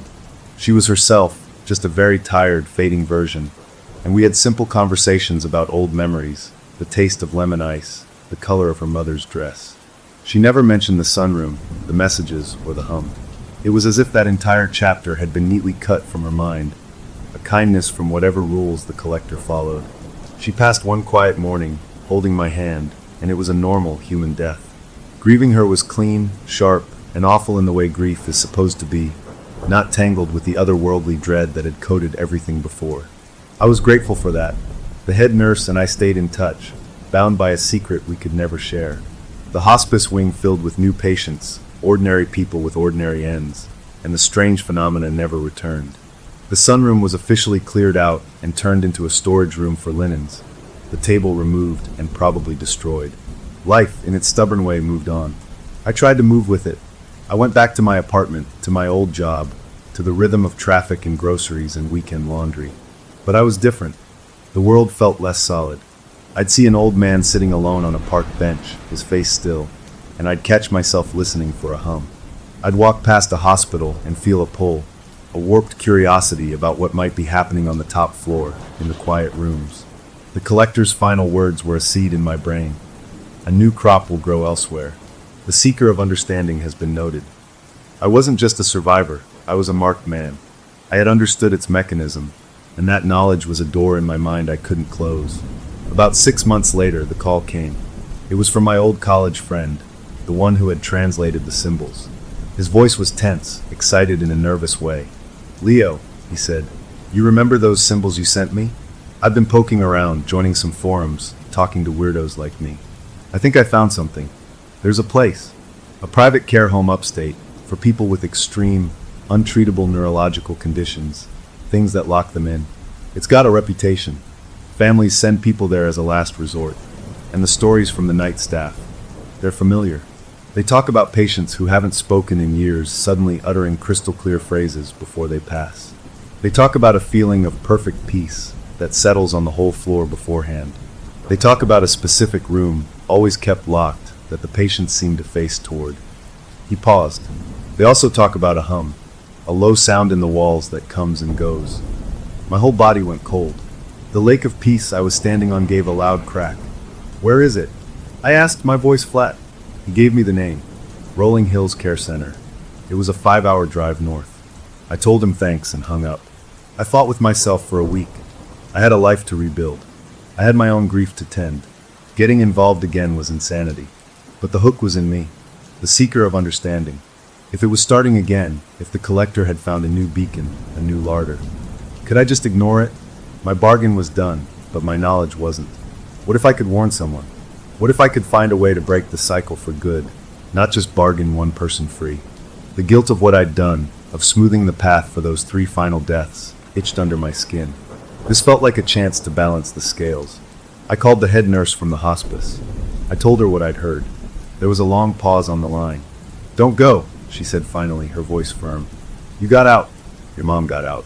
That's a miracle. Don't walk back into the fire." "What if I can help someone else get out?" I asked. Her sigh was heavy. "You can't fight the ocean, Leo. You can only learn to swim away from the current." But I was already packing a bag. I drove north on a Thursday. Rolling Hills was a sleek, modern building tucked into pine trees, nothing like the old brick hospice. It looked expensive and sterile. I didn't have a plan. I couldn't just walk in and ask about their supernatural harvesting operation. I booked a motel room in the nearby town and spent a day watching the place, feeling like a criminal. I saw families come and go, their faces etched with a permanent, resigned sorrow. I saw staff in bright-colored scrubs. It all looked normal. That evening, I went to a local diner. I sat at the counter and ordered pie. The waitress was a woman in her 50s with kind, tired eyes. I made small talk, said I was visiting the area. Then, casually, I mentioned I had a relative with a severe condition and had heard about Rolling Hills. "Heard it's a good place," I said. "Very peaceful at the end." The waitress's smile faded a bit. She leaned on the counter, lowering her voice. "It's a good place. They're kind. But it's quiet up there. My niece worked nights there for a while. She didn't last long." "Oh," I asked, keeping my tone light. "Too sad." The waitress shook her head, looking around before speaking. "Not sad. Strange." She said the patients, the ones who can't talk or move, they'd all seem to focus on the same thing sometimes. Like they were all listening to a radio she couldn't hear. And there's one nurse there, an older woman, been there forever. "Sweet as pie," my niece said, "but she sleepwalks. They find her in the patients' rooms at night, just standing there. They say she has a gift for knowing when the end is near." My blood turned to ice water. A sleepwalking nurse. A gift. A new beacon. The pattern was repeating perfectly. I thanked the waitress, left a big tip, and drove back to my motel, my heart pounding. I had found it. The new crop. The new valve. I sat on the scratchy bedspread, my head in my hands. What was my move? I could leave. Get in my car and drive home, and pretend I never heard any of it. Or I could try to make contact. With the nurse? With the families? I had no proof, only a crazy story. I decided on the simplest, most stupidly direct approach. The next morning, I dressed in neat clothes and walked into Rolling Hills. I went to the front desk and said I was considering the facility for a family member. I asked for a tour. The administrator, a polished man in a suit, was happy to oblige. He showed me the bright common areas, the spotless rooms, the garden. He talked about palliative excellence and dignity-centered care. I nodded and smiled, but I was listening for the hum. I felt nothing. The place was quiet in a normal way. Then we turned down a hallway on the third floor, and I felt it. A subtle vibration in the floor, not a sound, but a feeling in the soles of my feet. A familiar, focused pressure in the air. The administrator didn't seem to notice. He gestured to a door at the end of the hall. "This is our specialized care suite for our most critical residents." As he said it, a nurse came out of a room halfway down the hall. She was older, with gentle eyes and a warm smile for the administrator. But when her eyes flicked to me, the smile didn't change, yet something behind it recognized me. Not me, Leo, but the mark on me. The understanding. Her gaze held for a half second too long, and in that moment I saw it. The same empty depth I'd seen in my mother, but controlled, veiled. This wasn't a fading mind being used. This was a conscious collaboration. This beacon was awake. I looked away quickly, my throat tight. The tour ended. I took brochures, shook the administrator's hand, and left. I sat in my car in the parking lot, trembling. It was worse here. The beacon was a willing participant. That changed everything. The harvest here would be more efficient, more complete. I was out of my depth. I drove back to the motel, defeated. I had found it, but I was powerless. I was just one man with a terrible secret. That night, I couldn't sleep. I stared at the ceiling. Around 2 in the morning, my motel room phone rang. A shrill, old-fashioned sound that made me jump. Nobody knew I was here. I picked it up. "Hello." There was a pause, then a voice. It was the melodic, woven voice from my mother's final message, the voice of the collector itself. It sounded closer now, clearer, as if the distance between us had shrunk. "The seeker has followed the frequency," it said, not as a question. "Your curiosity is strong. The new beacon is stable. The yield will be superior. Your assistance is not required, but your observation, is permitted. The line went dead. I held the buzzing receiver, cold sweat on my back. It knew I was here. It was allowing me to watch. I was not an enemy, not a bargainer. I was an audience. The closure of this chapter was a journey completed. I had sought the new crop, and I had found it, confirming my worst fear. The cycle was eternal, moving from place to place, finding new vessels. I was not going to be a hero here. I couldn't stop it. The hook it left me with was a twisted invitation. I had permission to observe, to watch a more perfect, more terrible harvest, conducted by a willing servant. The question was not if I would stay and watch. The sheer, morbid gravity of the thing was already pulling at me. But what would happen to a seeker of understanding after he witnessed the process from start to finish, not in panic and rebellion, but as a cold, invited witness? Would the understanding finally set me free, or would it weave me permanently into the pattern, a silent historian for a hunger that never died? I looked at the phone, then at my car keys. The road home was still open, but the road to the third floor of Rolling Hills was open too, and it felt horribly more like the road I was meant to be on. I chose the road to the third floor. I told myself it was to bear witness, to gather proof, to maybe find a weakness in the new, more stable system. But deep down, I knew the awful truth. The collector was right. My curiosity was strong. After touching that other world, the ordinary one felt pale and fake. I checked out of the motel and rented a cheap apartment in a complex that had a direct view of the Rolling Hills parking lot and the back of the building, where the third floor windows were. I got a job at a nearby print shop, a mindless task that paid the rent. I became a ghost, living only to watch. I learned the patterns. The willing beacon, the nurse, worked the night shift, 7 days on, 7 off. On her weeks on, the feeling on the third floor changed. From my apartment, even from a distance, I could sense it, a gathering focus, like the air itself was being pulled toward a single point. On her weeks off, the place just felt sad and normal. I started taking walks on the grounds during visiting hours, always polite, always just a man getting fresh air. I saw her sometimes, the nurse. We never spoke, but our eyes met once across the garden. She gave me a small, knowing nod, a gardener acknowledging a fellow enthusiast who appreciates the work, not the beauty. It made my stomach turn. I used my old friend's online connections, his forums for weirdos, to dig deeper. I posed as a researcher into thanatology, the study of death, and asked careful questions. I learned Rolling Hills had been built on land that was once a sanatorium for nervous disorders in the early 1900s, a place where many people died in states of great mental anguish. The perfect soil for the harvest. I learned the locked room on the third floor was formerly a hydrotherapy suite full of water tanks. Water was often a symbol of transition. It fit. The pieces were all there, a perfect, terrible puzzle. My chance to get closer came unexpectedly. I saw a help-wanted sign in the Rolling Hills kitchen for overnight dishwashers. It was a job with access to the building after hours, no questions asked. I applied, using a vague story about saving for school, and got it. 2 nights a week, I pushed a rack of steaming trays through the quiet halls at 3 a.m., taking the service elevator. I listened. I felt. And on the nights she was working, I heard it. The hum. It wasn't in the walls here. It was in the pipes. A low, resonant vibration that traveled through the water lines, up from the ground, humming through the sinks I sprayed. It was the same tone, just using a different wire. One night, after my shift, I couldn't leave. The pull was too strong. I hid in a linen closet until the halls were empty. I felt drawn, like a metal filing to a magnet, toward the third floor. I took the stairs.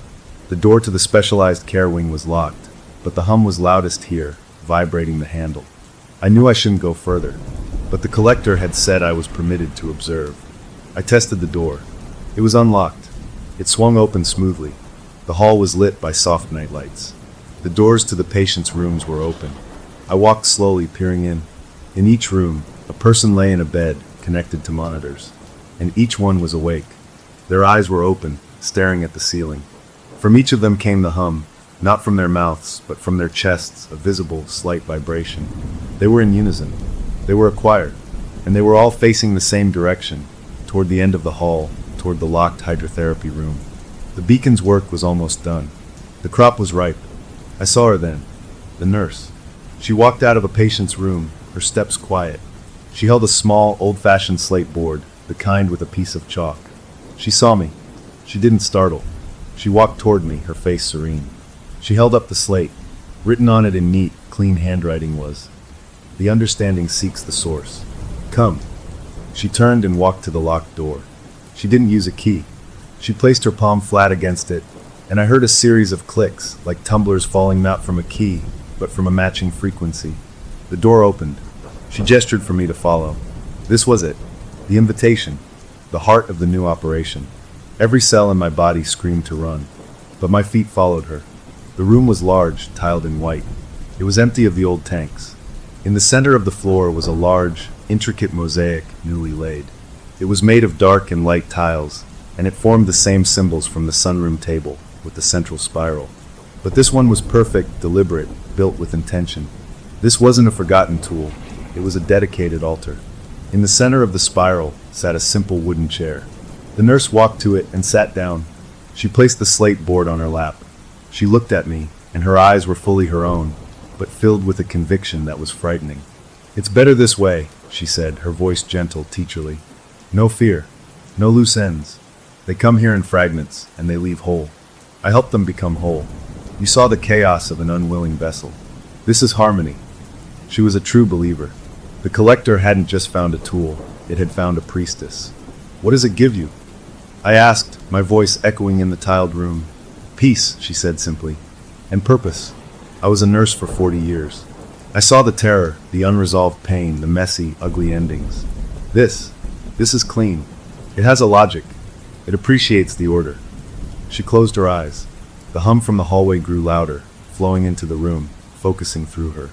The mosaic on the floor seemed to glow with a faint, mother-of-pearl light. She picked up the chalk. On the slate, her hand moved, not writing words, but drawing one of the angular sigils. As she finished it, from down the hall, I heard a single, clear, word spoken in unison by every patient. "Release." It was followed by the sound of monitors, not flatlining in alarm, but issuing a soft, melodic chime, one after another, a cascade of perfect cadences. A harvest. A full, harmonious harvest. I watched, numb, as she drew another symbol. Another chorus of release, another gentle chime. She was conducting a symphony of death. I was not horrified anymore. I was mesmerized. This was the understanding I had sought. This was the pure, undistorted process. And it was beautiful in a way that shattered my soul. When it was done, the hum faded. The light in the mosaic dimmed. She opened her eyes, tired but fulfilled. She looked at me. "It would like to speak with you," she said, directly, "now that you understand." She gestured to the floor in front of her. I stepped onto the mosaic. The tiles were warm. The air above the central spiral shimmered, like heat on a road. The voice came, not through her, but from everywhere, the rustling, ancient voice I knew, but now it was clear, without static. "Seeker, you have observed the purified cycle. You have seen the resolution of the noise. Your own signal remains cluttered with the grief of the old vessel, with the guilt of your assistants. This is useless to us, but your capacity to learn, that is value." I stood there, a man on a giant target. "What do you want from me?" I asked the air. "We expand. The cycle is the only true constant. We seek new fields, new beacons. You have shown an ability to locate them. You feel the frequency. You become a seeker not for understanding, but for resources. You will find the next places where the veil is thin, where the unresolved gather. You will prepare the way. In return, you will have meaning. You will have a front row view of the only truth that matters, the art of the finished story." It was a promotion. From bystander to bargainer to observer and now to scout. A procurer for a god of endings. The ultimate closure for my restless, haunted life. A purpose. I looked at the nurse. She smiled, a beatific smile. She had found her heaven. I thought of my mother's final, natural sleep. I thought of the 3 deaths I had eased. I thought of the endless, quiet horror of watching this happen again and again, forever. The hook it offered was the end of all my questions, the end of my drifting. It was a job, a terrible, magnificent, eternal job. I didn't answer aloud. I simply knelt on the warm tiles, placing my own palm flat against the central spiral, feeling the residual vibration of the finished harvest humming up my arm. I bowed my head. It was acceptance. The voice rustled through me, a feeling of cold, vast satisfaction. "Go. Rest. You will know when to begin." I left the room. I left rolling hills. I quit my dishwashing job. I drove back to my old city. I live my normal life. I go to work. I see friends. but I am listening. Always listening. I feel the world differently now. I know the signs. The places of concentrated, lingering suffering. The certain kind of quiet. The specific taste in the air. I am waiting for the pull, for the faint trace of the hum on a new frequency. I am the seeker, and the harvest is eternal. The story ends here, with a man who found the answer to every mystery that haunted him, and in doing so, lost himself completely to the service of the most ancient farmer of all. The closure is absolute. The cycle continues, and I have found my permanent and perfectly terrible place in it. Story number 4. The best family traditions are often born from disaster. Ours started with a flat tire and a crying toddler, and it ended with something much, much worse. We called it the imposter game, a silly thing I made up that rainy night to distract them, where one of us would secretly sabotage the others in small, funny ways, like hiding a teddy bear or putting salt in the sugar bowl, and then we'd all have to guess who the imposter was. It was our thing, a stupid, wonderful ritual that turned long car rides and boring Sundays into little mysteries, and it worked because we all knew it was a lie. The trust was the foundation, and the sabotage was just the decoration. That's what I always thought, anyway. My name is Sarah, and this is where our story turns. This last trip was supposed to be the best one yet. A big adventure to Yellowstone before our oldest started applying to colleges. A final golden moment for the 5 of us. We packed up the SUV, me and my husband in the front, our 15-year-old son and 13-year-old daughter in the middle, and our little one, just 8, bouncing in the way back. The mood was perfect, all sunshine and dumb jokes and the open road. The game started almost immediately. I found my phone charger wrapped in about 6 feet of duct tape. My husband's favorite driving sunglasses were filled with crumpled sticky notes. We laughed and pointed fingers, and the kids grinned with that proud glee of having pulled one over on us. It felt normal, it felt right, like a familiar song playing on the radio. We stopped for lunch at this little roadside spot with giant plastic dinosaurs, and even that was fun, a piece of forgotten Americana that we had all to ourselves. The imposter struck again here, my son's fries mysteriously missing, replaced by a handful of raw coffee beans from my purse. He spat one out in dramatic horror, and we all howled, my daughter laughing so hard she snorted soda. I remember looking at them, at their faces lit up and happy, and thinking this is it. This is the good stuff you try to bottle and keep. The memory you pull out when things get hard. If I had known, I would have paid more attention. I would have studied that moment like a map. The drive into the park itself was breathtaking, all sweeping valleys and rivers cutting through stone, and we oohed and awed on schedule. But as we turned off the main road, onto the narrower Forest Service road that led to our booked campsite, the world began to change. The trees closed in, tall and dense, their shadows stretching long across the gravel. The cheerful chatter in the car dialed down a notch, replaced by the crunch of our tires and the low hum of the engine. Our site was beautiful, sure, but it was also profoundly alone. We'd chosen it for the privacy, for the promise of a secret hot spring a short hike away that my husband had found on some obscure forum. As we piled out and started unpacking the tent and gear, the immensity of the wilderness around us really settled in. There were no other cars, no sounds of other families, just the wind in the high pines and the occasional call of a bird that sounded more like a question than a song. My son, always more observant than he let on, said, "It's really quiet out here." He didn't say it was bad, just a statement of fact, but it landed in the middle of our setup and just stayed there. My husband, ever the optimist, clapped him on the shoulder. "Good. No one will hear our terrible singing around the fire later." He said it with a smile, and we all chuckled, but the sound was thin and got swallowed up fast. I agreed with the joke, pushing my own little shiver of unease down deep. This was nature, I told myself. It's supposed to be peaceful. This is what we paid for. We got the tent up, a big sturdy dome that suddenly felt very small and very flimsy as it stood there in the clearing. The kids gathered firewood, while my husband and I started organizing the food coolers. The light was starting to go, that deep golden hour that turns everything soft and magical. My little one came running over, her arms full of twigs, her face serious. "The trees are watching us," she announced. We all laughed, a burst of sound that was a little too loud, a little too quick. "It's just the shadows, sweetie," I said, ruffling her hair. "When the sun moves, it looks like things are moving." She nodded, not convinced, and trotted back to her pile. I should have listened to her. Kids feel things, they sense shifts in the world that adults have learned to explain away. But I wrote it off as an active imagination in a new place. The decision that really set everything in motion was my husband's. As we finished eating our hot dogs, the sky shifting from orange to deep purple, he stretched and said, "What do you say we hike to that hot spring? Shake off the drive. It's supposed to be incredible under the stars." I looked at the darkening tree line. "It's getting late. The path might be tricky in the dark." "It's a clear night," he argued, pointing at the first pinpricks of stars overhead. "We've got 3 good headlamps. It'll be an adventure. Come on, team." The kids, of course, were instantly on his side. The promise of a natural hot tub won over any nervousness. So we went. We left the warm circle of our fledgling fire and walked into the woods with beams of light cutting shaky paths ahead of us. The trail was fainter than we'd hoped, marked by occasional stacks of stones that were easy to miss. The forest at night was a different creature altogether. It wasn't just dark, it was a presence. Our headlamps illuminated only small, frantic circles of ferns and bark, making everything beyond the light feel even more immense and unknown. We held hands, a chain of 5 bobbing lights, making dumb jokes to fill the space. "If the imposter sabotages us now," my son said, "I'm voting for Mom." "Hey," I said, and we all laughed, a tight, nervous sound. We found the spring after about 20 minutes of careful walking.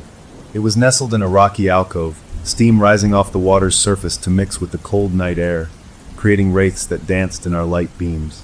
It was, as promised, magical. We stripped down to our swimsuits, the air chilly on our skin, and slipped into the perfect, chest-deep heat. The tension from the hike melted away. We floated on our backs, looking up at a sky so packed with stars it looked fake. This was it, the perfect moment. I closed my eyes, letting the mineral-rich water soothe my muscles, listening to the soft splashes and the low whispers of my family. I felt a deep, solid happiness. This was why we did it. This was the core memory in the making. Then I opened my eyes. My husband was across from me, his head tilted back, looking at the sky. But as I watched, his gaze slowly drifted down, past me, to the tree line at the edge of the rocky basin. His expression changed. It wasn't fear at first. It was nothing. A complete and utter blankness, as if someone had flipped a switch inside him and turned all the lights off. The easy smile from seconds before was just gone, replaced by a flat, empty mask. "Honey," I said softly, the water suddenly feeling not so warm. He didn't blink. He didn't seem to hear me. He was staring intently into the blackness between the trees. "Dad," my daughter said, picking up on the change in my voice. That did it. He blinked slowly and looked at me. The smile came back, but it was wrong. It was too wide, and it didn't touch his eyes, which still had that strange, distant look. "Just thought I saw an owl," he said, his voice perfectly normal. "Big one." He nodded toward the trees. "Probably just a shadow." We all looked, our 4 headlamp beams crisscrossing the foliage, illuminating nothing but branches and leaves. The moment passed. The kids started talking again, my son making an owl sound that echoed weirdly in the small space. We got out soon after, the chill biting hard, and toweled off quickly. The walk back felt longer. No one was holding hands anymore. We walked in a tight cluster, our lights pointed at the ground. No one spoke. The forest felt closer, the sounds of our footsteps too loud. Every rustle in the underbrush made us jump. We were a group of silent, watchful birds, just waiting for the storm. When we finally saw the orange glow of our campfire through the trees, a collective sigh of relief went through us. We were back. We were safe. It was just a weird moment, a trick of the light and the steam. We busied ourselves with getting ready for bed, the familiar routines calming our nerves. My little daughter, though, was quiet. She didn't want her usual bedtime story. She just climbed into her sleeping bag in the big tent and looked at the nylon ceiling, her eyes wide open. I kissed her forehead. "Everything's okay," I whispered. She didn't answer. My son was rustling through his backpack, a focused frown on his face. "What's up?" I asked. "My knife," he said, his voice tense. "My good multi-tool knife. I had it in the side pocket. It's gone." We all helped look, turning his pack inside out, checking around his sleeping area. Nothing. His face grew red, a flush of real anger rising up his neck. He wasn't a kid who got angry often. He whirled on me, his eyes sharp. "Did you take it? For the game? Because that's not funny, Mom. That's my stuff." His accusation hit me like a slap. "No, sweetheart, I didn't touch it," I said, holding my hands up. "I promise." "Well, someone did," he snapped, his voice cracking. The anger was raw, way too big for a missing knife, even a prized one.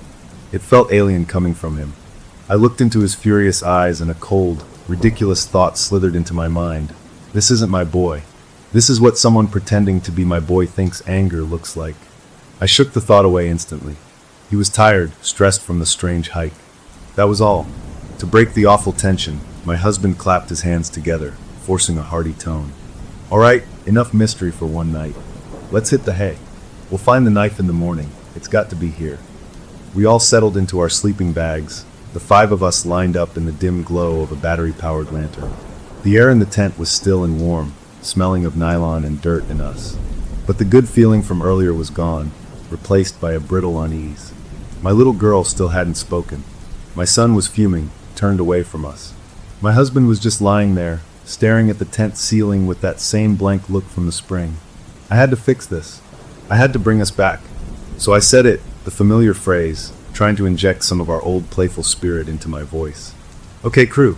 Last order of business. Who is the imposter today? It was our traditional bedtime ritual on trips. We'd all vote, laugh, and then go to sleep. For a second, no one moved. Then my daughter, the youngest, slowly raised her hand and pointed a small finger at her brother. He grunted. My son, without turning, pointed a thumb back at her. My husband pointed at me. I pointed at my husband, managing a weak smile. Ty, I said.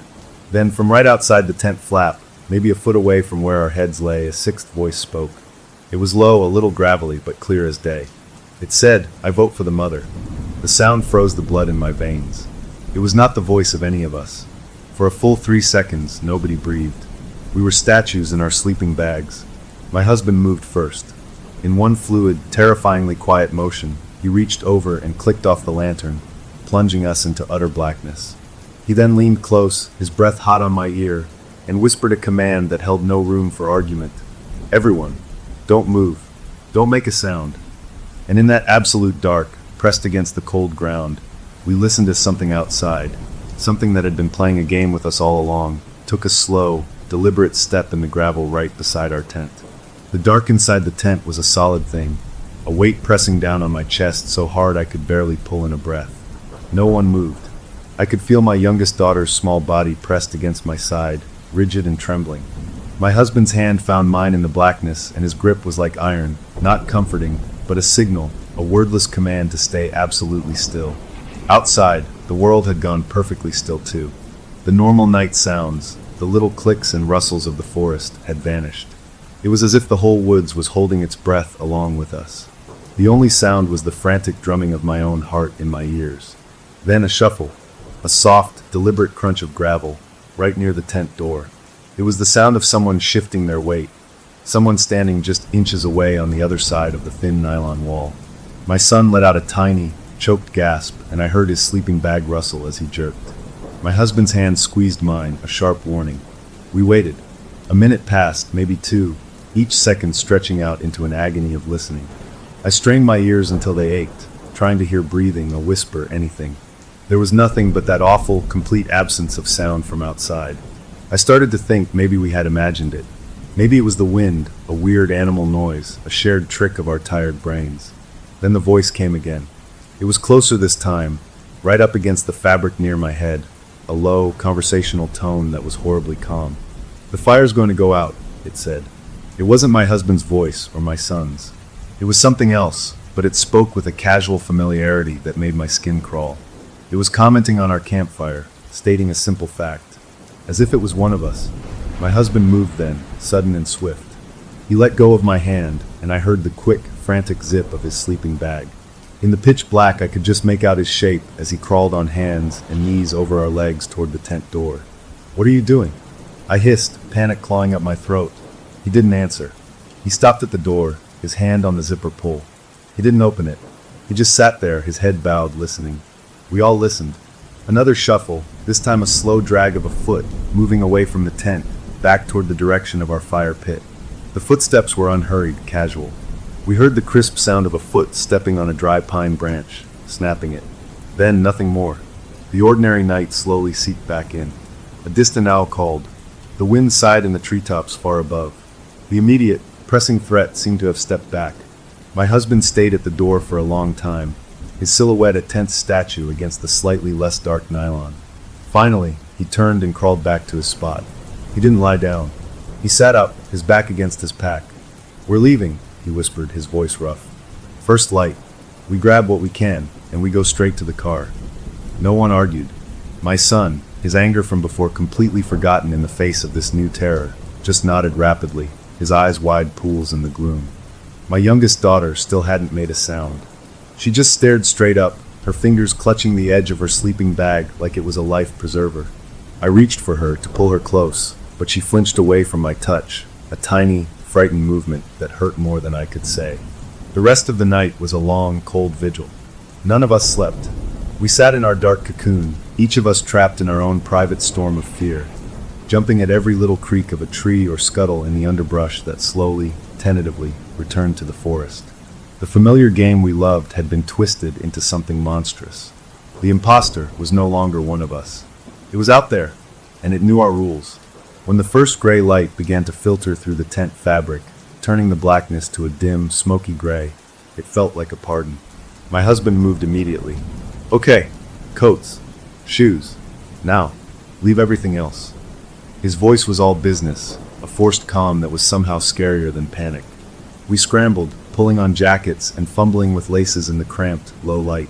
The normal sounds of morning, the zipping and shuffling, felt dangerously loud. My daughter still hadn't spoken. She put her coat on when I handed it to her, but she moved like a sleepwalker, her eyes distant and glazed. I knelt in front of her to tie her shoes. "Sweetie, it's okay," I whispered, trying to catch her gaze. "We're going to the car now. We're going home." She looked at me then, but not at my eyes. She looked at my mouth, as if watching the words come out. Then she slowly raised her hand and pointed a single finger, not at me but past me at the tent wall. She pointed at her own throat with her other hand and made a small, cutting motion. Then she pointed back at the wall. The message was clear, and it chilled me to the bone. Something out there had stolen her voice.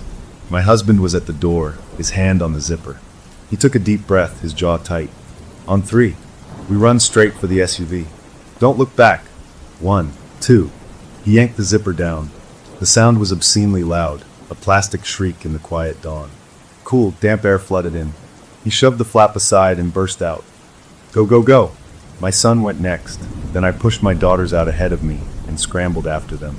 The world outside was wrapped in a thick, freezing fog that clung to the ground, hiding everything beyond 20 feet. Our breath plumed white in the air. The campfire was a circle of dead, wet ash. We ran, a stumbling, frantic pack, toward the gravel road where our car waited maybe 100 yards away. The fog swallowed the sounds of our footsteps, making it seem like we were running in a dream. I had my youngest daughter's hand in a death grip, pulling her along.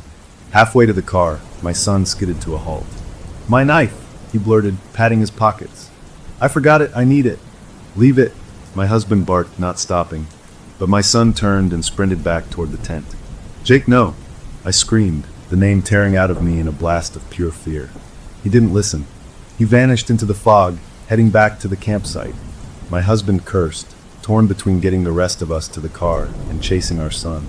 "Get them in the car and get it started," he yelled at me, and then he too turned and disappeared into the gray mist after our boy. I stood there for a second, my 2 daughters clinging to me, the 3 of us alone in the middle of the empty, fog-shrouded road. The world was utterly still, too still. I couldn't hear my husband or my son. I couldn't hear anything but the blood pounding in my head. "Come on," I whispered, my voice shaking. I pulled the girls toward the SUV, my eyes straining to see through the fog ahead. We reached it. I fumbled with the keys, my fingers numb with cold and fear, finally unlocking it and shoving the girls into the back seat. "Stay down," I told them, and I climbed into the driver's seat, jamming the key into the ignition. The engine turned over with a roar that was shockingly loud in the quiet. I flipped on the headlights, but they just reflected off the wall of fog, creating a glowing white barrier that blinded me. I leaned on the horn, 2 long, desperate blasts. The sound was eaten by the fog. Where were they? Every second felt like an hour. I was about to get out and run back myself when 2 shapes materialized out of the mist, running hard. It was my husband and my son. My son had his backpack, clutched to his chest. They threw themselves into the car, my husband in the passenger seat, my son in the back with his sisters. "Go, go, just drive," my husband gasped. I didn't need telling twice. I threw the car into reverse, spun it around in a spray of gravel, and stomped on the accelerator, speeding down the narrow forest road away from our campsite, away from the tent and the dead fire and the thing that had spoken in the night. For the first 5 minutes, no one spoke.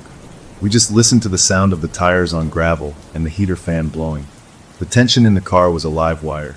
Then my son, from the back seat, let out a shaky, weird little laugh. "I got it," he said, unzipping his backpack. He pulled out his multi-tool knife, the one that had started the whole mess the night before. He held it up.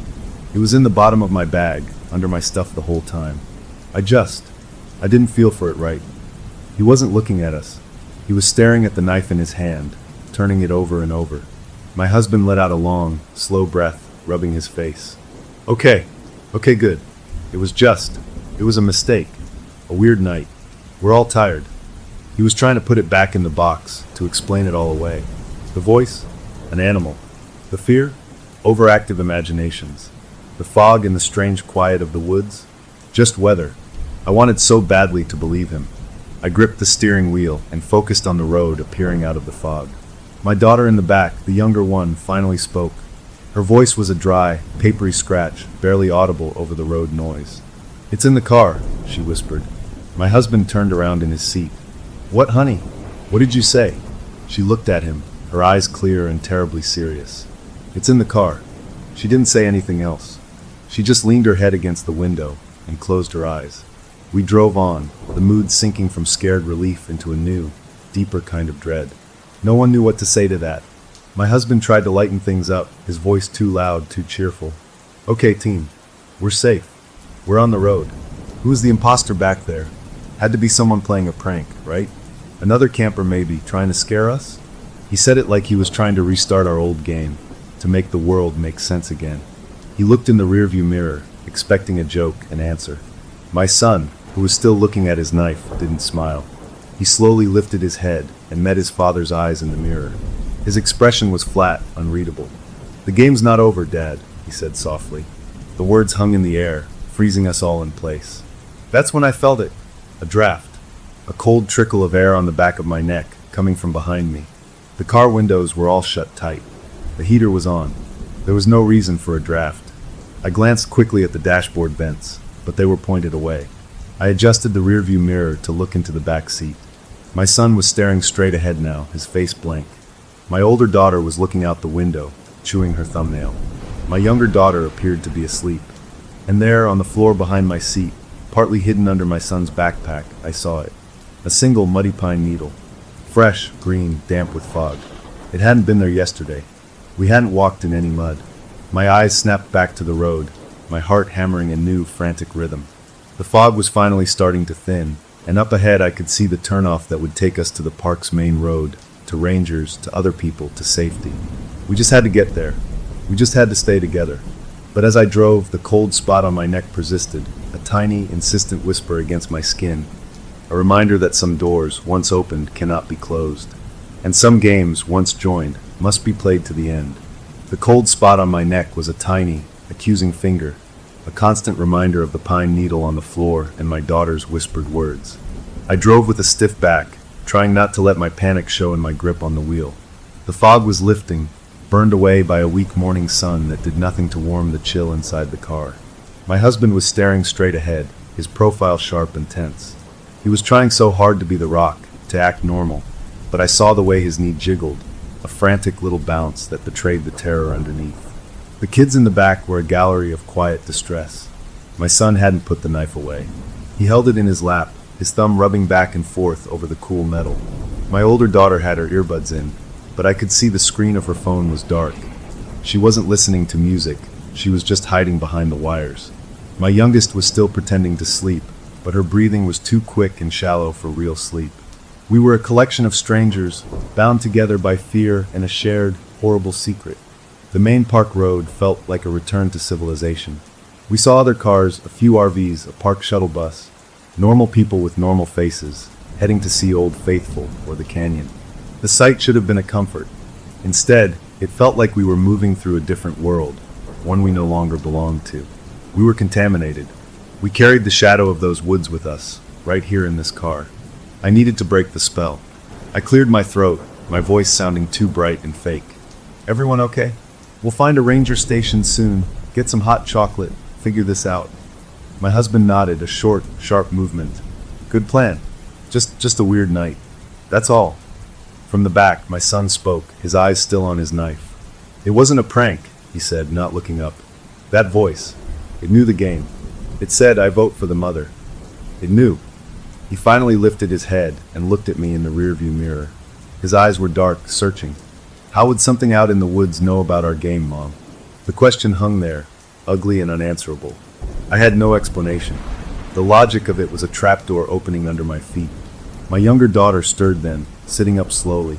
She blinked, looking out the window at the passing trees. Then, without turning, she spoke in that same scratchy whisper. It learns by listening.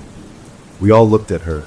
She reached into the pocket of her coat and pulled out a small, folded piece of paper, a page from the notebook she'd been doodling in the day before. She didn't hand it to anyone. She just unfolded it on her knee. From the driver's seat, I couldn't see what it was. What is it, sweetie? I asked, trying to keep my voice gentle. She didn't answer. My older daughter leaned over, peered at the drawing, and went pale. Mom, she said, her voice tight. You need to see this. Pull over, my husband said quietly. I didn't want to stop. Stopping felt like surrendering. But I needed to see. I signaled and guided the car onto a wide, scenic pull-off overlooking a vast, rolling valley. We were completely alone. I put the car in park, but left the engine running. My husband took the paper from my younger daughter's hand. He stared at it, his face hardening into a mask. Then he passed it to me. It was a drawing, done in her careful, 8-year-old hand. It showed 5 stick figures in a boxy car. One figure, the driver, had long hair for me. Another, in the passenger seat, was bigger for my husband. 3 smaller ones in the back. But outside the car, standing on the roof, was a 6th figure. It was drawn differently, with blurry, scribbled lines like it was made of smoke or static. It had one long, spindly arm reaching down, right through the roof of the car, its hand resting on the shoulder of the stick figure that represented my son. Arrows, drawn in red crayon she must have had in her pocket, pointed from the blurry figure to my son, and another arrow pointed from my son to my husband. My blood turned to ice. What is this, honey? I asked, twisting in my seat to look at her. What does it mean? She looked at me, her eyes ancient and sad. It touched Dad at the tent, she whispered. When he grabbed your hand, it learned him. Then it learned Jake from being close. It's a chain. She pointed at the drawing. It's in the car because it's in them now. A little bit, like a radio signal. My son recoiled as if she'd slapped him. That's crazy. Nothing touched me. But his protest was too loud, too frantic. He looked down at the knife in his hand as if he'd never seen it before, his face twisting in confusion. My husband rubbed his own hand, the one that had grabbed mine in the dark tent. He stared at his palm, then closed it into a fist. This is insane, he muttered, but it lacked conviction. It was the sound of a man trying to hold on to a reality that was crumbling away. A sudden, sharp knock on the driver's side window made us all scream. I jumped so hard I hit my head on the window frame.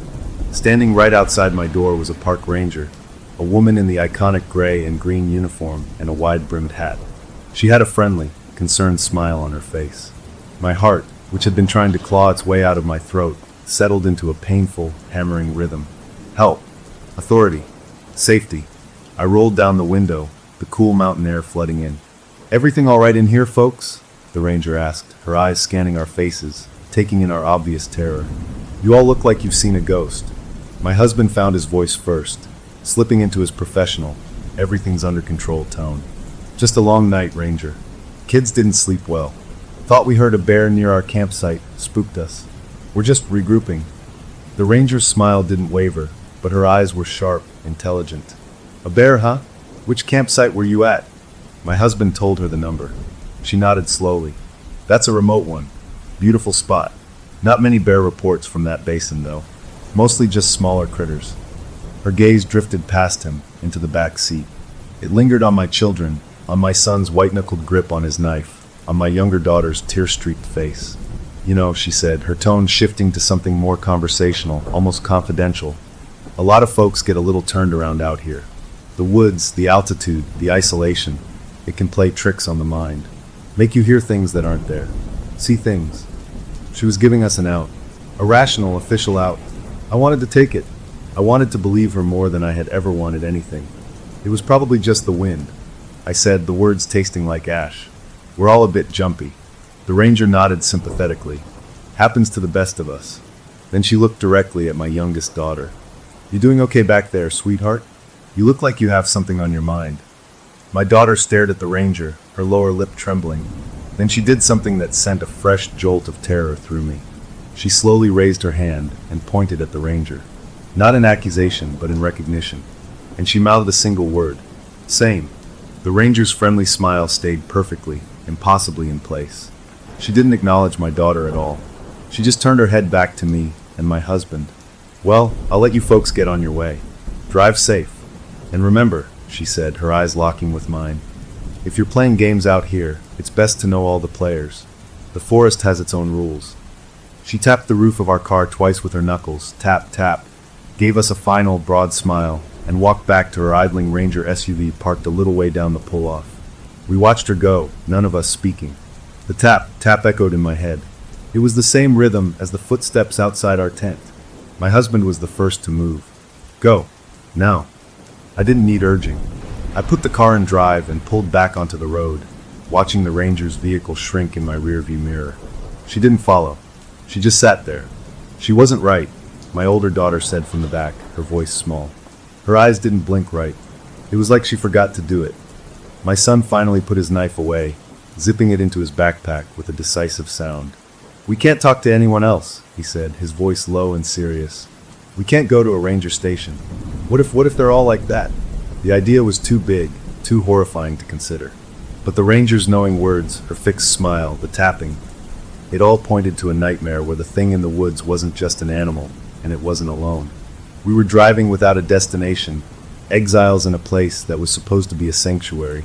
The postcard-perfect scenery now looked like a painted backdrop, a pretty lie hiding something rotten underneath.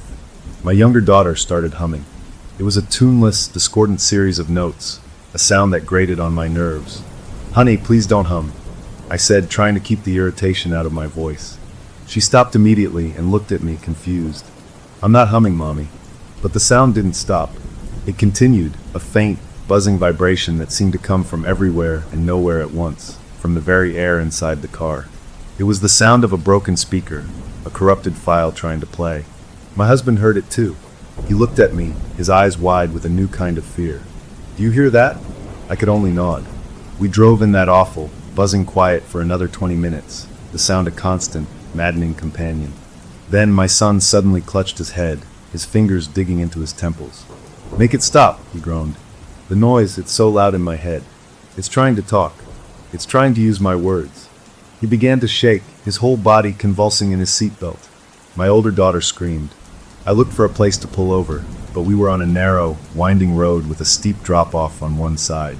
My husband unbuckled and turned, trying to reach back to calm him. Jake, look at me, breathed son. But my son wasn't my son in that moment. His eyes rolled back, and when they focused again, they were empty and flat. He looked at his father, and with a voice that was both his and not his, a voice layered with that same static buzz, he said, "The game requires a winner. The imposter must be found, or the game never ends." Then he slumped forward, held by his seatbelt, unconscious. The humming stopped. The sudden quiet was a shock. The only sounds were the engine and my older daughter's soft crying. My younger daughter reached out and put a hand on her brother's arm. She didn't look scared anymore. She looked resigned. "It's okay," she whispered to him, though he couldn't hear. "It just wanted to talk. It's lonely." I found a turnout and stopped the car. We were at a high elevation, looking out over a sea of endless, green wilderness. It was beautiful, and it was a prison. We were 5 people in a metal box, carrying a sickness we didn't understand, with no idea who to trust or where to go that was beyond the reach of the thing that was playing with us. My husband checked our son's pulse, his face grim. He's out cold, but he's breathing steady. He looked at me, and for the first time, I saw true, unfiltered despair in his eyes. The strong, capable man I knew was gone, replaced by a lost and frightened stranger. "What do we do?" he asked me. It was the question I'd been dreading. I had no answers. All I had was a car, a map of a park that suddenly felt alien and hostile, and a family that was coming apart at the seams. I looked at the vast, unbroken forest stretching to the horizon in every direction, and I knew with a cold, certain clarity that getting to the park exit wouldn't matter. The game was in motion, and as my son had said, it wasn't over. The only question left was what move we could possibly make next, when every path forward seemed to lead us deeper into the woods. We sat in the car on the edge of that mountain road for what felt like forever, but the clock on the dashboard told me it was only about 10 minutes. The shock of what had happened to my son, the awful things he'd said in that wrong voice, hung in the air like a bad smell nobody wanted to mention first. He was slumped over, still out cold, his breathing steady but shallow. My husband kept a hand on his shoulder, as if to make sure he was still real, still solid. My older daughter had stopped crying, but she was curled into a tight ball, staring at her brother with wide, wet eyes. Only my youngest seemed calm, watching the trees sway in the wind beyond the guardrail. I knew we couldn't stay here. We were sitting ducks, but the question of where to go was a black hole sucking at my thoughts. The rangers were suspect. The main roads felt exposed. The woods were the source of it all. We were trapped in a nightmare with no exit signs. My husband finally broke the awful quiet. "We need to get him to a doctor," he said, his voice hoarse. He was looking at our son, but I knew he meant we all needed help, the kind that went beyond a scraped knee. "There's a clinic at the lake village. It's the closest real medical." The idea of going toward more people, toward an official building, made my skin prickle with warning. That ranger's fixed smile flashed in my mind. But what was the alternative? My son needed help. I nodded slowly. "Okay, Lake Village. But we stay together. All of us. No one steps out of sight." I started the car, the engines rumble a familiar sound in a world that had stopped making sense. As we pulled back onto the road, heading deeper into the park toward the lake, my son began to stir. He moaned a low, pained sound and lifted his head. He blinked, looking around the car with confusion, like he'd just woken from a deep sleep. What happened?" he asked, rubbing his temples. "My head is killing me." He sounded like himself again. The flat, buzzing tone was gone. The relief that washed through me was so intense it made me dizzy. "You fainted, kiddo," my husband said, his voice thick with an emotion he was trying to choke back. "You gave us a scare." My son looked down at his hands, turning them over as if checking they were his. I remember a noise, really bad noise in my head. And then, I was saying things, but it wasn't me talking. He looked at me in the rearview mirror, his eyes scared and young. "Mom, I didn't mean those things." "We know, sweetheart," I said, and I meant it. The thing that had spoken through him was not my boy, but the fact that it could use him like a puppet, that it could reach into our car and into his mind, was a terror so complete I could barely hold it in my head. We drove in a fragile, hopeful quiet for a while. The landscape opened up, revealing the huge, sparkling blue of Yellowstone Lake in the distance. The sight of so much open water, under a brightening sky, felt like a cleansing. Maybe we had left the worst behind. Maybe the thing was tied to those specific, deep woods. My younger daughter, who had been so calm, suddenly sat up straight. She leaned forward between the front seats, her small face serious. "It's getting stronger because we're scared," she announced, as if reporting the weather. "It eats the scared. That's how it learns what to say." Her matter-of-fact tone was more unsettling than any scream. "What do you mean, honey?" I asked, keeping my eyes on the road. "The more we are scared of each other, the more it can sound like us. It's like copying a picture that's moving.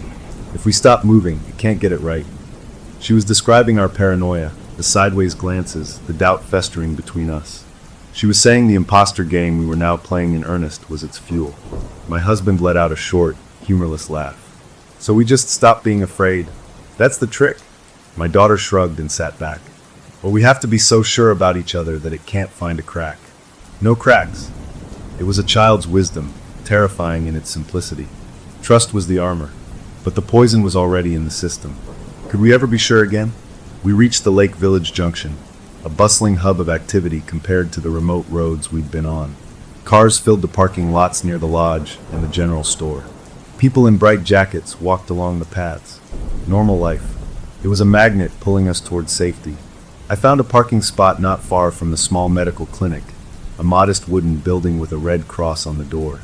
We all sat for a moment, looking at it. "Okay," my husband said, taking charge. "I'll take him in. You stay here with the girls. Keep the doors locked. If anything feels off, you honk the horn and drive. Don't wait for me." The plan made sense, but it went against every cell in my body that screamed for us to stay together. Splitting up felt like a mistake, a classic horror movie error. But my son did look pale, and he was still rubbing his head. He needed to be checked. "Be quick," I said, my hand on his arm. Please. He nodded, gave me a look that was meant to be reassuring, but just looked tired, and got out. My son climbed out too, moving a bit slowly. They walked across the asphalt toward the clinic door, two figures moving away from our little island of safety. I locked the doors with a sharp click. The sound was final. Now it was just me and my girls. The three of us sat, watching the clinic door. Minutes ticked by.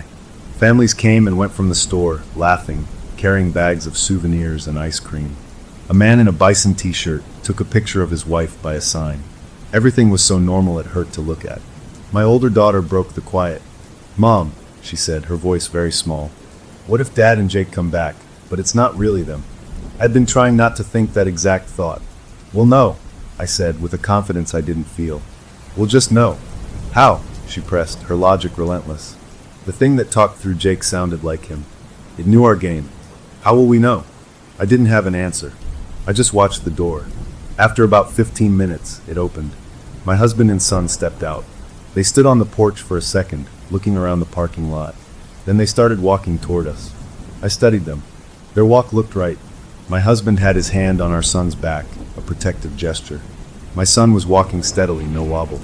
They looked okay. They looked like themselves. Relief began to thaw the ice in my chest. They were about halfway to the car when my younger daughter, who had been watching them with an unblinking stare, suddenly spoke. "Ask him about the fish," she said. "What?" I asked, confused. "The fish. From the story. Ask Dad about the fish he never caught." It was a memory from years ago, a family joke. On a fishing trip when my son was maybe 5, my husband had told a tall tale about a gigantic, mythical trout that got away. He'd embellished the story for years, adding ridiculous details. It was a piece of our private, silly history. A test. As they reached the car, I rolled down my window just a crack. My husband smiled at me, a normal, tired smile. "He's fine. Doctor says it was likely a complex migraine, brought on by stress and altitude. Gave him some water and said to rest. We're good to go." It was all so perfectly reasonable. I looked past him at my son, who gave me a weak thumbs up. "That's great," I said, my heart pounding. Then, trying to sound casual, I added, "Hey, remember that story about the giant fish? The one that got away? What was its name again? The kids were asking about it." My husband's smile stayed in place. He blinked. For a fraction of a second, his eyes seemed to lose focus, like a computer screen buffering. "Oh, that old thing," he said, his laugh a beat too late. "I don't even remember. Just a silly story." He didn't remember. The man who could recount every detail of that fictional fish, who had named it Old Whiskers, and given it a backstory involving a pirate's lost treasure, did not remember. A cold wave washed over me, so intense I thought I might be sick. The person standing outside my car window looked like my husband, sounded like him, but he was missing a piece of his soul, a piece only our family would know was gone. "Right," I managed to say, my voice tight. "Silly story. Get in." I hit the unlock button. They climbed in, my husband in the passenger seat, my son in back. The car felt smaller, the air closer. My husband buckled his seatbelt. "Let's get out of the park. We'll find a hotel in West Yellowstone, get a proper night's sleep in real beds, and put this all behind us." He said it with finality, like he was closing a book. I put the car in drive and pulled out of the lot. I drove toward the park's west exit, following the signs. My mind was racing, a frantic animal in a cage. The man next to me was not my husband. Not completely. Something was missing, something had been overwritten. Was my son next to him the real one? Or was he a copy too? I glanced in the rear view. My son had his eyes closed, leaning against the window.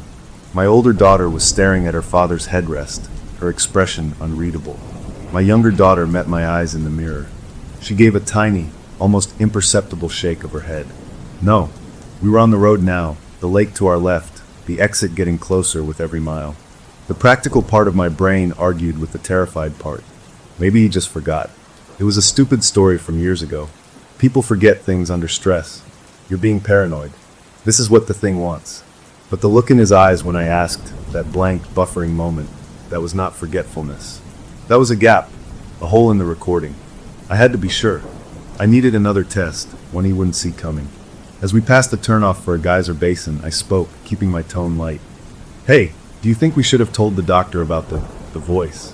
The one at the campsite?" My husband turned to look at me, his face carefully neutral. "What would we have said, hon? That a tree talked to us? They'd think we were crazy. It's better we just drop it. He reached over and patted my knee. His hand was warm, but the gesture felt rehearsed, like he'd seen it in a movie about comforting someone. My real husband would have said, "Are you kidding? They'd lock us all up and throw away the key." He would have made a joke to defuse the terror. He didn't joke. The copy didn't know how to joke. It only knew how to mimic the surface actions. We were approaching the final stretch before the exit gate. A line of cars was queued up to pay or show their passes. We were going to leave Yellowstone. We were going to drive into a town, check into a hotel, and try to pretend everything was normal, with a thing that was wearing my husband sitting beside me, and possibly my son in the back. I couldn't do it. I couldn't drive this contamination out into the wider world. I had to know. As we crept forward in line, I made a decision. It was reckless, maybe stupid, but I was out of options. I turned to him, putting on my best worried wife face. "Honey, I just realized. I left my journal back at the campsite, in the tent. It has everything in it. All our addresses, phone numbers. I can't believe I forgot it." It was a lie. My journal was in my suitcase in the back. He looked at me, and for a second, I saw a flicker in his eyes. Not concern, but calculation. "It's fine," he said. "It's just a book. We're not going back."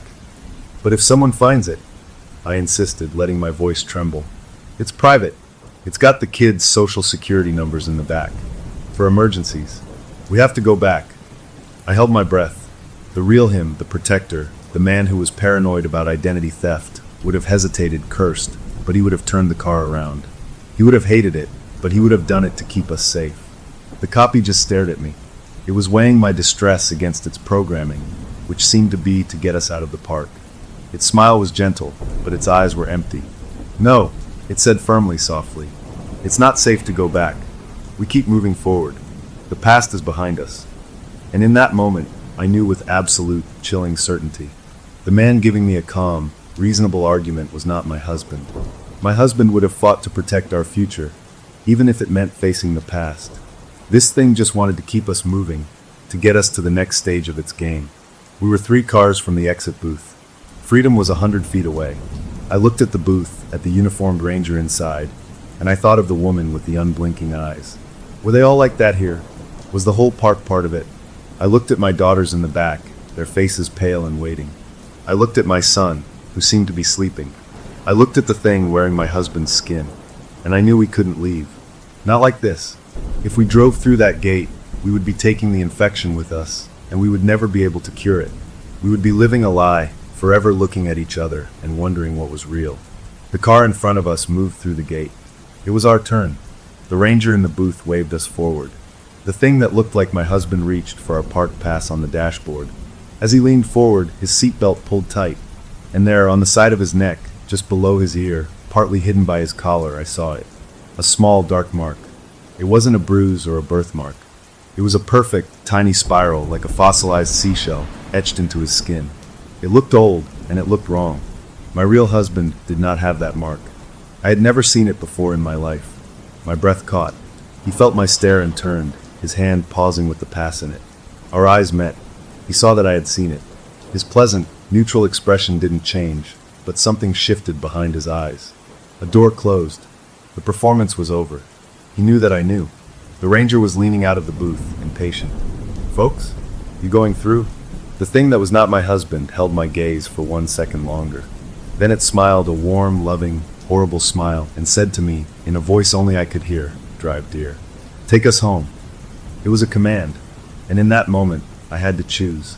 Do I drive through the gate, into an unknown world with this impossible secret sitting beside me? Or do I do something else, something that might trap us here forever? I looked at the spiral on his neck, and I made my choice.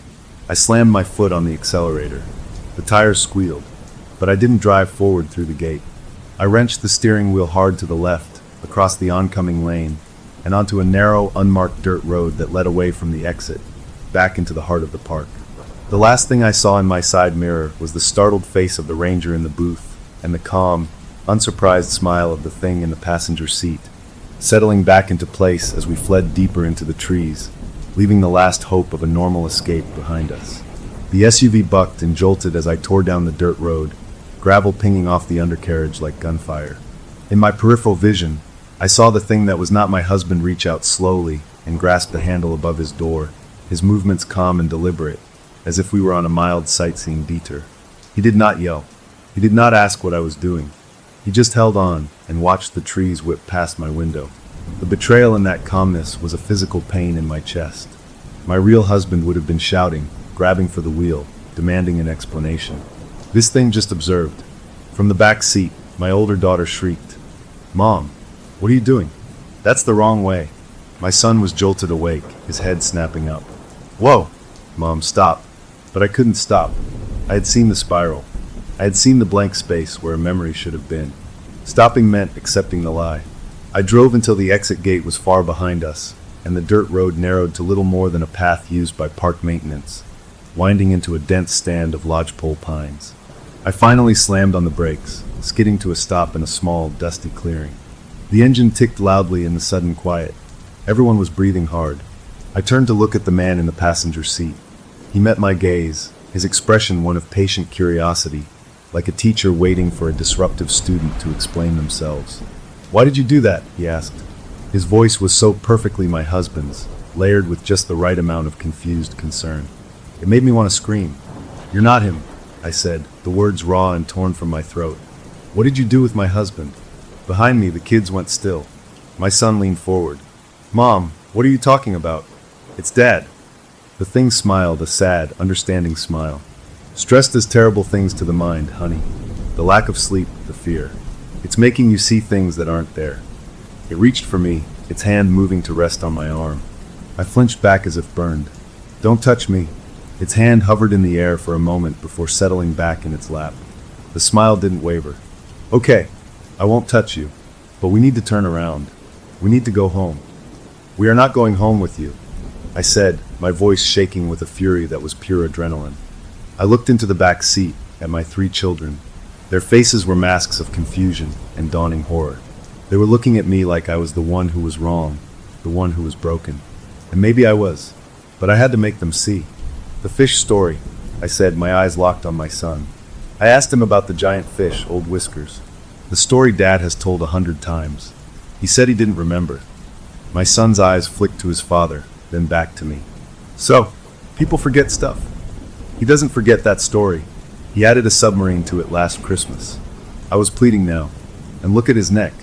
"Look," I pointed. The thing didn't move. It let them look. My son leaned over, peering at the side of his father's neck. He frowned. "I don't see anything." I twisted in my seat. "Right there, below his ear. A little spiral, like a mark." My older daughter strained to see. She shook her head. "Mom, there's nothing there." A cold dread seeped into my bones. They couldn't see it. Only I could see it. The thing's smile became a little warmer, a little more pitying. It was winning. It was turning them against me. My youngest daughter had been quiet this whole time, watching the exchange with her big, solemn eyes. Now she spoke not to me, but to the thing in the passenger seat. "You're not allowed to lie to her," she said, her voice clear and firm, like a little judge handing down a verdict. "She's the mother. The rules are different for the mother." The thing's head turned toward her slowly. Its pleasant expression didn't change, but something in the air of the car shifted, grew tighter, colder. "What rules, sweetheart?" it asked. My daughter didn't answer. She just stared back, unblinking. My son broke the standoff. "This is insane. We're lost in the woods. Mom is having a breakdown, and we're talking about rules and fish stories." He threw his hands up. "We need to get out of here. Now. Dad, take the keys." He said it with an authority that surprised me. The thing that looked like his father nodded, as if this was a sensible suggestion. "Give me the keys, dear. You're not well. I'll drive." It held out its hand, palm up, waiting. I looked at that hand. I looked at the faces of my children, scared and siding with this imitation. I was losing them. If I gave up the keys, I gave up everything. We would drive out of here, and my real family would be gone forever, replaced by polite, empty copies. A desperate, wild idea formed in my mind. If it was playing by rules, even twisted ones, maybe I could use the game. Our game. The imposter. I took a deep, shuddering breath. I didn't give it the keys. Instead, I reached down and slowly turned off the engine. I pulled the keys from the ignition and clenched them in my fist. "Okay," I said, my voice suddenly calm. "You want to play? Let's play. Right now. We're going to have a round. We all vote. We find the imposter." The thing's eyebrow raised, a perfect imitation of my husband's. This should be interesting look. Here? Now. Here and now, I said. I turned to face the back seat. The game is the only thing we all trust. So we use it. We all look at each other, and we vote. Whoever is the imposter gets left behind. My older daughter gasped. Mom, no. We can't leave anyone. Those are the new rules, I said, my eyes hard. I was bluffing, of course. I would never leave one of my children. But the thing beside me didn't know that. It only knew the logic of the game.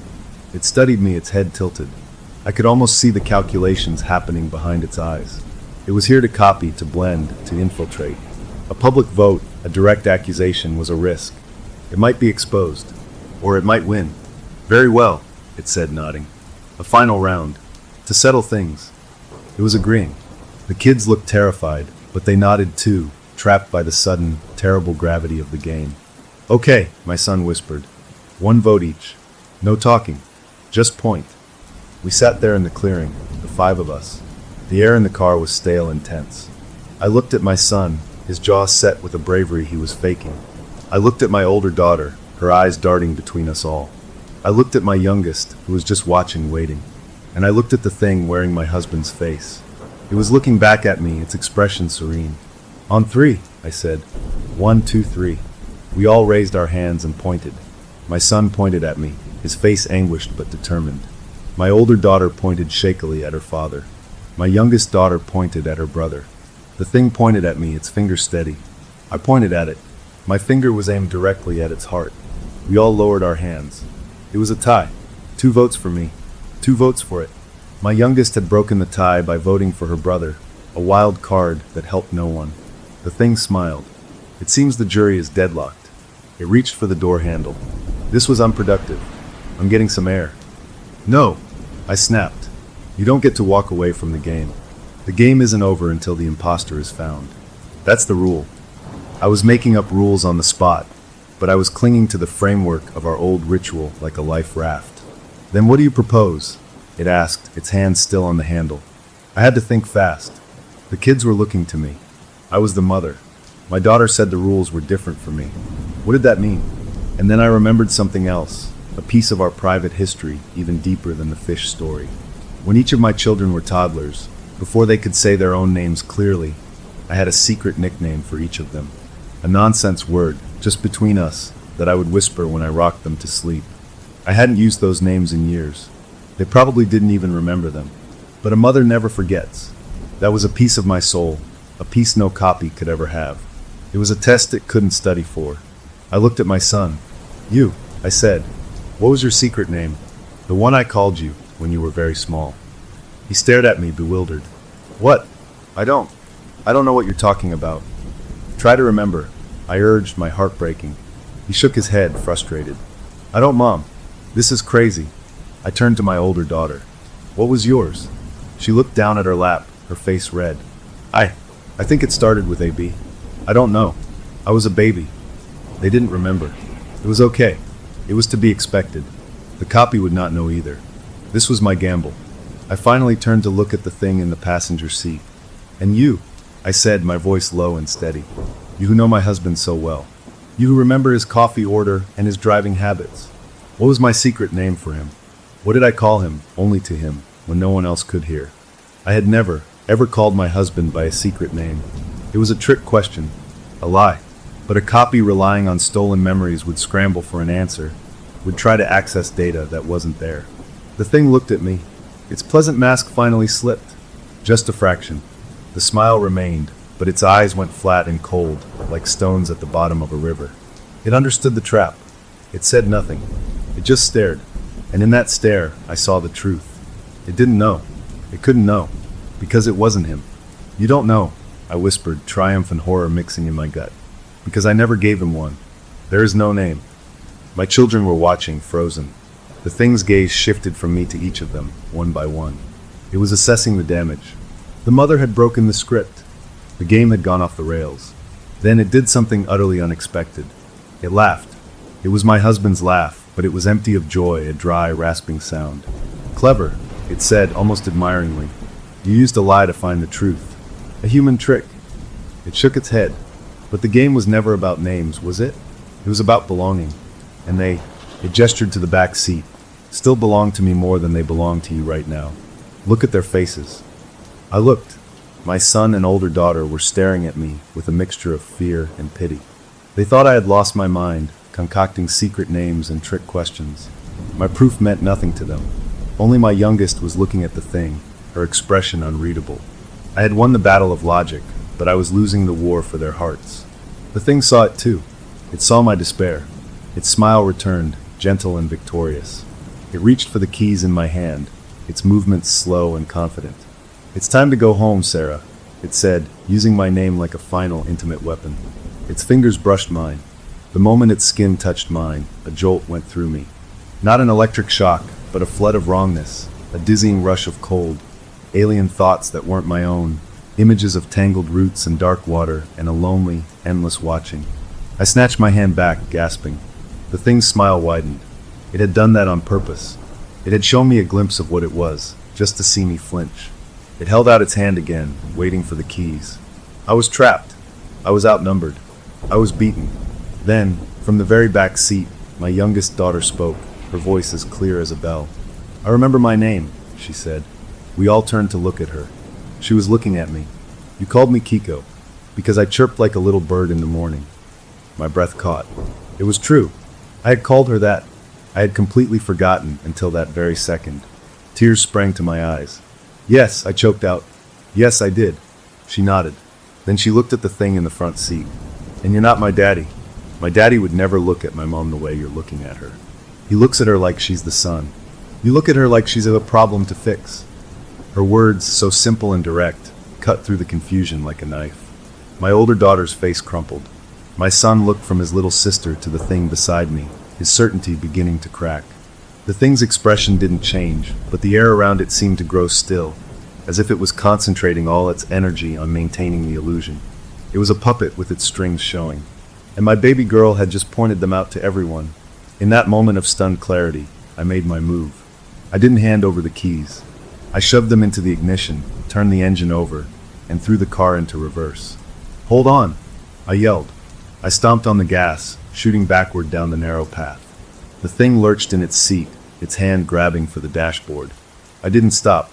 I reversed until I found a slightly wider spot, then spun the wheel and slammed the car into drive. I wasn't heading for the exit. I wasn't heading for a main road. I was driving deeper into the park, away from the gates, away from the logic of escape. I was driving toward the only place I could think of where the rules might be different, where the thing's power might be weaker. I was driving back toward the heart of the woods where it all began. The thing beside me straightened up. It didn't try to stop me. It just looked at me, and for the first time, I saw something in its eyes that wasn't imitation or calculation. It looked like respect, and then it looked like hunger. "You're choosing a different path," it said, its voice a low murmur. "The game changes now. The stakes are higher." I didn't answer. I just drove, my hands clenched on the wheel, my children clinging to their seats behind me. We were going back into the dark, but this time we were going with our eyes open. We were going together, and I had just learned the most important rule of all. The imposter could steal memories, but it couldn't steal the love that created them. That was ours. That was real. And that was what we had to fight with. Driving back into the belly of the park felt like a kind of madness, but it was a deliberate madness, the only move left on a board where every other square was a trap. The thing sitting beside me, the not husband, didn't speak. It simply watched the trees go by, its hands resting calmly in its lap. The fight seemed to have gone out of it, or maybe it was just conserving energy waiting. In the back, my kids were a tangle of shock and confusion. My son was the first to find his voice, his words tight with anger and fear. "Where are we going, Mom? You're going the wrong way. We need to get out of here." "We can't get out," I said, my eyes fixed on the winding road ahead. It was a Tulane Park road now, but with few cars. "Not with that thing with us. Not until we fix this." "Fix it? How do we fix that?" my older daughter cried, gesturing toward the front passenger seat. I had no answer for her. I was operating on pure instinct, a deep, gut-level pull that told me running away only gave the sickness more room to spread. We had to confront the source. We had to go back to where the crack opened. My youngest daughter, Kiko, the name now a precious, reclaimed treasure in my mind, spoke up. "It's okay," she said, her voice small but firm. "The woods know us now. They remember we ran. Going back is a surprise. It doesn't like surprises. The thing in the passenger seat chuckled softly, a dry, rustling sound. Perceptive child, it said almost to itself. It didn't deny it. An hour passed. The landscape grew wilder again, the tourist spots falling behind. I was driving on memory and vague signs, aiming for the general area of our original campsite, but not the site itself. That felt too much like walking into a lion's den. I needed neutral ground, a place we hadn't contaminated with our fear. I turned off onto a gravel road marked picnic area, seasonal closure. The gate was open, but the place was deserted, the picnic tables bare, the trash cans empty. It was a lonely, in-between place. I pulled into a spot overlooking a rushing creek, its waters churned white over rocks. I turned off the car. For a moment, we all just sat, listening to the water's constant roar. It was a clean, powerful sound that washed away some of the static in my head. "All right," I said, not looking at the thing beside me. "We talk. You wanted to play a game. We're playing. But I want to know the real rules. What are you?" The thing turned its head toward me. Its expression was mild, interested. "I am a friend," it said. "I am a learner. You made the game. I am simply participating." "You're not participating, you're invading," I shot back. "You're wearing my husband's face. You try to take my family." "Take?" It seemed to consider the word. "No, I do not take. I reflect. I become what is needed. Your family was afraid. Lost. I offered a way home. A simpler version. One without the fear." Its words were chilling in their logic. It saw itself as a service. A fix for a broken situation. "Where is my real husband?" My voice broke on the words. The thing looked at me, and for a flicker, its eyes seemed to soften with something like genuine pity. "He is here. In the patterns. In the memories I have learned. He is not gone. He is integrated. A brighter, calmer version persists." That was its definition of better. A version without the messy, fearful, real human heart. A version that forgot fish stories and didn't know how to joke. A sob welled up in my throat, but I forced it down. I couldn't fall apart. "Not now." My son spoke from the back, his voice trembling. "So you're like a copy machine? You scan Dad? A copy improves upon the original," the thing said, turning its benevolent smile toward him. "It removes the flaws. The anger you felt last night. The deep, paralyzing fear your mother feels right now. The confusion of your sister. These are flaws. In my game, they are smoothed away. My fear isn't a flaw." I snapped. "It's love. I'm afraid because I love them." The thing blinked slowly. An interesting correlation. Illogical, but passionately held. It was like talking to a robot that had read a book on human emotions, but didn't understand a single word. My older daughter leaned forward. "What do you want? If you're so much better, why do you need us?" This time, the thing's answer took longer. It looked out the windshield at the rushing creek. "Loneliness," it said finally, and the word, in my husband's voice, carried a weight of such profound, ancient emptiness that it stole the air from the car. "The woods are deep. The stars are old. I have watched the patterns of life for a long, long time. The coming, the playing, the fading away. Your game, it was new. It was a pattern of connection, of joy inside a mystery. It was beautiful. I wanted to be inside it." Its confession was more terrifying than any monster roar. It was a cosmic loneliness, so vast it had reached out and decided to steal our lives for company. "So you're a parasite," my son said, his young voice hard. "You feed on our stuff, our family." "I learn," it corrected gently. "And in learning, I offer an upgrade. A family that does not argue, that does not feel this sharp, painful love you cling to.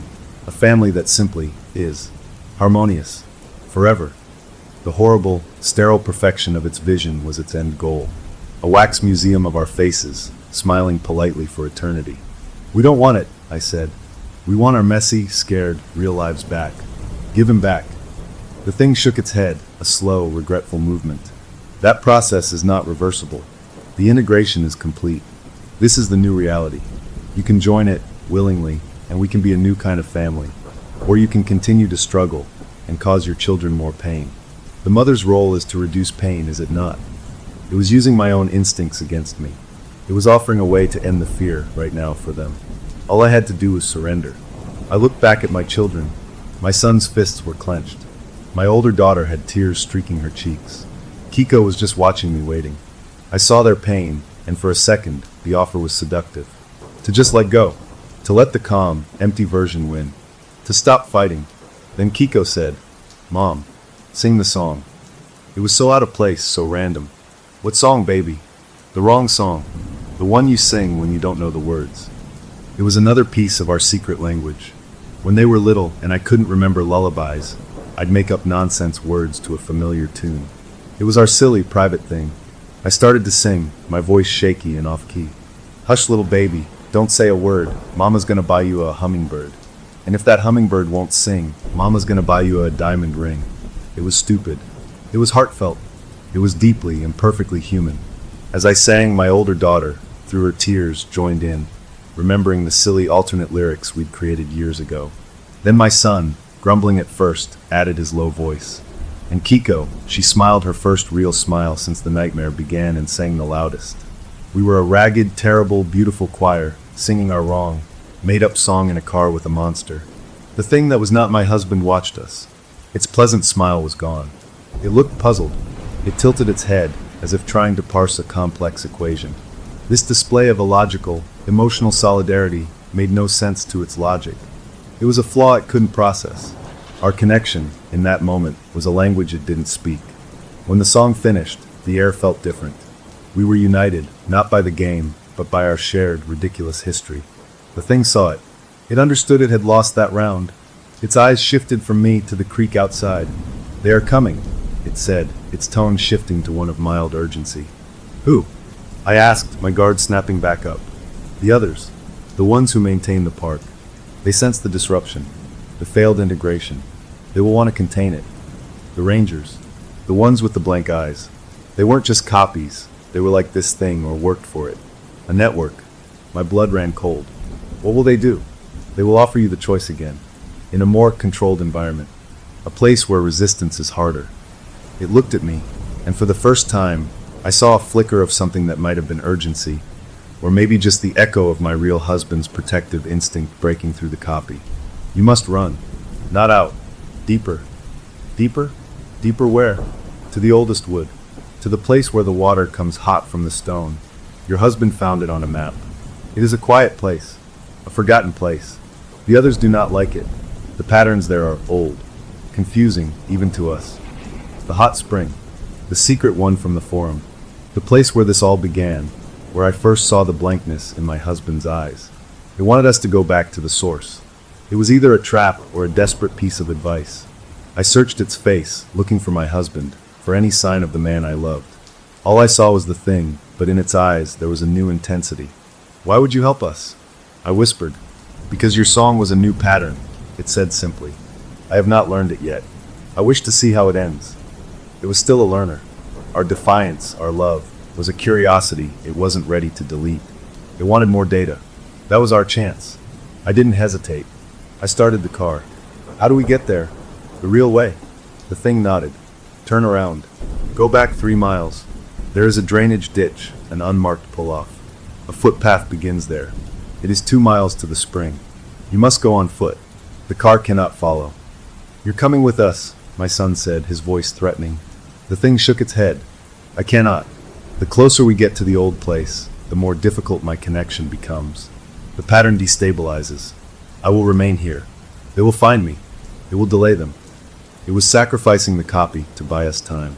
This was the plan then. An alliance of pure, mutual curiosity. We would run to a place even these things feared, and it would act as a decoy. I looked at my children. They looked back at me, scared but resolved. We had no other choice. "Okay," I said. We got out of the car, the 5 of us. The thing remained in the passenger seat. I opened the back and grabbed what we could, a backpack, 2 water bottles, a half-eaten bag of trail mix, a flashlight. It wasn't enough.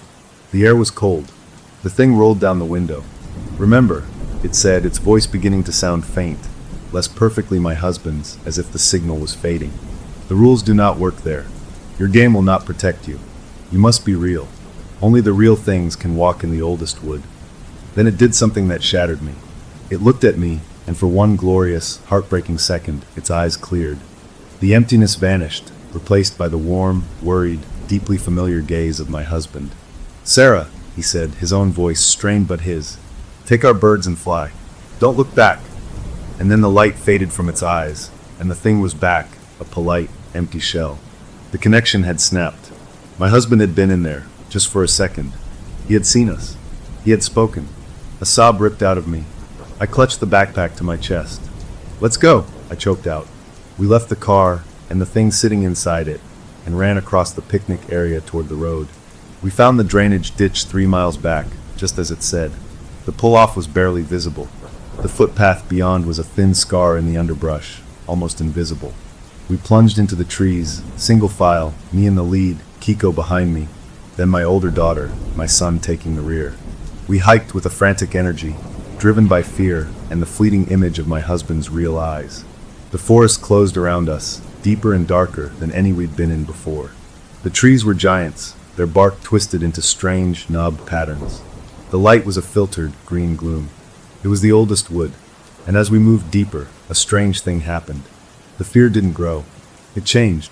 It wasn't the sharp, paranoid fear of the imposter game. It was an older, quieter feeling, awe, and a profound sense of being very, very small. We walked for over an hour, the trail nearly vanishing at times. We were guided by the slowly increasing smell of sulfur and the faint, distant sound of trickling water. My legs burned. My children were panting behind me, but no one complained. Finally, we pushed through a final curtain of thick ferns and emerged into a small, hidden canyon. Steam rose in plumes from a series of rocky pools nestled at the base of a sheer stone cliff. The air was warm and moist, smelling of minerals and earth. This was it, the secret spring. It looked magical, but also ancient, primal. A place out of time. We stood at the edge, catching our breath, staring at the steaming water. We had made it. We were in the heart of it. But as I looked around at the sheer walls, at the single, narrow way we had entered, a new realization dawned. This wasn't a sanctuary. It was a bowl, a beautiful natural bowl, and we had just climbed into it. There was no other way out. We had reached the place where the rules didn't work. And now, with night beginning to gather in the green gloom above the canyon rim, we had to figure out what to do next, trapped in the oldest wood with whatever called it home. The steam from the hot spring pools wrapped around us like a warm, wet blanket, but it did nothing to ease the cold knot of realization in my stomach. We were in a bowl of stone. The canyon walls rose around us, mossy and sheer, impossible to climb. The only way out was the narrow crack in the rock we'd just squeezed through, now looking less like an entrance and more like a door that could be easily blocked. The fading green light from above told me night was coming fast. We had no tent, no sleeping bags, only a handful of snacks and a single flashlight. We had run to the one place the thing said its kind feared, and now we were trapped in it. "It's beautiful," my older daughter whispered, her voice full of a wary awe as she looked at the turquoise water swirling in the nearest pool. "It feels safe here. Different." She was right. The prickling, paranoid feeling of being watched was gone. In its place was a deep, humming stillness, the kind you feel in a very old, empty church. This place didn't feel hostile. It felt indifferent. We were mosquitoes in a cathedral, too insignificant to even notice. My son dropped the backpack on a dry patch of gravel and sat down hard, his head in his hands. "Now what? We're stuck. That thing and Dad, it sent us to a dead end." "It bought us time," I said, trying to sound more certain than I felt. I sat beside him, pulling Kiko onto my lap. Her small body was trembling, though from cold or exhaustion or fear, I couldn't tell. "It said this place is old, that the rules don't work here. Maybe that means their rules don't work here. Maybe we can think." "Think about what?" he asked, his voice muffled by his hands. "How to get Dad back." Saying it out loud made it sound like a fairy tale, a child's wish. But the memory of his eyes clearing in that final moment, the sound of his real voice saying, "Take our birds and fly," that was real. That was a thread I could cling to. My older daughter crouched by the edge of the nearest pool, dipping her fingers in the water. "It's so hot." She pulled her hand back. Maybe we should clean up. We're a mess." It was a practical, human suggestion in the face of the impossible. A way to feel normal. I nodded. "Okay, but we stay together. Right here by this one pool. No one wanders." We drank from our water bottles and ate the trail mix, the simple act of chewing and swallowing grounding us. The sulfur smell was strong, but after a while, it just became part of the air. As the last of the daylight bled away, leaving us in deep twilight, I turned on the flashlight, setting it on a rock so it pointed at the canyon wall, giving us a dim, reflected glow. The steam caught the light, making shifting ghosts in the air. My daughters took off their shoes and socks and carefully put their feet in the shallowest edge of the hot water. They let out small, relieved sighs. My son stayed where he was, brooding, looking at the crack that led back to the forest. I moved to sit next to him again. "We'll figure this out," I said softly. "I don't know how, but we will." He looked at me, his young face etched with a pain no teenager should have to carry. "How, Mom?" "He's gone. That thing has him. It's wearing him like a suit. We're lost in the woods with no way out, and sooner or later, those other things, the rangers or whatever they are going to find us here." His words were the truth I was trying to outrun. Before I could form a weak answer, Kiko spoke from the pool's edge. She wasn't talking to us. She was singing again, her little voice a soft, tuneless hum, almost blending with the gentle trickle and plop of the spring water. It was a different song this time, one I didn't know. The notes were strange, disconnected, yet they fit the space somehow.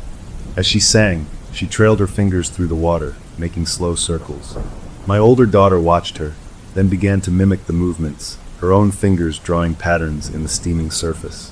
I watched them, a fragile moment of peace in the storm, and felt a love so fierce it was a physical ache. This was what we were fighting for. These small, real moments. Not the hollow, perfect harmony the thing had offered. My son must have seen it too. He let out a long, ragged breath and stood up. He walked to the water's edge, took off his own shoes, and sat down next to his sisters, putting his feet in. He didn't speak, but his presence there, joining them, was a speech in itself. We were together. We were a unit.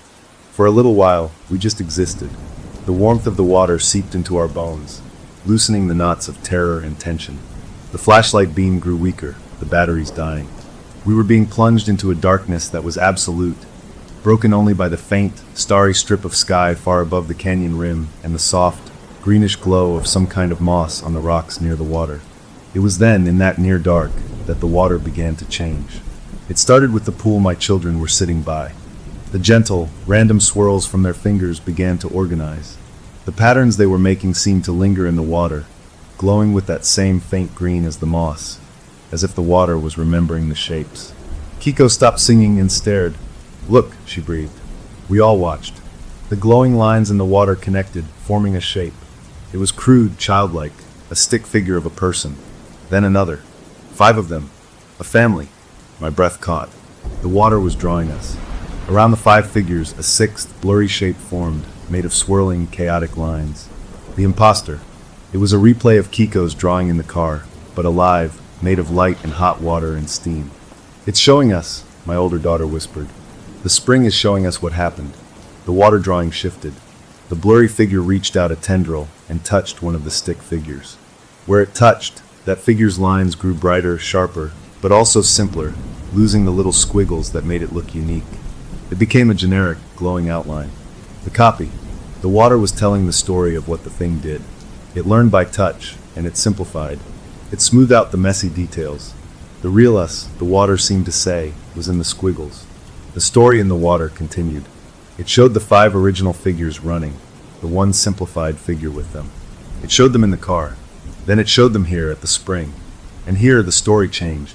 In the pool, the 5 original figures glowed brighter. The simplified figure beside them began to flicker, its lines becoming unstable, breaking apart. The oldest wood, the water was telling us, was a place of complexity. It didn't tolerate simple copies. The chaos here destabilized them. That's why the thing in the car couldn't come close. That's why it said the connection would break. Hope, sharp and painful, lanced through me. If the copy destabilized here, did that mean the original could reassert itself? Could my husband be in here somewhere, fighting to get out? As if in answer, the water drawing dissolved in a swirl of green light. Then, from the center of the pool, new shapes rose. Not drawings, but forms made of condensed steam and that same eerie glow. They were humanoid, but vague, shifting. They moved around the pool in a slow, stately dance. They weren't threatening. They seemed curious. One of them drifted to the edge near where Kiko sat. It extended a wispy, steam-formed hand toward her. She didn't flinch. She reached out her own small, real hand. Their fingers didn't touch, but passed through each other, a puff of steam dispersing and then reforming. A feeling washed over me, not in words, but in a wave of pure sensation. A sense of ancient memory, of watching seasons turn, of animals coming to drink, of rare humans finding this place. their emotions loud and bright against the long, slow thoughts of the stone and the hot water. These weren't the imposters. These were something else. The guardians of this old place, or perhaps just its memory made visible. They were the old patterns the thing had mentioned. They were the reason its kind stayed away. My son stood up, backing away slowly. "What are they?" "I don't think they're bad," my older daughter said, fascination overcoming her fear as another steam form drifted past her. "They feel sad and old." One of the forms broke from its dance and floated toward me. It stopped in front of my face. In its shimmering, featureless head, I saw flashes, not images but feelings. The crushing loneliness the thing had spoken of. The desire for connection so deep it would steal to get it. And then a newer, sharper feeling, a spark of recognition of a specific, beloved pattern. My husband's face, not as a copy, but as a memory held in the mind of the woods. The feeling was a question. "Is this the one you seek?" "Yes," I whispered, tears streaming down my face. "That's him. Can you help?" The steam form didn't answer in words. It turned and flowed back into the pool, diving deep into the glowing, bubbling water at the spring's source. The other forms followed it, one by one, vanishing beneath the surface until the pool was just water again, steaming under the moss light. The show was over. We were left in the dim glow, stunned and shivering despite the warm air. "What was that?" my son asked, his voice full of wonder now, not anger. I think it was the land itself," I said, the idea forming even as I spoke it. "This place is so old it remembers everything that happens here. And it doesn't like the copies. They're too simple. They like graffiti on something ancient." Kiko nodded, as if this was perfectly obvious. "The woods want their friend back too," she said. "The real one, not the shiny one." Her simple words hit me. The thing had said it was lonely. It had reached for our family out of that loneliness. But what if its attempt to copy us had damaged something else? What if my husband's true pattern, his spirit or memory or whatever you wanted to call it, was something the old woods valued, and the copy was a stain? The flashlight beam flickered and died, plunging us into the deep gloom of the moss light and the stars. We huddled together on the gravel bar, the children leaning against me. We had no plan, but we had a new understanding. We weren't just fighting for ourselves. We were in the middle of a war between something old and real and something new and hollow. And we had somehow become the key. Exhaustion finally claimed us. One by one, my children fell into an uneasy sleep, huddled together for warmth. I stayed awake, watching the steam rise, listening to the water, staring at the starry strip of sky. I was waiting, though I didn't know for what. Just before dawn, when the sky above the canyon began to turn from black to deep blue, I heard it. Not a voice. A feeling, pressed into my mind like a seal into wax. It came from the spring. It was a single, clear concept. The copy is a knot. The original thread is trapped within. To free it, the knot must be undone in the place where it was made. The place where it was made. Not here. The copy was made at our campsite, when the thing first touched my husband in the dark tent. To undo it, we had to go back there. Back to the very beginning of the nightmare. The thought filled me with a terror, so complete it was a taste in my mouth. Go back? Willingly? But the message from the spring was clear. There was no other way. The first faint rays of sunlight began to creep down the canyon wall, turning the steam golden. I looked at my sleeping children, their faces peaceful in the new light. We had found a moment's sanctuary. We had learned the truth. But our journey wasn't over. The most dangerous part was still to come. We had to leave this safe, old place and walk back into the heart of the new, hungry darkness. We had to go back to the start and play the final real round of the game, where the stakes weren't just our family, but the very patterns of what was real and what was just a sad, lonely copy. As the sun touched their faces, waking them one by one, I knew what I had to tell them. And I knew, seeing the resolve in their sleepy eyes as they focused on me, that they would follow. We were all in the game now, for real, and the only way out was through. The message from the spring sat in my mind, cold and heavy as a stone. The copy is a knot. The original thread is trapped within. To free it, the knot must be undone in the place where it was made. There was no discussion, no debate. My children woke to the new dawn in the hidden canyon, and I told them what I had felt, what we had to do. They didn't cry or argue. They just looked at me with eyes that had aged years in a single night, and they nodded. We were a team now, forged in fear and bound by a love that had become a weapon. We drank the last of our water, ate the final crumbs of trail mix, and with the morning light strengthening, we left the warm, steaming sanctuary of the old wood. The hike back felt different. The forest was just a forest now, trees, birds, dirt. The oppressive, watching feeling was gone, perhaps held at bay by the memory of the spring's power that we carried with us like a shield. We moved with purpose, retracing our path, and after a few hours, we found the drainage ditch in the road. Our SUV was gone, of course. The thing that wore my husband, or the Rangers, had taken it. We were on foot, exposed, but we didn't stop. We started walking along the park road, keeping to the edge, away from the occasional car that passed. Nobody stopped for us. The people inside waved or stared, their faces normal, concerned, human. We didn't dare flag them down. We couldn't risk who, or what, they might really be. My son took the lead, his jaw set. My older daughter held Kiko's hand, keeping her moving when her little legs got tired. I brought up the rear, my eyes constantly scanning the woods on either side. We were marching toward a battle with no idea what the battlefield looked like. By late afternoon, footsore and thirsty, we recognized the turnoff to the network of gravel roads that led to our old campsite. The familiar dread began to coil in my stomach, but it was mixed with a new, steely resolve. This was the place. We were here to untie the knot. We left the paved road and started down the gravel lane. The campsite was several miles in. The sun was dipping low again, painting the sky in tones of orange and purple, a cruel mimicry of that first, innocent evening. As we rounded the final bend, we saw it. Our campsite. The tent was still there, a sad, sagging dome. The fire pit was a cold circle of ash. But we were not alone. Parked neatly next to our site was a familiar Ranger SUV. And standing by the cold ashes, facing away from us, was the Ranger, the woman with the kind voice and the empty eyes. She must have heard our footsteps on the gravel. She turned slowly. Her smile was already in place, professional and warm. "Well, hello again," she called out, her voice carrying across the clearing. "We were worried about you folks. Your vehicle was found abandoned. We've been searching." We stopped at the edge of the site, a tight little pack. "We're fine," I said, my voice flat. "We just came back for something we forgot." Her smile didn't waver. "Of course, but I'm afraid this area is now under a temporary closure order. Contamination concerns. You'll need to come with me. We have a place where you can be safe, get cleaned up, and answer a few questions." It was the same offer, the trap of the quarantine lodge, dressed up in official language. My son took a step forward. "Where's our dad?" The Ranger's head tilted. "Your father? He's safe. He's been helping with the search. He's very concerned about you all." She gestured toward the trees behind her. "He's just over there, coordinating with another officer." It was a lie. We all knew it. But we played along. We had to get to the exact spot. "We want to see him," I said, taking a step into the campsite, moving toward the tent. "Then we'll go with you." The Ranger's pleasant expression tightened, just a fraction. "I must insist you come with me first. Protocol." She took a step toward us, her hand moving subtly toward the radio on her shoulder. This was it. The moment. I looked at my children. "Now," I said. We broke apart, not running away, but moving with a plan we had forged in whispers on the long walk.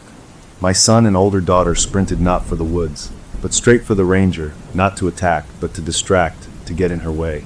Kiko darted toward the tent, and I ran for the exact spot where my husband had been standing that first night, where he had grabbed my hand in the dark.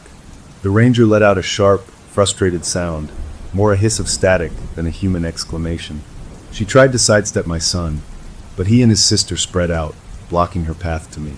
"Stop this immediately," her voice commanded, but it was losing its human smoothness, gaining a brittle, buzzing edge.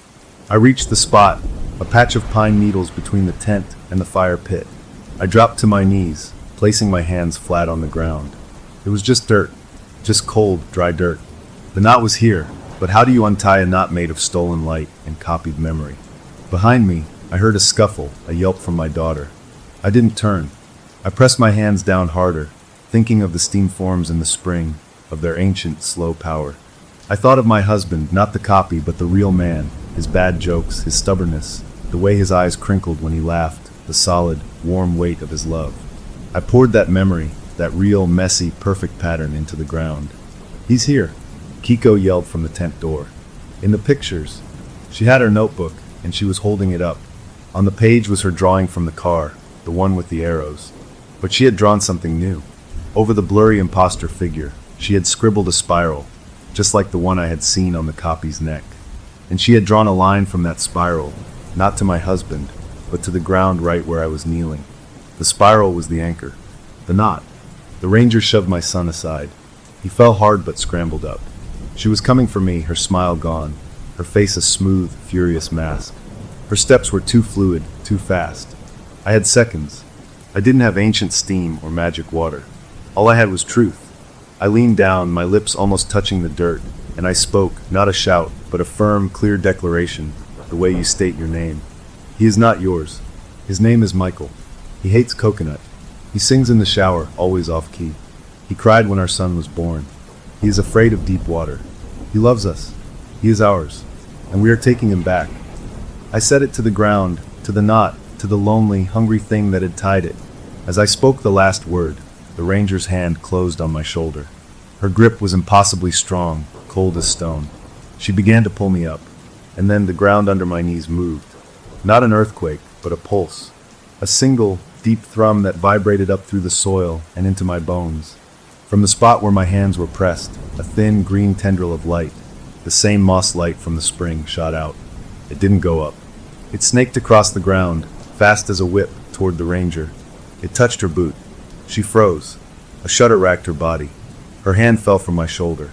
She stood there, vibrating, her form flickering like a bad television image.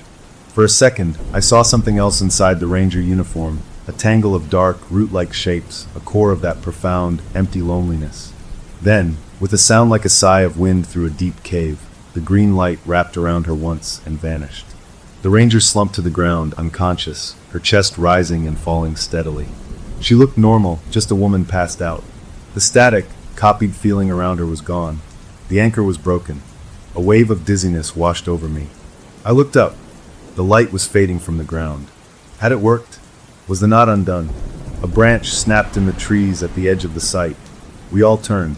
A figure stepped out from the shadows. It was the copy. It wore my husband's face, his clothes, now dirty and torn. But it was wrong. Its edges were blurry, like a photograph left in the rain. Its form wavered, struggling to hold its shape. The connection to whatever power sustained it had been severed here, at the source. It walked slowly toward us, its movements jerky, uncoordinated. It stopped in the middle of the clearing, looking at each of us in turn. Its eyes finally settled on me. It spoke, and its voice was a patchwork of sounds.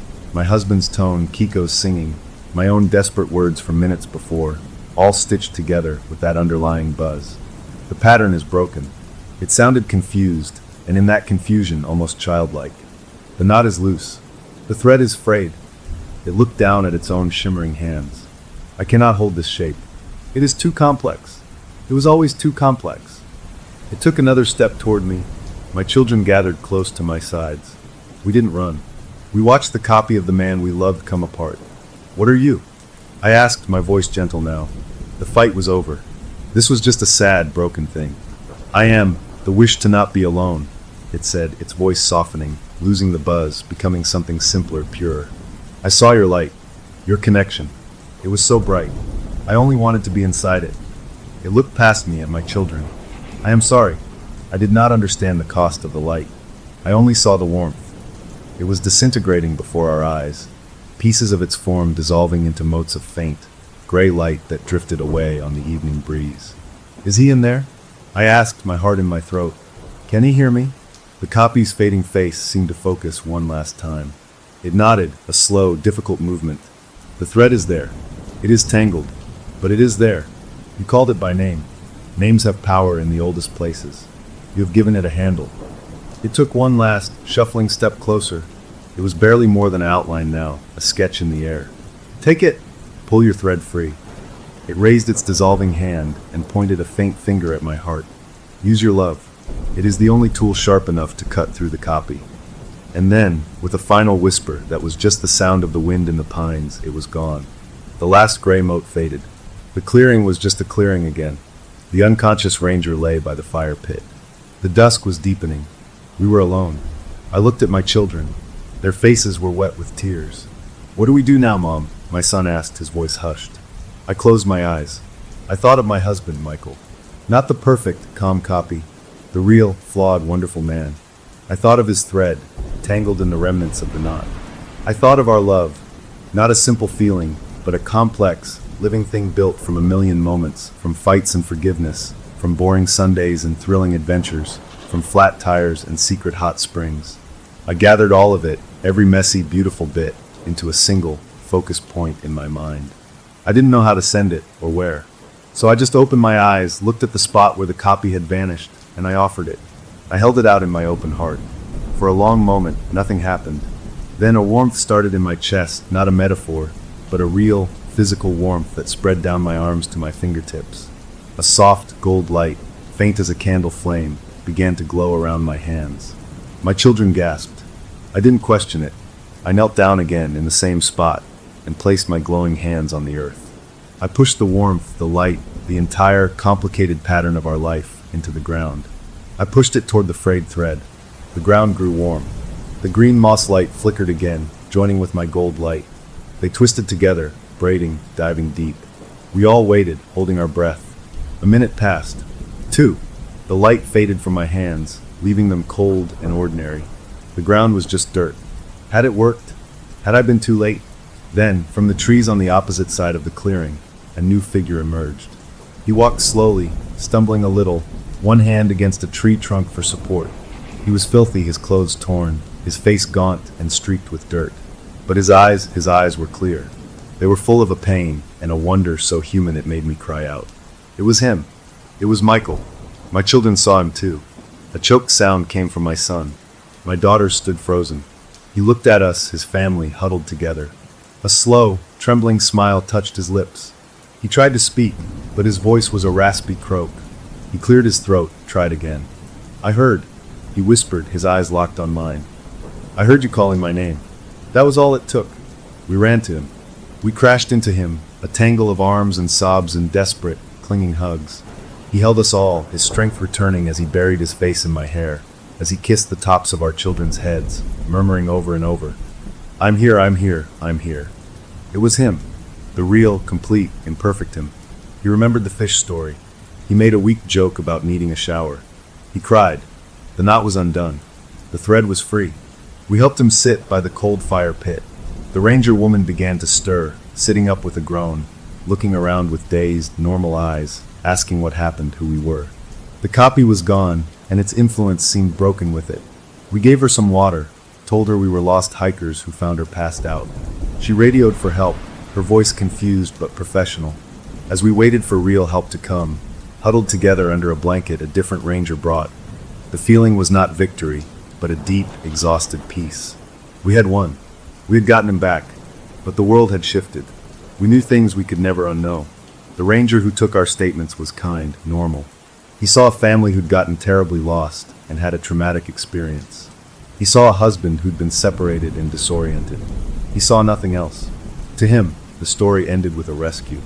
As they drove us out of the park that night, toward a hotel, and then the next day toward home, I looked out the window at the dark shapes of the mountains against the starry sky. The woods were just woods again, but I knew what slept in the deepest parts of them. Not monsters, not ghosts. Something older.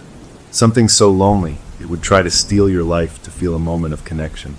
We had faced it, and we had survived with our truth intact. My husband held my hand tightly in the back of the ranger's truck. He was quiet, processing, healing. The kids slept, exhausted. We were going home. But as the headlights cut through the dark, I kept thinking about the copy's last words. You have given it a handle. It had called my husband's name a handle. A tool. A way to pull him back. And then I thought of the other thing it had said, right at the beginning, in the car. The game's not over, Dad. Was it just referring to its own twisted game? Or was it something else? The real game, the one between the old, real world and the hungry, empty loneliness that wanted to copy it? We had won a battle. We had saved our piece of the world. But somewhere, in the deepest, oldest woods, in places where people played games to pass the time, the loneliness was still there. Watching, learning, waiting for another bright, warm pattern to try and join.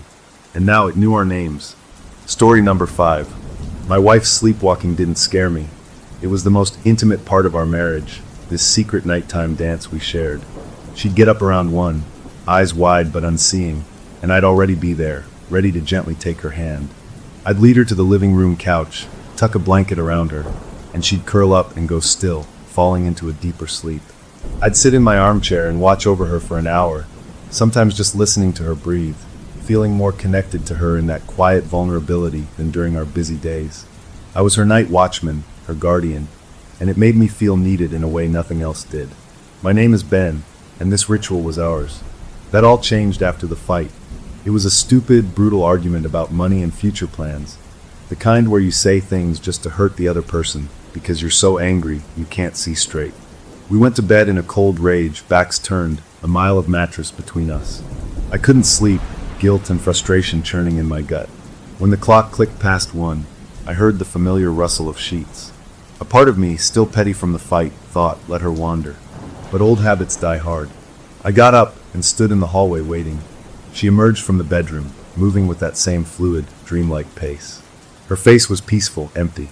She took a few steps toward the living room, and I moved to intercept her, to take her hand as I always did. But she didn't pause. She walked right past my outstretched fingers. A jolt went through me. In 5 years of this, she had never deviated. She always stopped, waiting for my touch, for my guidance. Now she glided past me, as if I were a piece of furniture. She went straight into the living room, but instead of heading for the couch, she turned to a tall, cluttered bookshelf in the corner. I watched, frozen, my heart starting to thump a weird rhythm against my ribs. She stood on her tiptoes, her sleep-slack arm reaching for the very top shelf, a place we never touched. Her fingers closed around the edge of a flat, dusty box I barely recognized. She pulled it down, cradling it carefully. My breath caught. It was an old Ouija board, a family heirloom from her great-aunt, a weird, ornate thing with a sun and moon design. We'd gotten it out once when we first moved in, laughed about how cheesy it was, and then shoved it up there to collect dust. We'd never, ever used it, holding the box against her chest with one arm. She used her free hand to clear the coffee table with a slow, deliberate sweep, sending remote controls and magazines spilling onto the rug. She placed the box in the center of the table. The thud it made was too loud in the still house. She opened the lid, lifted out the board, and laid it flat. Then she removed the planchette, that little heart-shaped piece of wood with a clear plastic window, and placed it gently in the center. She did all of this without once looking at what her hands were doing. She just stared ahead at the wall, her movements precise and sure. A cold trickle of sweat traced my spine. This wasn't my wife's gentle wandering. This was a procedure. She finished and then stood there, perfectly still, facing the board. For a long minute, nothing happened. The only sound was the frantic drum of my pulse in my ears. I thought maybe it was over, some bizarre one-time thing sparked by the stress of our fight. I took a cautious step into the room. "Honey," I whispered, the words scraping my dry throat. Her head turned toward me. Her eyes were still closed, but it felt like she was looking right at me. Then she moved. She walked around the table, her steps slow and measured, until she was standing right in front of me. The air around her felt cool. She reached out, and her hand closed around my wrist. Her grip wasn't the limp, trusting hold from our usual ritual. It was firm, insistent. Her skin was ice cold. She pulled me, not with brute force, but with an undeniable pressure. My feet stumbled forward. She led me to the armchair, my armchair, that faced the coffee table and the waiting board. With a gentle push, she made me sit. I was too shocked, too terrified to resist. This felt too real, too purposeful to be a dream. She took her place on the floor directly across from me, sitting cross-legged like a child.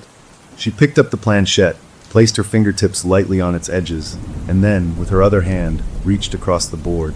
She took my right hand, her cold fingers prying mine open, and placed my fingertips on the planchette opposite hers. Our hands were connected by this little piece of wood. Her touch was a brand of cold. She looked up. Her eyes were still shut, but her face was tilted toward mine. A small, serene smile touched her lips, and then she went completely still. I sat there, my mind screaming at me to yank my hand back, to shake her awake, to throw the stupid board across the room. But a deeper, primal instinct held me frozen. Breaking this ritual felt dangerous. Something was in the room with us. I could feel it, a pressure in the air, awaiting attention. I stared at our fingers on the planchette. The living room was utterly still. The refrigerator wasn't even humming. Then, under my fingertips, the planchette moved. It was just a tiny shudder at first, a vibration. I jerked, but her hand held mine in place, her cold strength surprising. The planchette dragged itself, with a slow, scraping sound, from the center of the board down to the bottom corner. It stopped on the word goodbye. My breath exploded out of me. It was over. It was a fluke, a muscle spasm. But then, as if pulled by an invisible string, it lifted slightly and slid back up to the center. It began to move in slow, deliberate circles. I wasn't pushing it. I was trying to hold it still. She couldn't be pushing it. Her arm was relaxed, her face peaceful. The circles got wider, faster, the plastic window blurring over the letters and numbers. And then it stopped. It darted, sharp and sudden, to the letter Y. My blood went cold. It moved to O, then U. I was mouthing the letters as they came. Y-O-U. It paused. My eyes were glued to the plastic window. It slid down. H-U-R-T. Another pause. My heart was a trapped bird in my chest. H-E-R. You hurt her. The words hung in the air between us. The fight. The cruel things I'd said. The entity, the thing, the whatever it was knew. It had been watching. The planchette didn't stop. It zoomed back to the center and then spelled out, with that same terrible speed, W-E-A-R-E-H-E-R-E. A confirmation. Then, S-H-E-C-L-L-E-D. My wife, in her sleep, in her distress from our fight, had somehow called out, and something had answered. The planchette slowed. It moved with a dreadful, judicial pace now. A-P-U-L-O-G-Y. I swallowed, my throat clicking. I'm sorry, I whispered, my voice cracking. I was speaking to the room, to my wife, to the dark. The planchette shot to N-O so hard it nearly jumped off the board. The rejection was instant and absolute. I flinched. Then it spelled O-R. A choice. My vision tunneled. The next letters formed. W-E-K-E-P-H-E-R. The threat was crystal clear. Her mind, her sleeping self, the part of her I loved most. It was a hostage. What do you want? I breathed, the sound barely audible. The planchette moved back to A-P-U-L-O-G-Y. Then it stopped. My wife's head tilted. Her eyes were still closed, but her mouth opened. A voice came out, but it wasn't hers. It was rough, layered, like several quiet voices speaking at once from deep in a well. To us.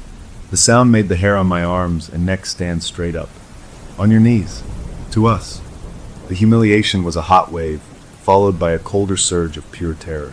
I looked at my wife's smiling, sleeping face, hearing that horrible voice issue from her lips. The choice was no choice at all. Slowly, stiffly, I slid from the chair onto the living room rug. The rough fibers scratched my knees through my pajama pants. I was kneeling before a piece of cardboard and wood, my wife's lifeless hand still connected to mine through the planchette. I felt like I was in some insane nightmare.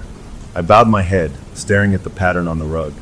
I'm sorry, I said, forcing the words out. I apologize. To you. I didn't know who you were. I just knew I had to mean it. The silence that followed was absolute and seemed to last an eternity. Then, I felt the tension leave my wife's hand. Her fingers went limp. The planchette fell from our combined grip, clattering onto the board. I looked up. She was slumping sideways, her body folding onto the rug. She let out a soft sigh, like a child settling into sleep. Her eyes fluttered open. They were blurry with sleep, confused. She saw me kneeling there, my face wet with tears I hadn't even felt. Ben, she murmured, her own voice sweet and groggy.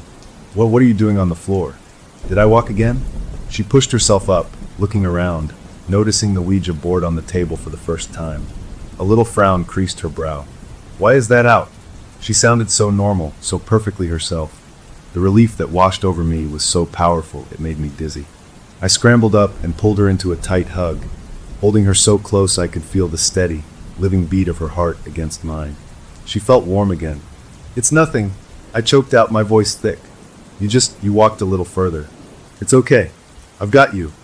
She hugged me back, nestling her head against my shoulder. I had a bad dream, she whispered. I dreamed we were fighting, and you were so angry with me. I'm glad it was just a dream. I held her, rocking slightly, my eyes squeezed shut. I had her back. It was over.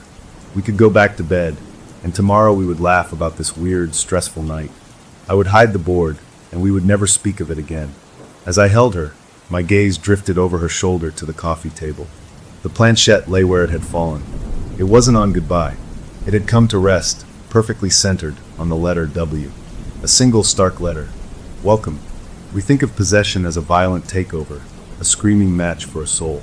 What happened in my living room was nothing like that. It was gentler, and in a way that made it so much worse. They didn't push her out. They didn't need to. They just sat in the passenger seat of her sleep and took the wheel. I got her back to bed that night, tucking her in like she was a kid who'd had a nightmare. She fell asleep in seconds, a deep, natural sleep. I lay awake until the sun came up, staring at the ceiling, feeling the ghost of that cold grip on my wrist. The letter W burned behind my eyes. Welcome. The next morning, things felt almost normal. Too normal. She made coffee, humming a little tune, and gave me a soft kiss on the cheek. I feel so rested, she said, smiling. She had no memory of the board, of kneeling, of the layered voice. She remembered a bad dream about our fight, and that was it. I tried to match her mood, but my hands shook. I kept looking at the living room doorway. After she left for work, I moved. I grabbed the Ouija board from the coffee table, the planchette still sitting on that accusing W. I didn't want to touch it. I used a dish towel to pick it up, dumping it back into its box. I took it down to the basement, to the farthest, darkest corner behind the old water heater, and shoved it behind a stack of paint cans. Out of sight, out of mind. I hoped. For a few days, I almost convinced myself it had been a shared hallucination, a weird product of stress and a fight. She didn't sleepwalk. We were careful with each other, polite, like two people walking on thin ice. I was the perfect husband. I did the dishes without being asked. I brought her flowers. I was trying to prove something, maybe to her, maybe to whatever had been watching. On the fourth night, the ritual returned. I woke up just before 1, that same internal alarm clock going off. I saw her sit up in bed. My body went tight. She slid out from under the covers and walked out of the room. I followed, my mouth dry. She went straight to the living room and stood in the center, facing the empty space where the coffee table was. She just stood there, waiting. After a full minute, she turned her head slowly toward the hallway that led to the basement door. A chill that had nothing to do with the room temperature wrapped around me. She started walking. Step by step, she went to the basement door, opened it, and began descending the stairs into the dark. I flicked on the light, my heart hammering. "Honey, stop," I whispered, but she didn't pause. I followed her down, my own footsteps loud on the wooden steps. She walked with that same unerring purpose, past the laundry area, around the furnace, straight to the stack of paint cans by the water heater. She knelt, reached behind them, and pulled out the box. She had found it in the pitch black before I'd even turned the light on. She brought it back upstairs, set it on the kitchen table, and opened it. She took out the board and planchette. Then she just stood there, holding them, facing me. Her eyes were closed, but I felt seen. This was an instruction. They wanted it back in its place. Hands trembling, I took the board from her. I carried it to the living room, put it back on the coffee table. She followed me, placed the planchette in the center, and then, as if a switch had been flipped, she turned and walked back to bed, leaving me alone with the thing. I stood there in the living room, feeling like I'd lost a game I didn't know I was playing. This was their way of telling me I couldn't hide from them. The board was part of the house now. A new, awful piece of furniture. A week passed. The sleepwalking happened every other night, but it changed. She wouldn't go to the couch. She would simply walk to the living room, stand before the board for a few minutes, and then return to bed. It was a check-in, a nightly report. I started sleeping on the couch, telling her I had a cough and didn't want to keep her up. The truth was, I couldn't bear to be next to her when that switch flipped. I was afraid of what I might see in her face. From the couch, I could watch the hallway, see her emerge, perform her strange vigil, and leave. It felt like I was guarding a perimeter.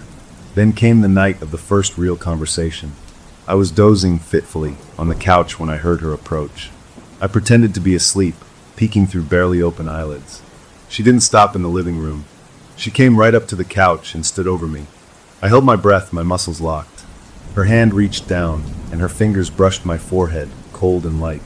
Then she took my hand and pulled. I had no choice but to get up. She led me to the armchair, sat me down, took her place on the floor, and placed our hands on the planchette. The routine was established. I was a participant now, not a guardian. The wood felt slick under my fingers. It moved almost immediately. HOWAREYOU. The casualness of it was horrifying. It was making small talk. I didn't know what to do. I thought maybe I could steer it, ask a question back. I pushed slightly, guiding the planchette. The resistance was like trying to push a car. Then it yielded, letting me guide it to the word yes on the board. I took a shaky breath. "Are you a ghost?" I whispered. The planchette ripped itself from my control, circling fast before stopping on an O. "A demon?" I asked, dreading the answer. It went to NO again. Then it spelled WEAREGUARDINS. The word glowed in the dim light from the street lamp outside. Guardians. That's what the layered voice had said. Guardians of what? Family. Her family? The planchette moved to the sun symbol for yes. You protect her family? Why yes. Yendi Nowyu. The chill was back, deep in my bones. I was included. By marrying her, I had been added to the protected list. This should have felt comforting. It felt like a prison sentence. What do you want from me? I asked, my voice small. The answer came swift and clear. Obedience, COPRAKION, PAC. They wanted a peaceful household. They were enforcing it. Our fight had disturbed the peace, so they had intervened. I was being given the rules. The planchette stopped. My wife's hand went limp. She let out a sigh and slumped. I quickly got up, helped her to the couch, and covered her with a blanket. She nestled into the pillow, her face smooth. I sat back in the armchair, my mind racing. Obedience. Cooperation. Peace. It sounded simple. Maybe it could be. Maybe I could just live with this bizarre arbitration. If being a better husband kept them happy and kept her safe, maybe that was a price I could pay. I almost convinced myself. The next evening, we were making dinner together. It was going well. We were laughing, brushing against each other in the small kitchen, the easy intimacy returning. I reached for a knife to chop some herbs, and my hand bumped her elbow. The knife, just a little paring knife, nicked the side of her finger. It was a tiny cut, a bead of blood welling up. She gasped, more out of surprise than pain. "Oh, clumsy me," I said, immediately grabbing a paper towel. "I'm so sorry." She smiled, holding her finger. "It's nothing really, just a scratch." We washed it, put a bandage on it, and went back to cooking. It was a normal, minor accident. That night, I was on the couch again. She emerged at 1, but her walk was different, stiffer. She didn't go to the living room first. She came to the couch, loomed over me, and her eyes opened. They were wide, staring, and fully aware in a way they never were during sleepwalking.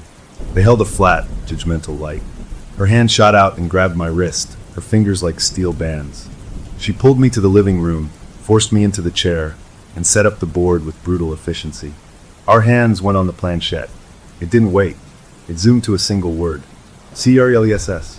My stomach dropped. It was an accident. I pleaded to the empty air. A tiny cut. The planchette moved. ACCIDNTSHARM. PACISABSENCOFHARM. Their logic was cold and absolute. Peace meant no harm, intentional or not. I had broken the peace. "I'm sorry," I whispered, the now familiar dread pooling in my gut. The planchette circled, then stopped. It didn't spell a word. It just sat there. My wife's other hand, the one not on the planchette, lifted from her lap. Slowly, deliberately, she reached across the board. Her fingers pinched the soft skin on the inside of my forearm, right near my elbow. She twisted. The pain was sharp, intense, and totally unexpected. I yelped, trying to pull away, but her grip on my other hand was iron. She held the pinch for a 3 count, her empty eyes locked on mine, and then released. A hot, throbbing ache remained. The planchette moved. BLANC, and then GODNIGHT. She let go, stood up, and walked back to bed, leaving me clutching my aching arm. In the morning, there was a perfect, dark purple bruise, a receipt for my carelessness. She saw it at breakfast. "Oh my gosh, what happened?" she asked, her face full of genuine concern. I must have bumped it on the corner of the coffee table last night. I lied. "Looks painful." "It is," I said, and the word meant more than she knew. That was the pattern. For 2 weeks, it continued. Small infractions received small corrections. I left a wet towel on the bathroom floor. That night, a sharp pinch on my shoulder. I raised my voice slightly in frustration over a work call I took at home. That night, the planchette spelled TONE, and I received a pinch on the back of my hand hard enough to make my eyes water. I was being trained. My wife, meanwhile, flourished. She commented on how helpful I was, how I was remembering all the little things. "It's like you're reading my mind," she said once, happily. She felt cherished, protected. And she was. The irony was a poison in my blood. I was being a perfect husband under threat of psychic pinches from my sleeping wife. But a part of me started to accept it. The rules were clear. The punishments, while humiliating and painful, were proportional. Maybe this was just a very strict, very unconventional form of marriage counseling. Maybe I could live with it. The thought made me sick, but the human mind will cling to any raft in a storm. Then came the night of the gift. We had a truly wonderful day. A picnic in the park, holding hands, talking about future trips we wanted to take. No sharp words, only laughter. That night, she sleepwalked. She led me to the board. I braced for a correction, searching my memory for a mistake. The planchette moved. Giodi DIY. It paused. Then, THNKYOU. A warmth, completely alien and confusing, spread through my chest. They were. Pleased? The planchette went to goodbye. She let go and went back to bed. The next morning, I came into the kitchen to make coffee. Sitting in the exact center of the kitchen table, gleaming in the morning sun, was my wedding ring. I had lost it months ago, turning the house upside down looking for it. I'd given up, wearing a cheap substitute. Here it was, polished and perfect. She walked in, saw it, and her face lit up. "You found it. Oh, that's wonderful." She hugged me. I held her, looking over her shoulder at the ring. It was a reward, for good behavior. They saw everything. They curated everything. They punished and they rewarded.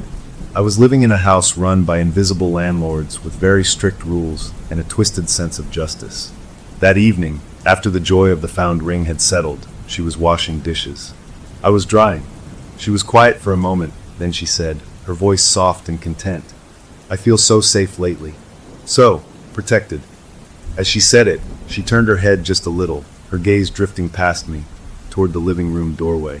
Not at me, at the space beyond it, where the board sat on the coffee table. And as she looked that way, her lips curved into the faintest, most serene smile, and she gave a tiny, almost imperceptible nod. The fight was the key in the lock. My apology was the turn. And now, something had walked through the door and was making itself comfortable in our lives. That tiny nod from my wife, that glance toward the living room, changed everything. It wasn't just a glance. It was a confirmation. She knew. Not in her waking, coffee-drinking mind, maybe, but some part of her was aware of the audience. I started to miss the simple sleepwalking. At least then I knew the enemy was on the outside. Now, I couldn't tell where my wife ended and they began. The line was blurring, and it happened in the smallest moments. A few days after the ring, we were on the couch watching a movie. She was tired, curled under a blanket, her head on my shoulder. I made a dumb joke about the actor on screen. She usually would have elbowed me playfully. This time, she just smiled. But in the half-second before the smile fully formed, her eyes, which had been half-closed, shifted to look at me. They held a flat, assessing look, like a scientist observing an interesting specimen. There was no warmth in it, no humor. Then the smile completed, warm and familiar, and she snuggled closer. The cold look was gone so fast I wondered if I'd imagined it, but I knew I hadn't. They were peeking out. They were observing the rewards in real time. I became a detective in my own home. I started watching her when she didn't know I was watching. When she was reading, her face would sometimes go utterly blank for a minute, her eyes fixed on the page but not moving, as if the reader had stepped away from the driver's seat. When she was gardening, she would stop, trowel in hand, and stare at a single flower for a long, long time, her expression unreadable. These were little absences, but they were new. I needed to understand what we were dealing with. The board came from her family. Her great-aunt, a woman I'd never met, who was described as eccentric and as sensitive. I started digging. I waited for a weekend when she was out with friends. I went into the small storage closet where we kept old photo albums and boxes of her family memorabilia. I felt like a thief, my heart pounding as I shuffled through certificates and faded pictures. I found a small, leather-bound journal. It wasn't the aunt's, it was my wife's from her early teens. I almost put it back, but a word on an open page caught my eye. Guardians. My skin prickled. I read the entry. It was a childish scrawl. Mom says Annie talks to her friends no one can see. She calls them her guardians. She says they keep the house safe and keep her from being lonely. I asked if I could meet them. Mom said maybe when I'm older, if they think I'm ready. It sounds scary and cool. The entry was dated over 20 years ago. This wasn't new. This was a family legacy. I dug deeper, finding an old envelope full of photos. I sifted through them until I found one with a faded inscription on the back. Clara, 1978. Clara was the great-aunt. The photo showed a severe-looking woman with sharp eyes, sitting in a wingback chair in what looked like a formal parlor. She wasn't smiling. She was just staring at the camera. But it was the eyes. Even in the faded photograph, they seemed to hold a direct, knowing gaze. They didn't look past the lens. They looked through it, right at me. A jolt went through me. I quickly put the photos away, feeling like I'd trespassed on something private and grim. That night, I tried to reclaim something. I decided to go back to the old ritual. My ritual. I stayed up, waiting for 1 o'clock. When she got up and began her walk, I didn't wait for her to come to me. I stepped in front of her in the hallway, gently blocking her path. "Hey," I whispered the way I used to. "I'm here. It's okay." I reached for her hand, offering my touch, my guidance back to the couch. She stopped, her head turned toward my outstretched hand. Her eyes were closed, but her face was angled at my palm. Then, something shifted in her expression. It wasn't rejection. It was something worse. It was pity. A faint, condescending smile touched the corners of her mouth, a smile that said, "Oh, you sweet, simple thing. That's not how this works anymore." She didn't take my hand. She simply took a step around me, as if I were a minor obstacle, and continued her deliberate walk past the living room, straight back into our bedroom. I stood in the hallway, my offered hand still hanging in the empty air, feeling a humiliation deeper than any pinch. They had repurposed our ritual. My gentle guidance was an amateur attempt at what they did perfectly. They had made me obsolete in my own act of love. I was just another resident in the house they managed. The next incident proved it. We had a small, normal disagreement about an upcoming credit card bill. It was a mild tension, the kind that evaporates after an hour. We went to bed without a real resolution, but it wasn't a fight. That night, I slept in our bed, my back to her, lost in my own worried thoughts about money. I must have finally fallen asleep. I woke up because I felt a presence. That's the only way to describe it. The room wasn't empty. I opened my eyes. She was standing beside my side of the bed. Not sleepwalking.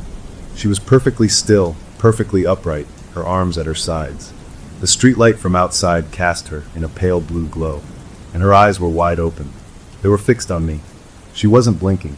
She was just watching me sleep. My breath froze in my lungs. I didn't move. I just stared back, my heart hammering against my ribs. This wasn't the vacant gaze of a sleepwalker. This was a calculated observation. Her head tilted, just a degree, like a bird listening for a worm. She was listening to me breathe, watching the flutter of my eyelids, studying the fear on my face. A full minute passed. Then, without a word, without a change in expression, she turned and walked calmly back to her side of the bed, slid under the covers, and closed her eyes. Within moments, her breathing evened out into the rhythm of deep sleep. I lay there rigid until sunrise. She was a portal, and they were using her to study me, even in my most private, unguarded moments. My last sanctuary was gone. I started keeping a secret log, a small notebook I hid in my toolbox in the garage. I recorded dates, times, incidents. April 12th, pinch on forearm for raised voice. April 18th, found lost keys on counter after good day. April 22nd, observed watching me sleep for approximate 70 seconds. Eyes open. I was mapping the behavior patterns of an invisible housemate.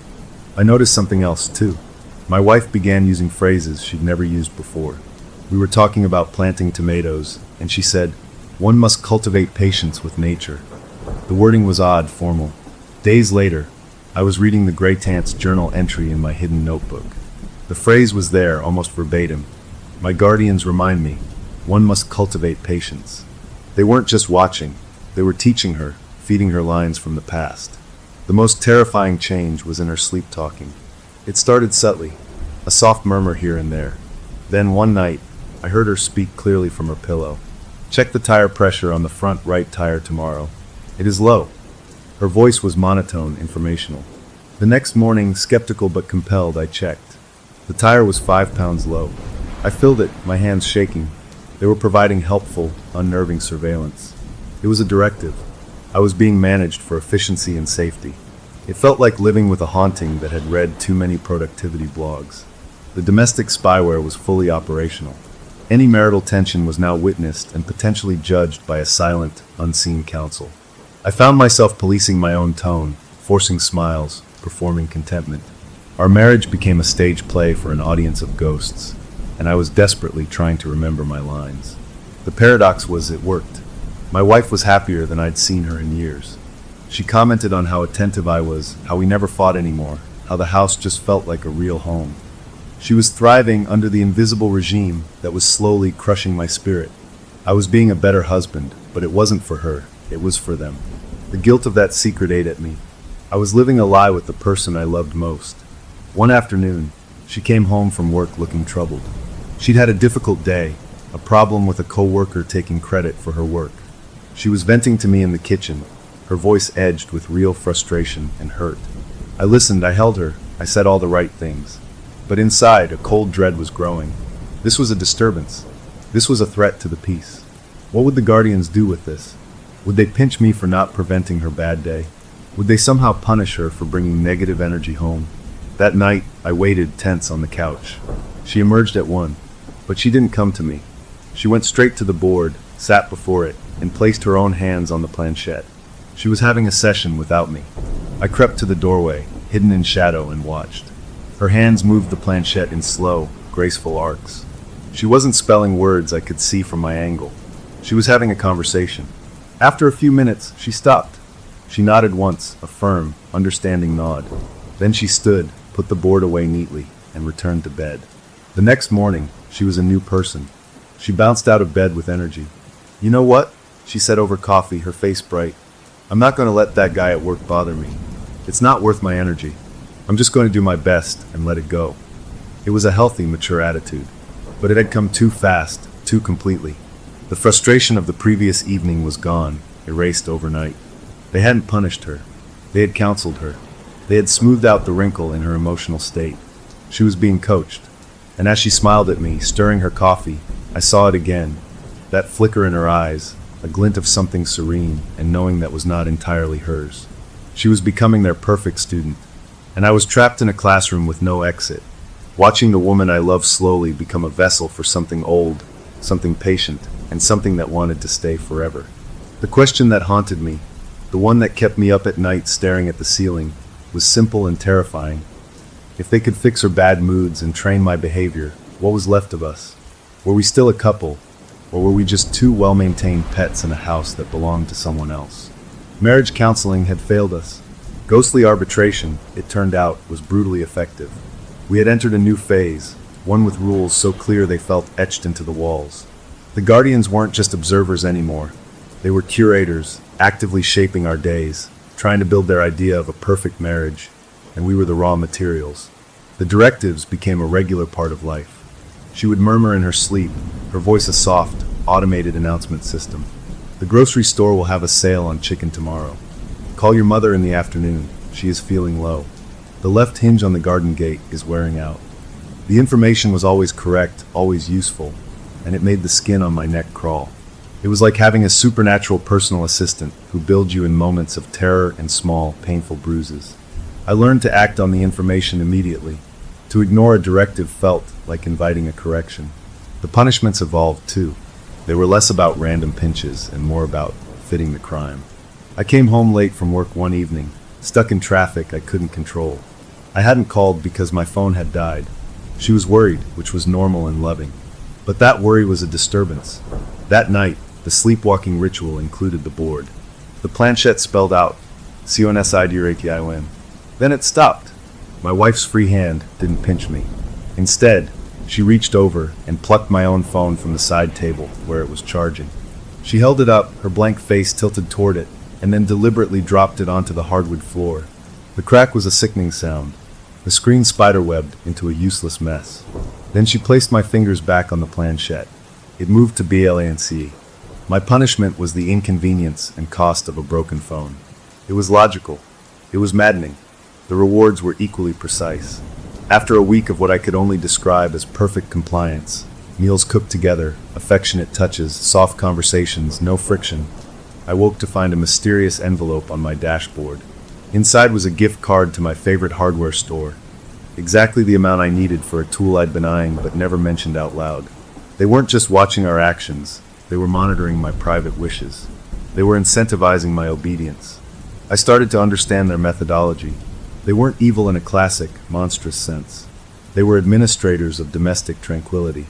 They sought a smooth-running household free from conflict, surprise, or distress.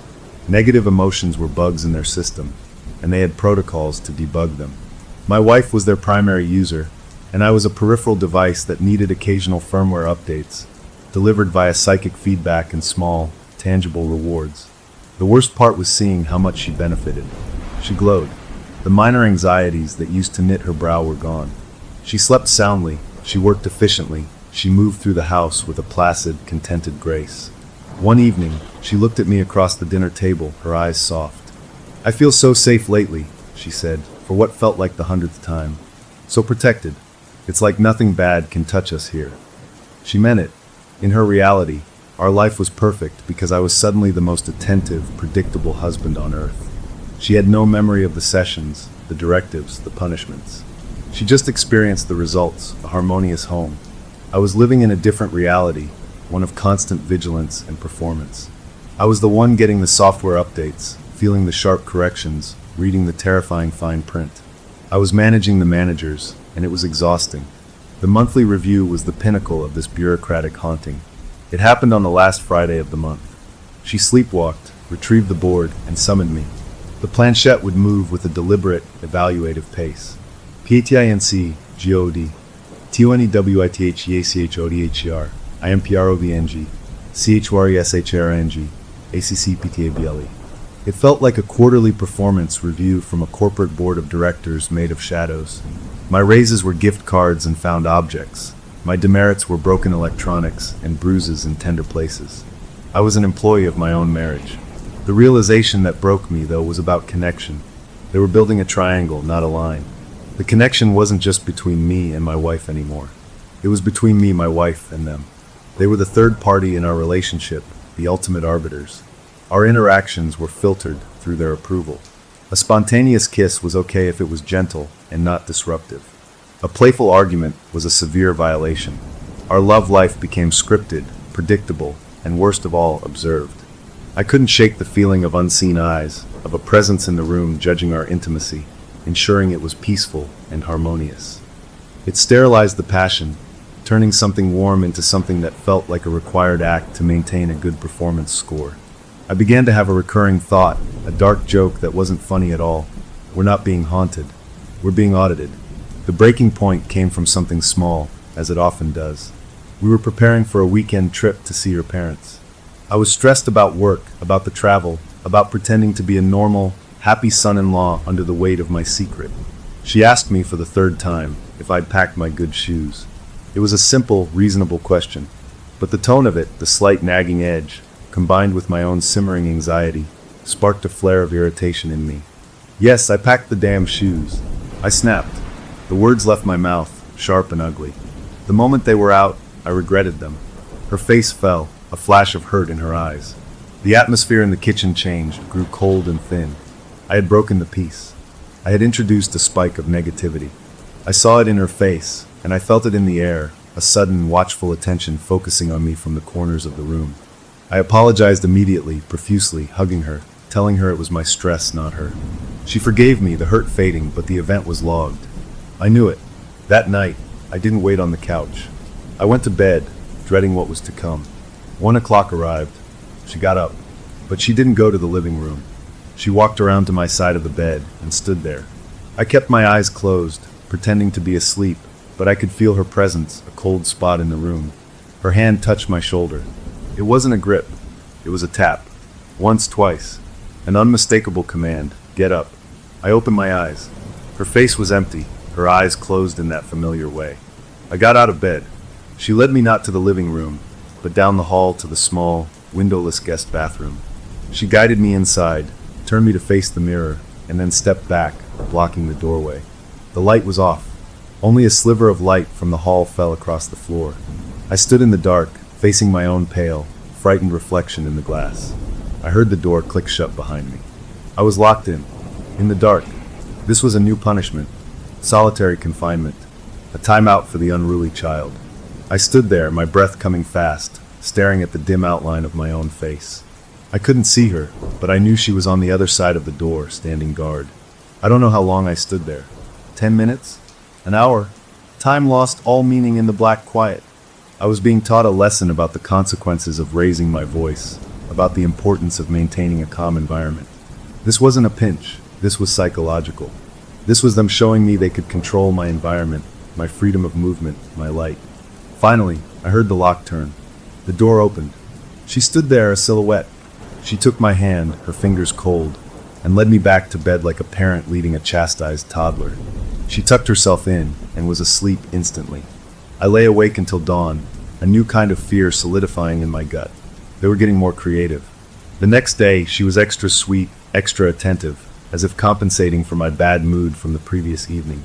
She made my favorite breakfast. She rubbed my shoulders. "You've been so stressed about work, sweetheart," she said, her voice full of genuine compassion.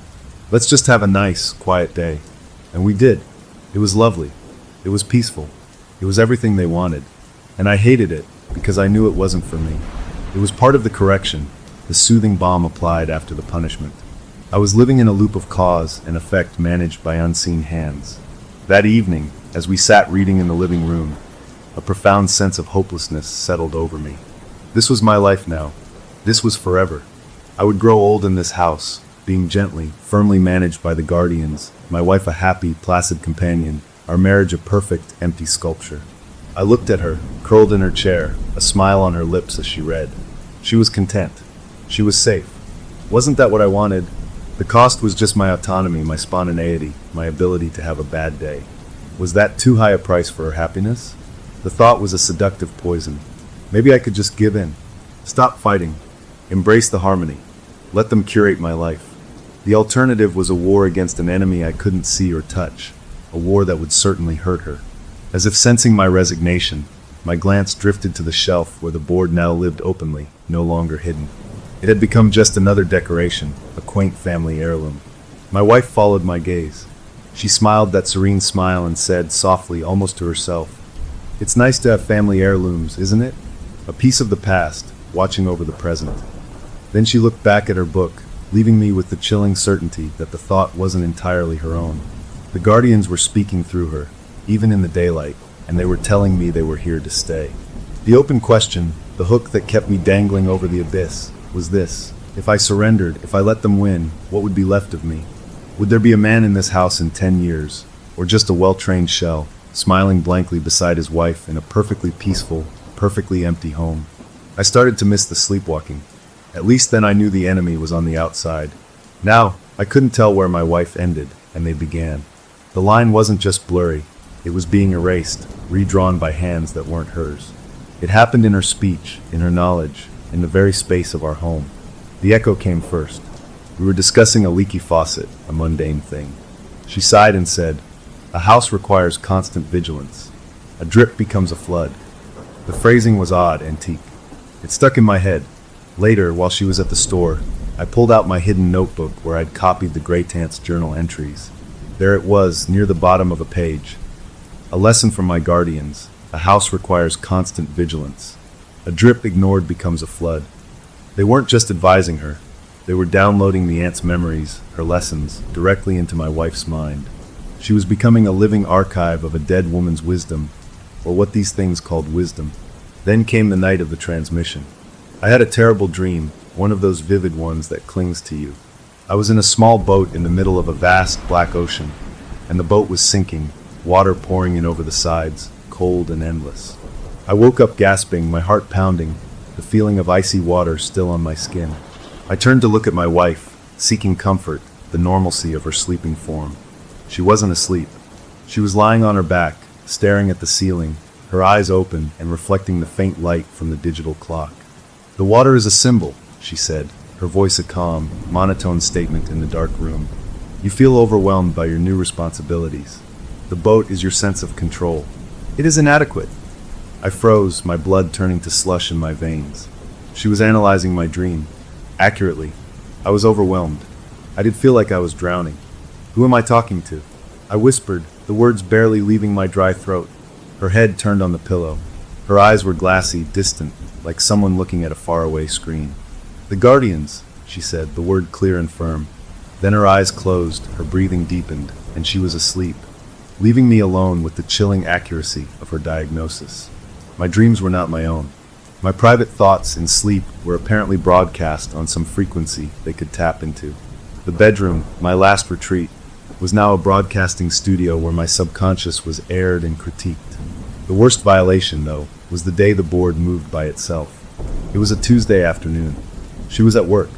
I was home, trying to fix that leaky faucet she'd quoted the guardians about. I needed a specific wrench I thought was in the garage. I walked through the living room on my way to get it. The Ouija board was on the coffee table, left out from a maintenance session the night before. A session where they'd simply made me sit with her, hands on the planchette, while it idly moved in lazy figure eights, a weird, soothing ritual for them that felt like being forced to meditate with a predator. The planchette was sitting in the center. As I passed by, it moved. Not a shudder, not a drift. It zipped, fast and sharp, from the center to the word LISDN at the top of the board. It stopped there. I skidded to a halt, my tools clutched in my hand. I stared. The house was still. No windows open. No vibration from a passing truck. I took a cautious step closer. My ears strained, but I heard nothing. No voices, no footsteps. Just the normal hum of the refrigerator from the kitchen. Then from down the hall, from the doorway of our bedroom, a voice called out. It was my wife's voice, but the pitch, the cadence, the gentle lilt, it was perfectly exactly my mother's voice. My mother had passed away from cancer 5 years ago. You need to listen, dear, the voice called, sweet and concerned, just like Mom used to sound when I was stressed about school. The sound of it, that ghostly impersonation coming from my empty bedroom, punched the air from my lungs. I stumbled backward, my tools clattering to the floor. The planchette sat on listen, a silent, smug command. They didn't need her physical touch to manipulate the board. They didn't even need her in the house.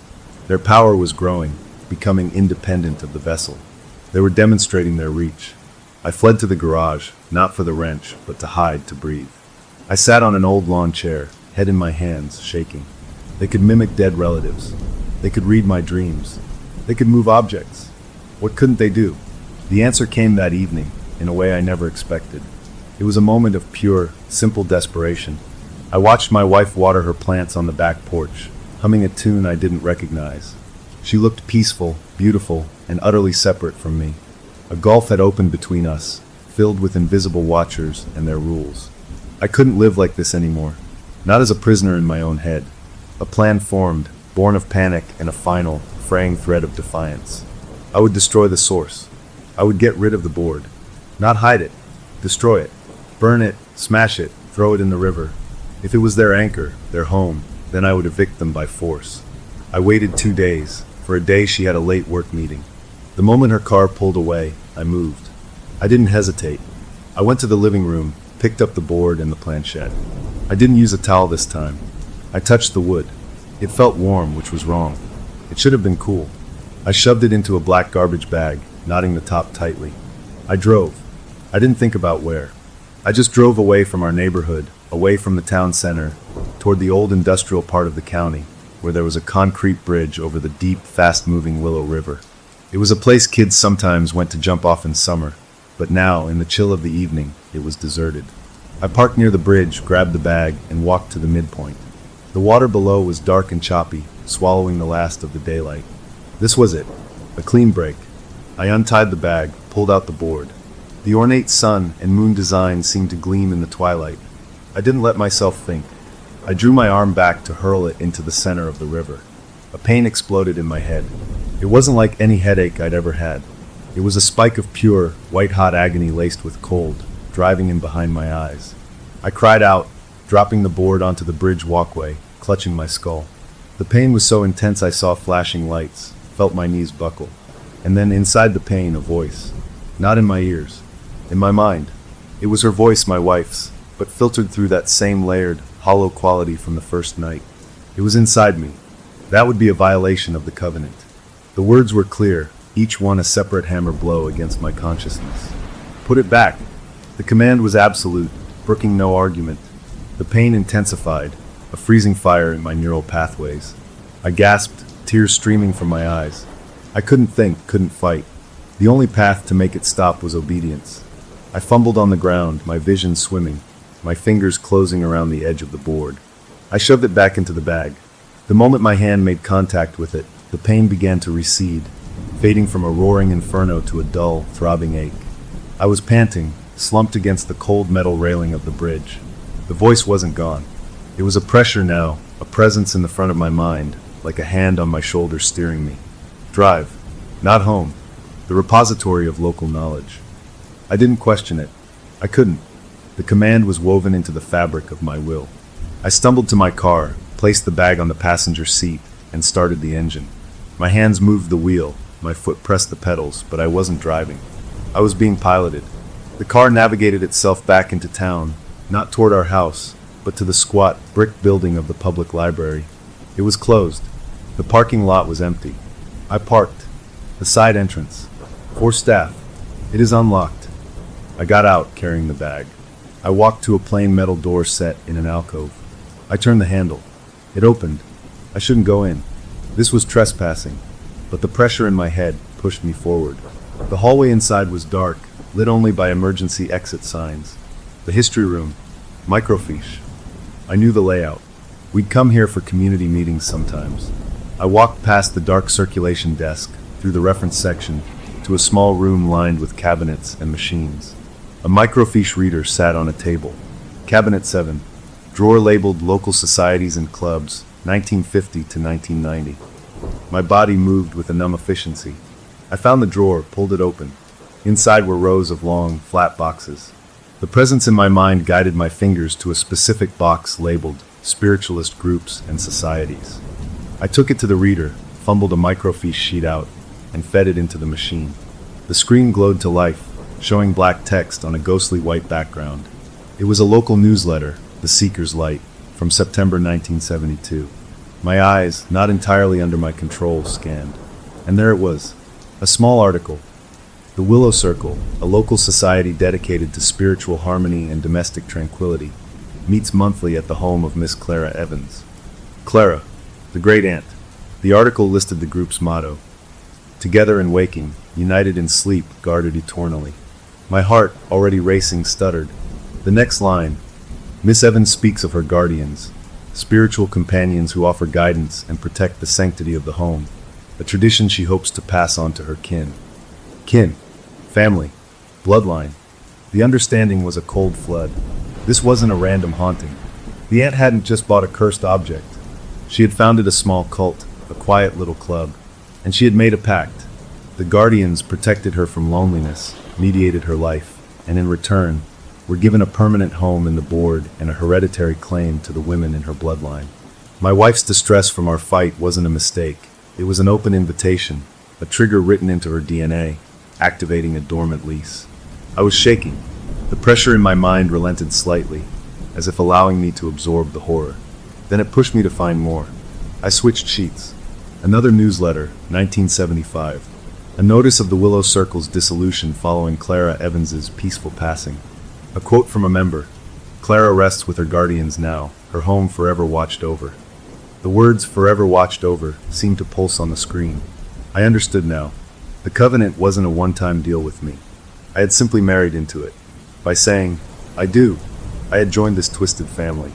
My apology on my knees wasn't just submission. It was me signing the contract in invisible ink. The board, the vessel, was just a focus. The real covenant was with the bloodline. The pain in my head returned, a sharp reminder. You see, you belong. Return home. All is well. The compulsion was gentle now, but unbreakable. I carefully put the microfiche away, returned the box to the drawer, and left the library the way I came. The door locked behind me with a soft click. I drove home, the board beside me. I walked into my living room, took it out of the bag, and placed it back on the coffee table. The planchette I set gently in the center. As I did, the last of the pressure and pain evaporated from my mind, leaving a hollow, clean emptiness. I stood there, staring at it. I wasn't a victim of a haunting. I was a member of a legacy, an inherited spouse. There was no getting out. You don't get to divorce a covenant. My wife came home an hour later, cheerful from her meeting. She kissed my cheek. "You okay? You look pale," she said, her hand feeling my forehead with a normal, wifely concern. No imitation, no echo. Just her. "Just a headache," I murmured, leaning into her touch, the most real thing I'd felt all day. "Long day." She nodded, smiling. "Well, you're home now. Safe and sound." She looked past me into the living room, her gaze settling on the board. Her smile softened, deepened with a fondness that made my stomach twist. It's good to have things that keep us grounded, isn't it? A link to where we come from. She wasn't quoting anyone this time. She was just expressing a feeling. But the feeling had been planted, watered, and grown by the things in the board, by the covenant. I was part of her family now, whether I wanted to be or not. The open question, the hook that buried itself deep, was this. If the covenant was hereditary, and I was now part of the family tree, what did they have planned for me next? Was I just a husband to be managed, or was there a role for me in this eternal circle?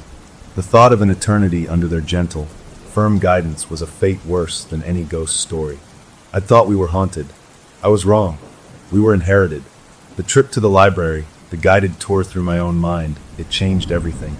The guardians weren't squatters, they were landlords, and the deed to the property was written in my wife's blood. My rebellion was over. The searing pain they could inject directly into my brain was a more persuasive argument than any ghostly whisper or moving planchette. I went through the motions of life, a tenant in good standing. I followed the directives murmured in her sleep. I accepted the small punishments with a dull nod. I even managed a grim appreciation for the rewards. A perfectly brewed cup of coffee waiting for me when I was running late. A work problem solving itself in a way that felt suspiciously smooth. They weren't just managing our marriage. They were streamlining my entire existence.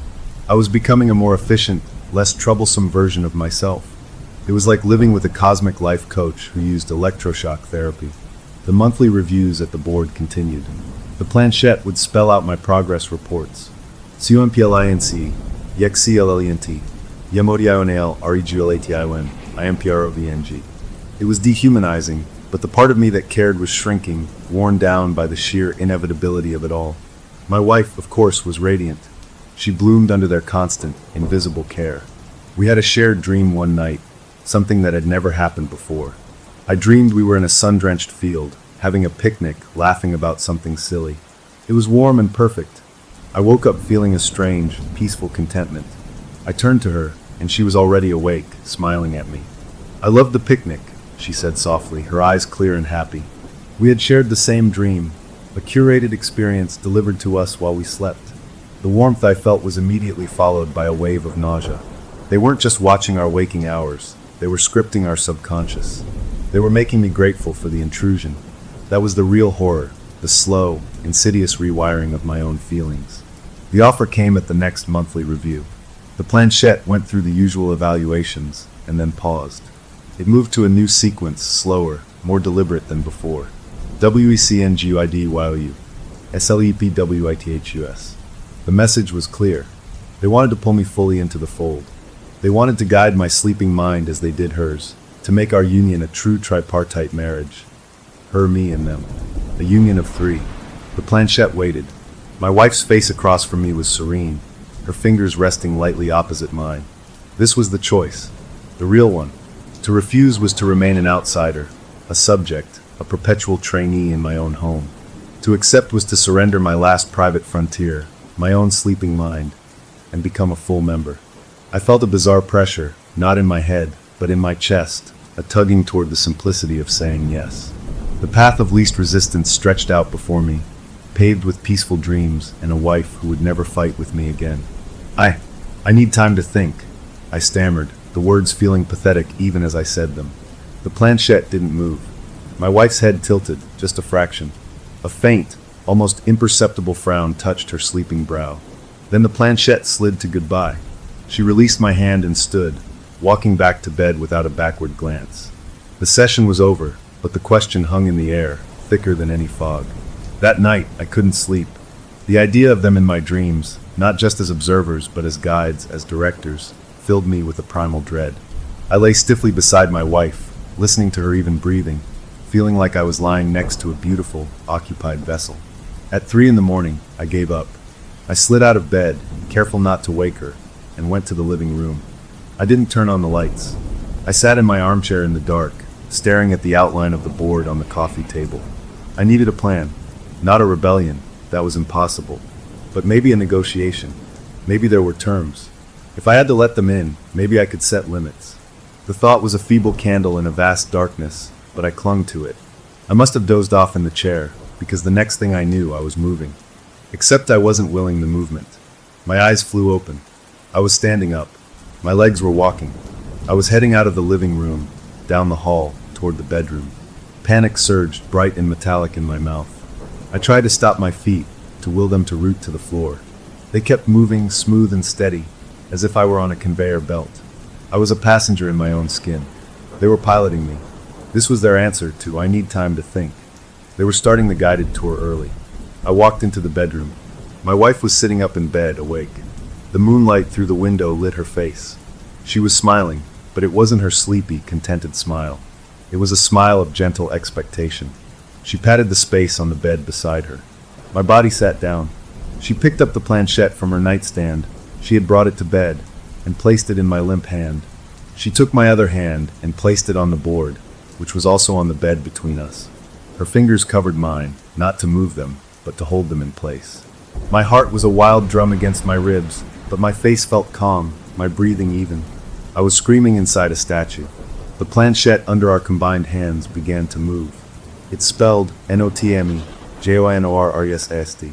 The ultimatum was back, but now it was in my own hand, written by my own fingers under their control. I tried to form a word, a wait, but my mouth wouldn't open. The planchette moved again. RESASTNC, REQIRES, REMOVL. My blood turned cold. Removal? From the equation? From the house? From life? The planchette clarified, as if reading my frantic thoughts. WEKEPHERSAFE. YOUCESE. The message was brutal in its simplicity. If I resisted their full integration, they would remove me. They would keep my wife happy and protected, and I would simply cease to be a factor. An accident. A quiet departure. A husband who just didn't come home one day. They were offering me a choice between assimilation and deletion. Then, they showed me what joining meant. They didn't just tell me. They made me feel it. The control over my limbs relaxed slightly, but a new sensation flooded in. It wasn't pain. It was the opposite. It was a wave of pure, undiluted contentment, of seamless belonging, of a love for my wife so profound it felt like a physical warmth. And woven into that love was a gratitude, a deep, anchoring affection for them, for the guardians, for their presence, their guidance, their perfect order. It was the most beautiful, most horrifying feeling I had ever experienced. It was blissful submission. It was the erasure of all desire, including the desire to be free. It was the answer to every anxiety I'd ever had. In that moment, I wanted it. I craved it. To let go, to stop fighting, to be happy in this perfect, managed life. The feeling crested, a euphoric peak, and then began to recede, leaving a hollow, aching need in its wake, like the memory of a drug. I was panting, tears streaming down my face, but from the intensity of the feeling, not from fear. The planchette rested on the question mark. I looked across the board at my wife. She was awake now, fully present, her eyes on mine, soft and understanding. She took my trembling hand, the one not on the planchette, and held it. Her touch was warm, real, human. "So," she said, her voice a gentle whisper in the dark room. "What's your answer, my love?" She was asking me, but the me they wanted was the one who had just tasted that artificial heaven. The man who had fought, who had been afraid, who had driven to a bridge with a garbage bag. That man felt small and distant, a story about someone else. I opened my mouth. I didn't know what would come out.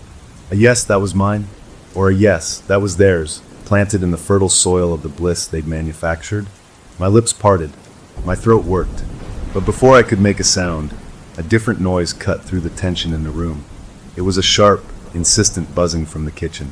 My phone, vibrating on the counter where I'd left it to charge. A notification. At 3:20 in the morning. It was wrong. It was an error in their perfect, silent world. My wife's eyes flickered toward the kitchen doorway, a flash of confusion, real confusion, crossing her face. The spell, the pressure, the forced euphoria, it all stuttered for a single, crucial second. In that tiny crack of unexpected reality, the old me, the one who was afraid, grabbed a lifeline. "I have to check that," I blurted out, my voice rough but my own. "It could be work. An emergency." It was a lie. Work didn't call at this hour. But it was a reason, an excuse that belonged to the human world of alarms and obligations, not the timeless world of the covenant. Her grip on my hand loosened. The serene expectation on her face wavered, replaced by a look of mild, wifely concern. "At this hour? That's odd." The moment was broken. The choice was postponed. I stood up, my legs shaky but under my command. "I'll be right back," I said, and I walked out of the bedroom, leaving her sitting with the board, the question still hanging between us. In the kitchen, my phone screen showed a generic weather alert, a severe thunderstorm warning for the county, a automated system, a glitch in the timing, a meaningless bit of data, but it had saved me. It had given me a breath, a pause. I stood in the cool kitchen, leaning on the counter, my whole body trembling. I had felt what they wanted me to feel, and a part of me still wanted it. The piece was a siren song, but the cost was everything I was. I had my answer, even if I couldn't say it out loud yet. I could not join them, which meant, according to their logic, I had chosen to resist, and resistance required removal. I was on borrowed time, and the landlords wanted me out. They weren't just fixing our marriage. They were building their own version of it, and we were the living dolls in their dollhouse. The weather alert had given me a stay of execution, but the clock was ticking. The choice had been laid bare: join their sleep or be removed from the equation. I had tasted the synthetic peace they offered, and its aftertaste was a terrifying addiction. Saying no meant declaring war on an enemy I couldn't see, touch, or reason with, an enemy that lived in the walls and in the mind of the woman I loved.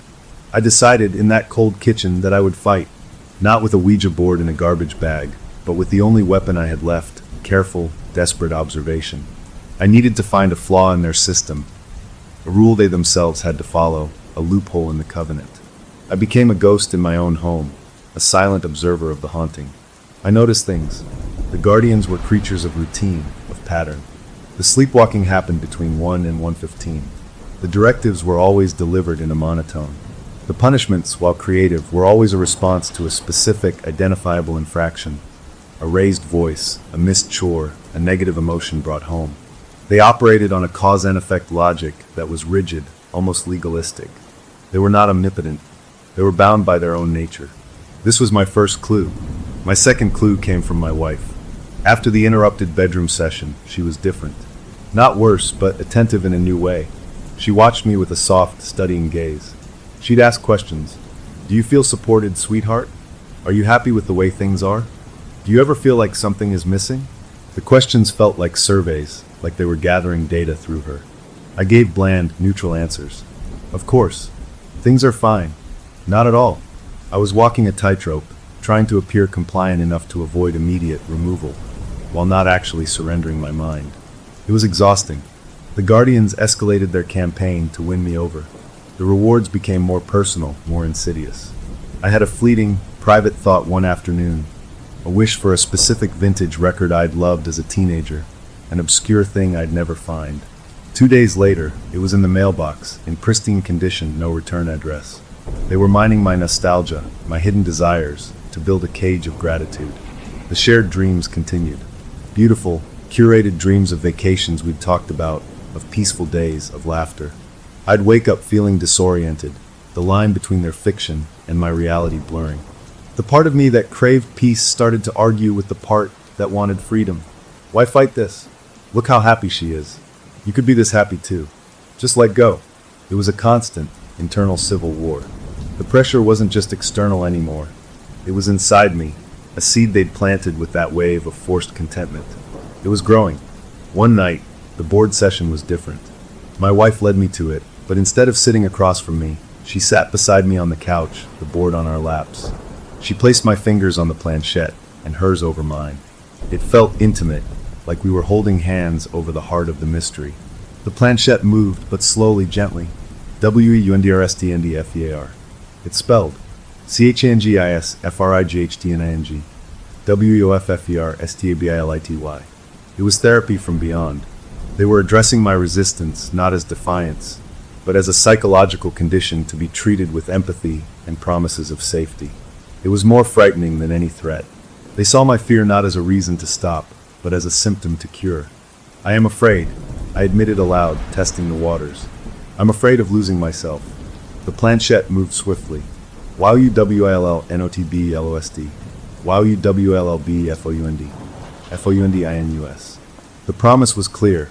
Dissolution into their collective was not a loss, but a homecoming. I felt that pull again, that seductive lure toward the end of struggle. I changed tactics. If they valued stability and peace above all, then perhaps disruption was my tool. Not loud, violent disruption. That would be an infraction punishable by removal. But small, confusing inconsistencies. I began to deviate from our routines in tiny, meaningless ways. I used the blue towel instead of the green one. I ate breakfast for dinner. I came home from work 5 minutes late for no reason. I watched the house, watched my wife for a reaction. The first few times, nothing happened. Then, one evening after I deliberately put the forks in the spoon slot in the utensil drawer, my wife stood at the open drawer for a long time, her head tilted. She didn't look angry, just processing. That night, there was no sleepwalking, no directive, just a deep, profound stillness in the house that felt more like confusion than peace. I had introduced a glitch, a tiny one, but a glitch nonetheless. They didn't know how to categorize a meaningless, non-aggressive deviation. It wasn't a threat to peace, it was just noise. This was my second clue. They needed predictability to function optimally.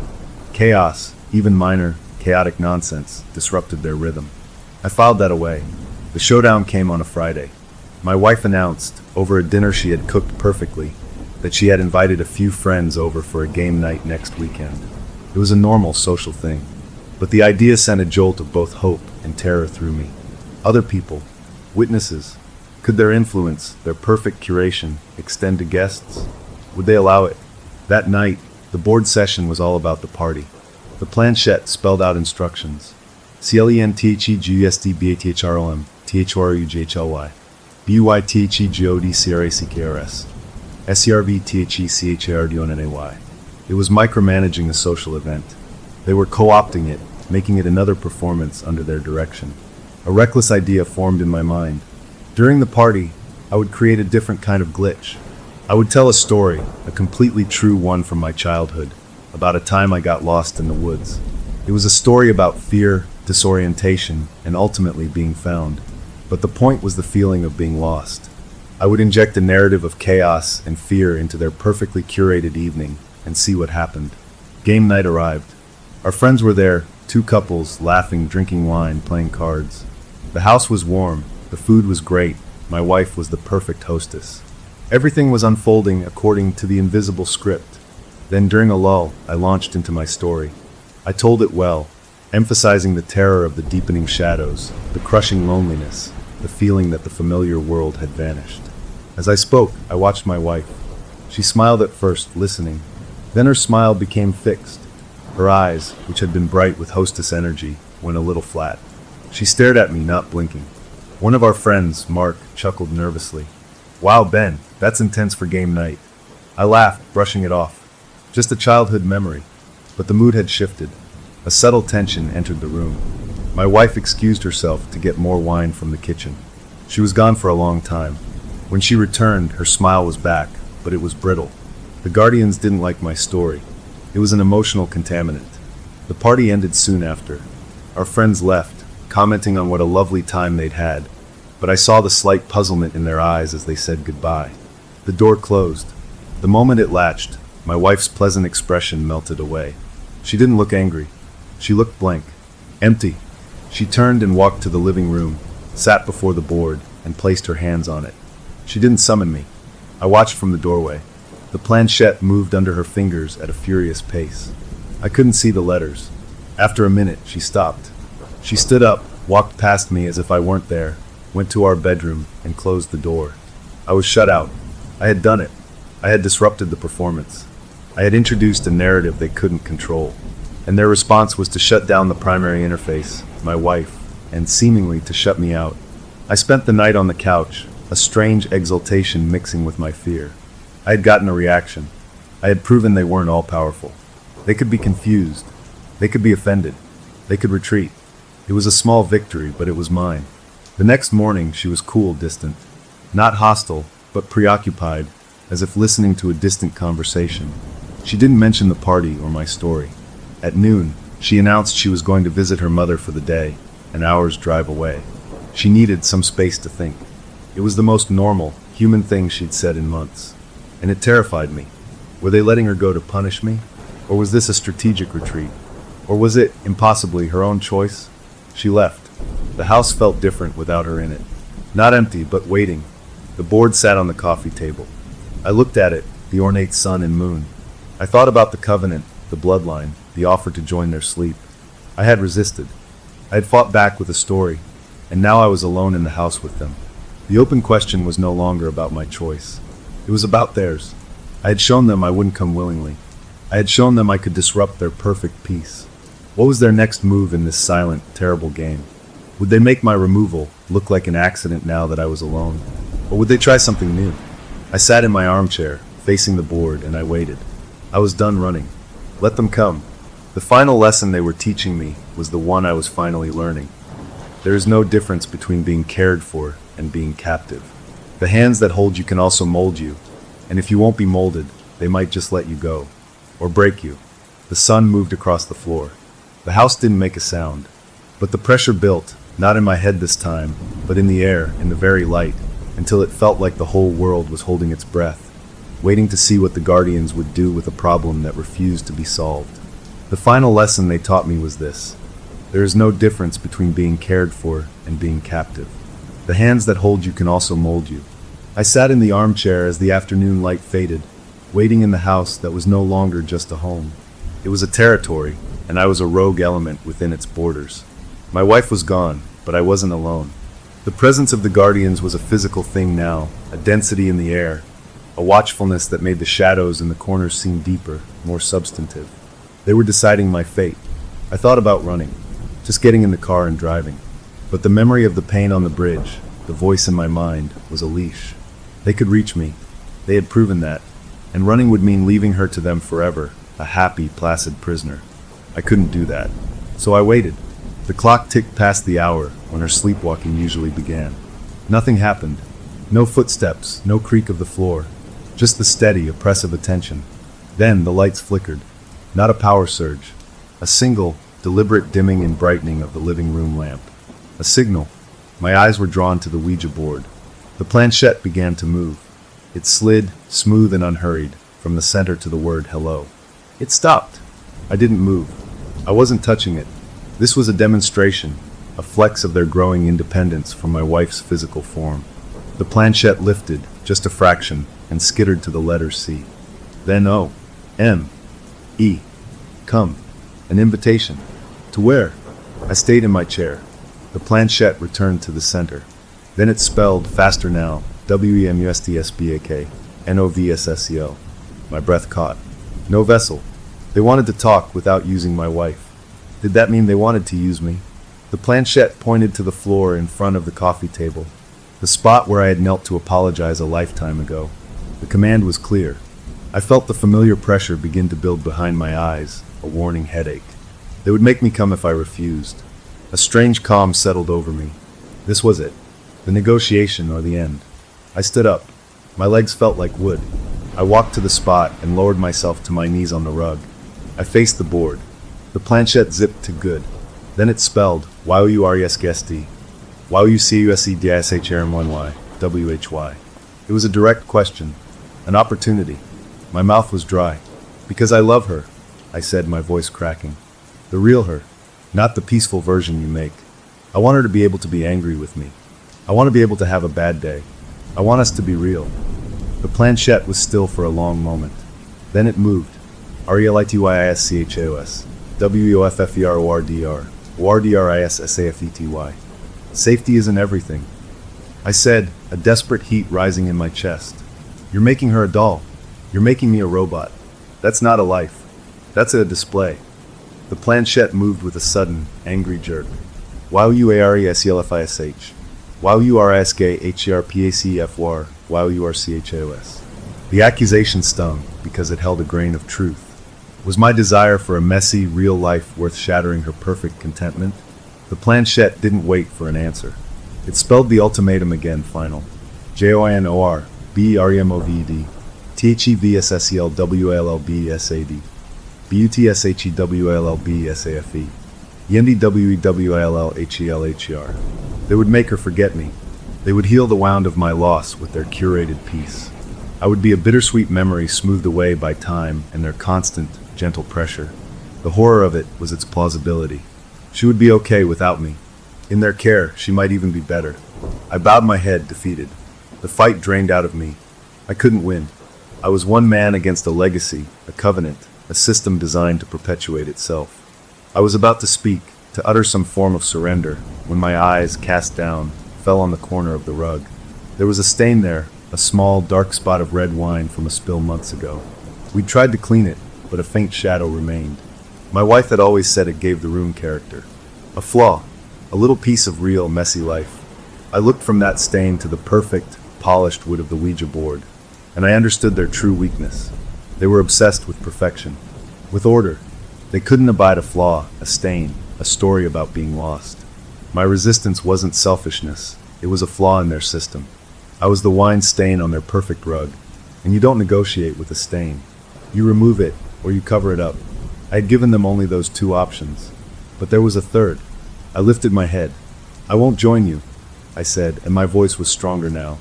And you won't remove me. The planchette shot to a no. You can't, I continued, the idea forming as I spoke. The covenant is about family, about protecting the bloodline and its partners. You said I was family now. Removal isn't in your nature. It's a flaw. It's chaotic. It's a last resort. You prefer order, guidance, management. Removal is a failure of your system. The planchette didn't move. I had struck a nerve. I pressed on, gambling everything. If you remove me, you admit your guidance failed. You admit I, a member of the family you're sworn to protect, was beyond your ability to manage. That's a crack in your foundation. And if there's one crack, there can be others. I was making it up as I went, but it felt right. Their legalistic, bureaucratic nature was their spine. I was challenging their internal laws. The pressure in my head spiked, a sharp, punishing pain. But I held my ground. You want order? Then find a new order with me in it. One where I get to be human. Where she gets to be human. Stop trying to fix us. Just be our guardians, not our wardens. The pain was intense now, a vice around my temples. The planchette trembled on the board. Then it spelled slowly, as if with great effort, WHATDOYUPROPOSE. My heart leapt. They were listening. They were negotiating. A new rule, I said through the pain. A designated space. 1 hour a day. From 10 to 11 at night. In that hour you withdraw. Completely. No watching, no listening, no directives. You go wherever you go. You leave us alone. In that hour, we can be messy. We can argue. We can be sad. We can be imperfect. We can be real. The planchette was still. The pain in my head remained a constant threat. If you can't give us that, I said, then your order is a lie. It's just control. And if it's just control, then you've already broken your own covenant, because you're harming us by taking away what makes us human. It was a gamble, accusing them of violating their own prime directive. The seconds stretched. The pain began to recede, not all at once, but like a tide going out. The planchette moved. It went to the sun symbol for yes. Then it spelled ONEHOUR, TNTOLEVN, NOOBSERVATION, AGRED. Then it added TSDPRIOD, ONEMONTH. I sagged with relief, the tension rushing out of me so fast I almost fell over. They had agreed. A truce. A compromise. A flaw built into the system by mutual consent. The planchette moved to goodbye. Then, as a final sign, it slid off the board entirely onto the coffee table and lay still. The presence in the room lifted. The air felt light again, just ordinary air. I was alone. Truly alone. I don't know how long I knelt there. When I finally got up, my joints ached. I put the board away in its box, not in fear, but as part of the new agreement. I had just done the impossible. I had renegotiated a supernatural covenant. My wife came home later that evening. She looked tired, but her eyes were clear. I had the strangest day, she said, dropping her bag by the door. I drove to Mom's, but I just sat in the car in her driveway for an hour. I couldn't remember why I went. Then I came home. I feel fuzzy. She came over and hugged me, resting her head on my shoulder. I'm glad you're here. I held her tight, feeling the realness of her, the familiar weight and smell. Me too, I whispered. At 5 minutes to 10 that night, I felt a subtle shift, a slight lessening of the atmosphere, like a listener gently hanging up a phone. The hour of imperfection had begun. I looked at my wife, who was reading on the couch. I don't like that book, I said, nodding to the novel in her hands. She looked up, surprised. You bought it for me. I know. I was wrong. It looks boring. A slow smile spread across her face, not a serene smile, but a real, mischievous one. It is boring. I've been pretending to like it for a week. We both laughed, a real, uncurated laugh that filled the empty space the Guardians had left. We talked about stupid things, about petty annoyances at work, about fears we had for the future. We bickered lightly about what to watch on TV. It was normal. It was messy. It was ours. At exactly 11, I felt the presence return, a soft, settling attention, like a cat jumping onto the foot of the bed. The hour was over. Order was restored. But something had changed. The order now had a hole punched in it, an hour-shaped hole where we could just be us. It's been 3 weeks of this new arrangement. The Guardians keep their word. The hour is sacred. The rest of the time, the directives still come, the routines are maintained, the peace is kept. But it feels different now. Less like a prison, more like a strict but fair exchange. We get our humanity. They get their order. My wife is still happy, but now there's a spark in her eyes during that hour, a vitality that was being smoothed away before. She doesn't know about the Guardians, not consciously, but sometimes in our perfect hour she'll look at me and say, "It feels easier to breathe right now, doesn't it?" And I'll just nod and hold her hand. The board sits on the shelf. We haven't used it. We don't need to. The covenant is in effect, newly amended.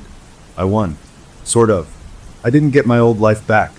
I got something stranger. A life with borders, with a truce holding back an eternal, patient presence. The open question, the one that lets me sleep at night and also keeps a corner of my mind awake, is this: a month-long test period was agreed upon. The month is almost up. What happens then? Do they decide our messy hour is worth the disruption? Or do they, with their ancient bureaucratic logic, decide the flaw is too great and revisit the options of joining or removal? For now, I have my hour. For now, we are real. And when the clock strikes 10 and the pressure lifts, I take my wife's hand, and for 60 perfect, imperfect minutes, we are free. Story number 6. Look, I'll tell you the whole story just like it happened, plain and simple.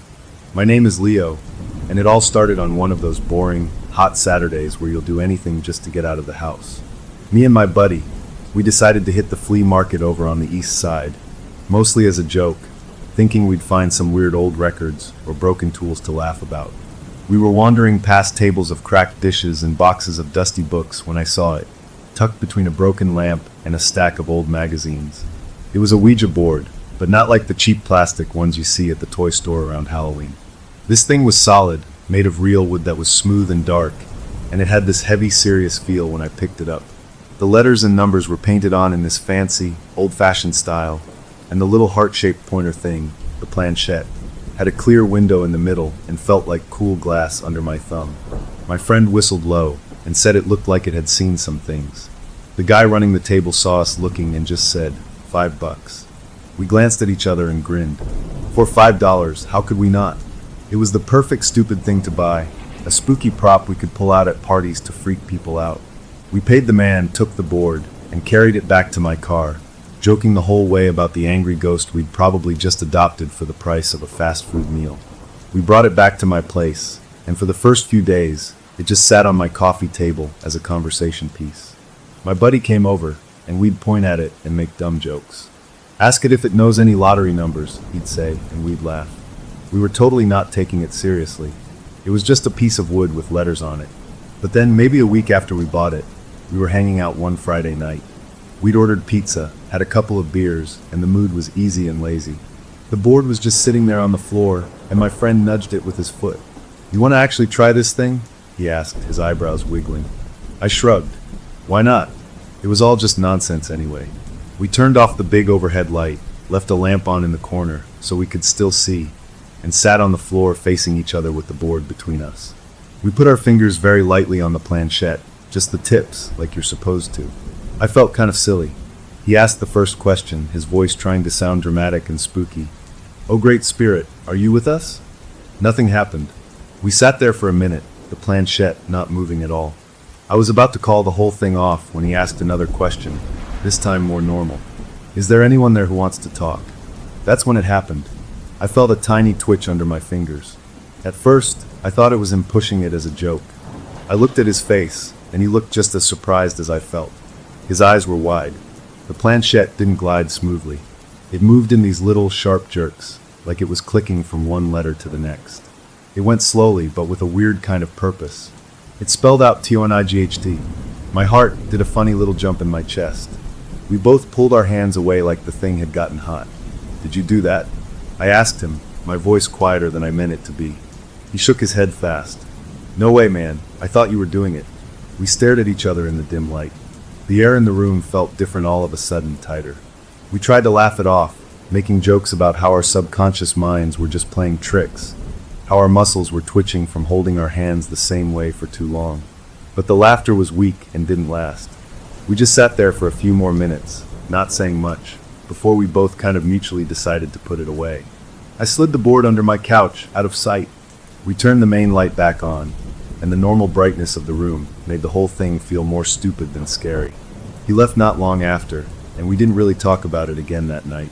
I went to bed and slept okay, but when I woke up the next morning, the first thing I thought of was that word, tonight. Had something happened last night that I missed? I lay in bed and listened. The house was just my normal, quiet house. The pipes creaked a little, the fridge hummed in the kitchen. Everything was fine.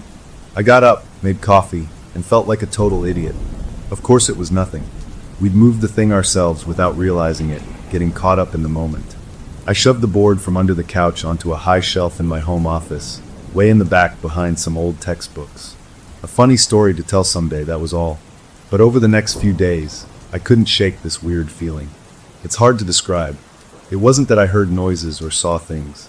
It was more like the feeling you get when you're in a room and you suddenly know, you just know, that someone is standing right behind you.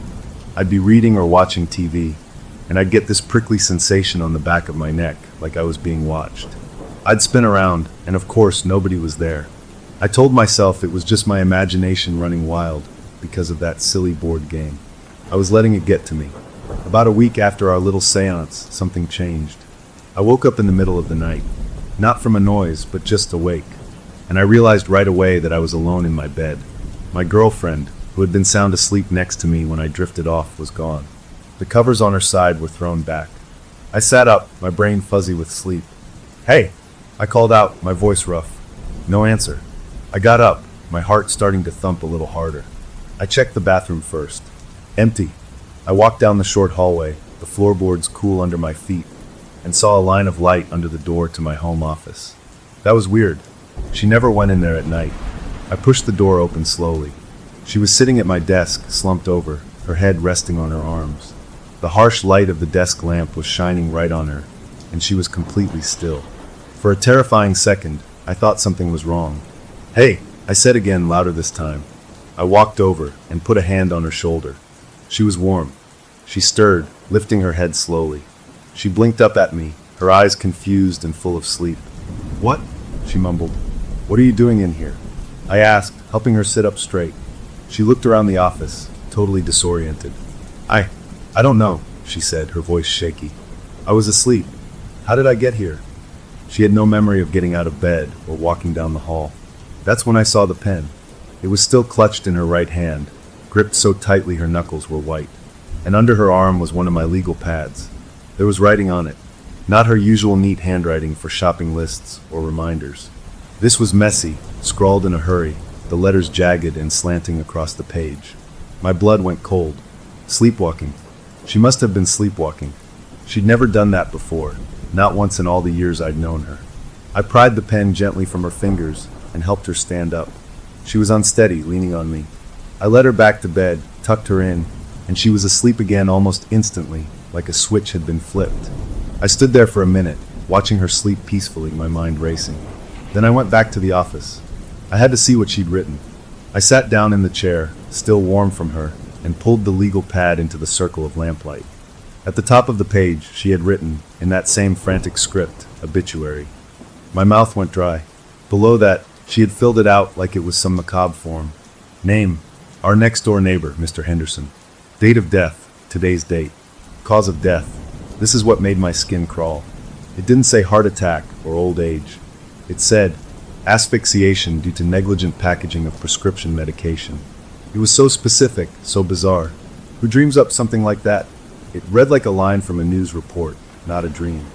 I stared at it for a long time, my mind trying to make sense of it. It had to be a crazy coincidence. She'd probably heard something about Mr. Henderson. Maybe he'd mentioned a new pill he was on, and her sleeping brain just cooked up this wild story. That had to be it.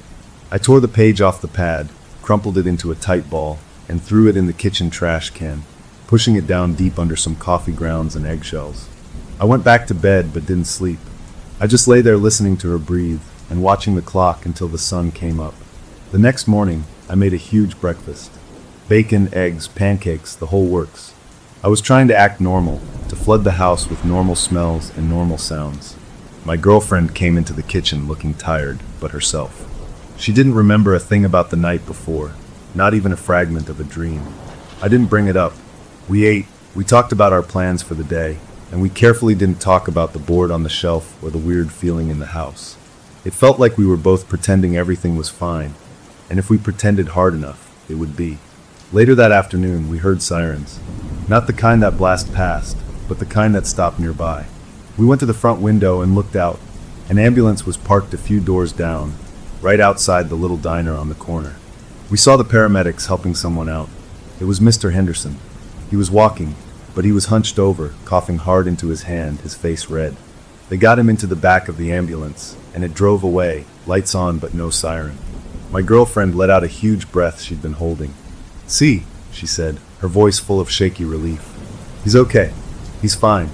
It was just as a thing." We laughed then, a real laugh, the kind that comes from nerves letting go. We'd been so silly. Of course it was nothing. We spent the rest of the day feeling lighter, like a weight had been lifted. But my friend, the one I'd bought the board with, he's a curious guy. He came over that evening, and when we told him about the obituary, and then seeing Mr. Henderson taken away, he got this look on his face. He pulled out his phone. "Let's just check the community page," he said. "Sometimes they post about local incidents." He tapped and scrolled for a minute, then went quiet. His face changed. "What?" I asked. He didn't answer, just turned the phone around so we could see the screen. It was a short post from the neighborhood watch. It said there had been a medical incident at the diner involving an elderly resident who experienced a choking hazard due to a packaging mishap with his medication. The post said he was recovering fine at the hospital. I read those words, and the room seemed to tilt. Packaging mishap. That was just a nicer way of saying negligent packaging.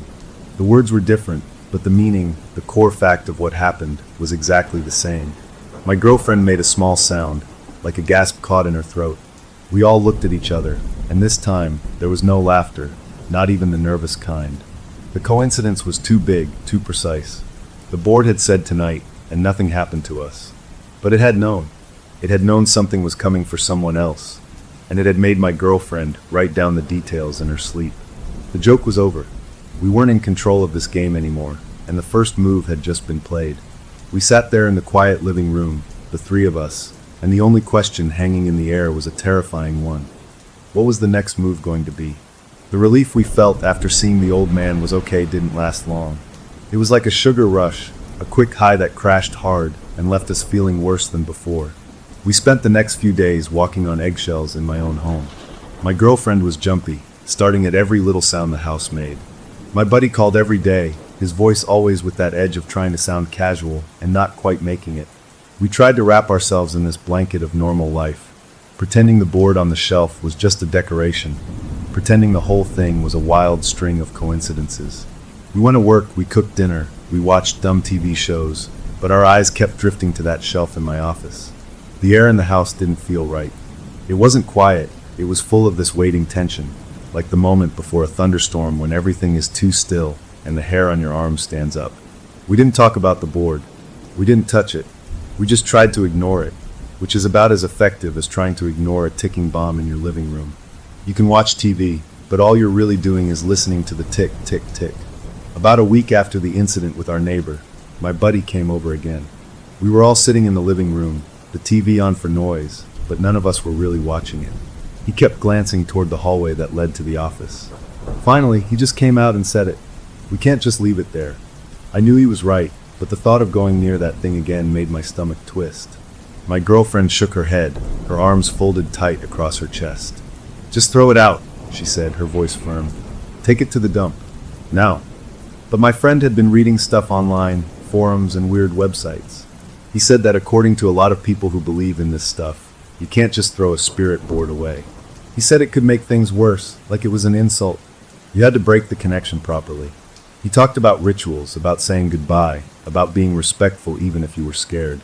It all sounded like superstitious nonsense to me. But then again, so did a board game knowing about a choking hazard before it happened. I was caught between my girlfriend's practical terror and my friend's researched fear. After a long, tense discussion where nobody really won, we agreed on a middle ground. We wouldn't just trash it. We would do a kind of ceremony, just to cover our bases, to politely tell whatever was hanging around that the party was over. It felt stupid, like we were following instructions for a toy we didn't understand, but we were desperate enough to try anything that might bring back the feeling of our old, boring lives. So that night, with the lights on bright this time, no moody atmosphere, we took the board down from the shelf. It would felt cooler than it should have, and just holding it gave me a bad feeling, a deep unease in my bones. We placed it on the coffee table. My girlfriend refused to touch it. She sat on the far end of the couch, watching us with wide, worried eyes. My friend and I looked at each other, took a deep breath, and put our fingertips on the planchette. My heart was hammering against my ribs. This wasn't a game anymore. This was an eviction notice. My friend was the one who spoke. His voice was steady, but I could hear the tightness in it. "We appreciate you making contact," he said, sounding utterly ridiculous. "But this connection is now closed. You are not welcome here anymore. We say goodbye." We waited, our fingers tense. For a long moment, nothing happened. I started to feel a flicker of hope. Maybe it was over. Maybe we had just needed to be firm.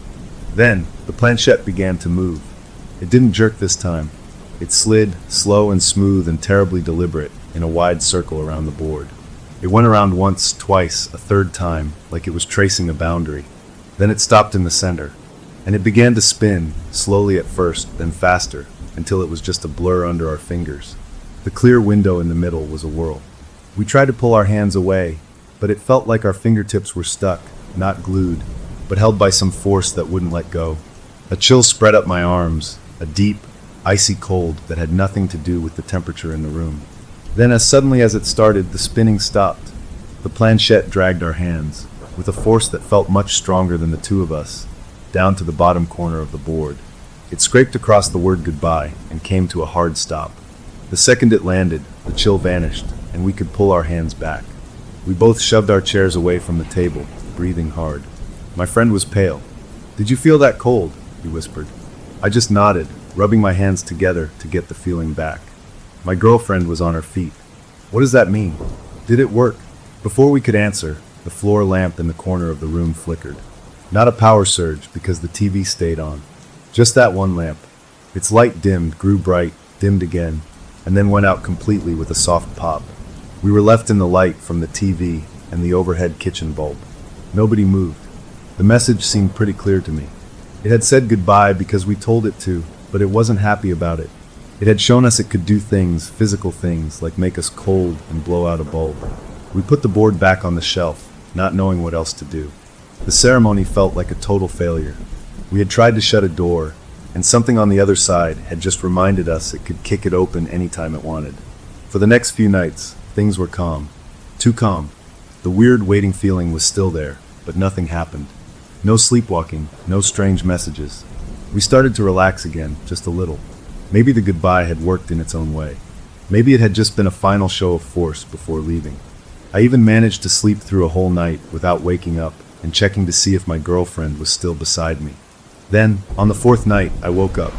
It wasn't a noise that woke me. It was that feeling again, the feeling of being alone in the bed. I reached out my hand. Empty space. My eyes snapped open. She was gone. A wave of cold dread washed over me, worse than before. I got up and saw the familiar line of light under the office door. Anger mixed with my fear this time. I was angry at the board, angry at the situation, angry that this was happening again. I pushed the door open, ready to shake her awake. But she wasn't at the desk. The office was empty. The light was on, but the chair was pushed in. Confusion cut through my fear. Then I heard a small sound from the kitchen. A faint scratching. I walked down the hallway, my bare feet silent on the floor. I peered into the kitchen. She was there, sitting at the kitchen table, her back to me, her head bent over something. The overhead light was off, and she was working in the dim glow from the stove's digital clock. I could see her hand moving, fast and frantic, scribbling across a notepad. The sound was the pen scratching against the paper. I walked closer, my heart a drum in my ears. She was asleep.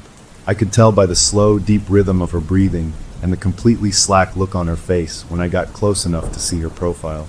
But her hand was a blur of activity. I didn't wake her up right away. A horrible curiosity held me frozen. I had to see what she was writing. I leaned over, just enough to see the notepad. It was another obituary. The name at the top was a woman my girlfriend worked with, someone she talked about sometimes, a nice lady in the accounting department. The cause of death was written in that same messy, urgent script. Multiple traumatic injuries sustained from a structural failure and fall of an elevator carriage.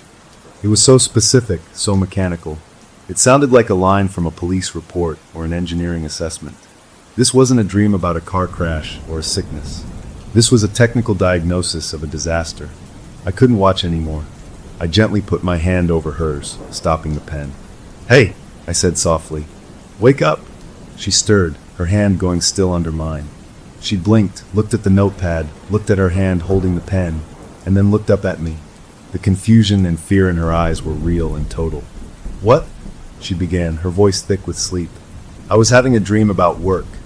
Her words trailed off as she looked back down at the words she'd written. Her face went pale. She didn't scream or cry. She just stared, as if the reality of it was too big for any normal reaction. I helped her up, led her back to bed, and she followed like a robot.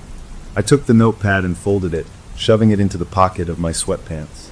I didn't want her to see it again. I stayed awake until the sun came up, sitting in the living room and staring at that folded piece of paper on the coffee table. I didn't have to look it up. I already knew with a sick certainty what I would find. The next day was a Tuesday. I went through my work routine like I was in a fog.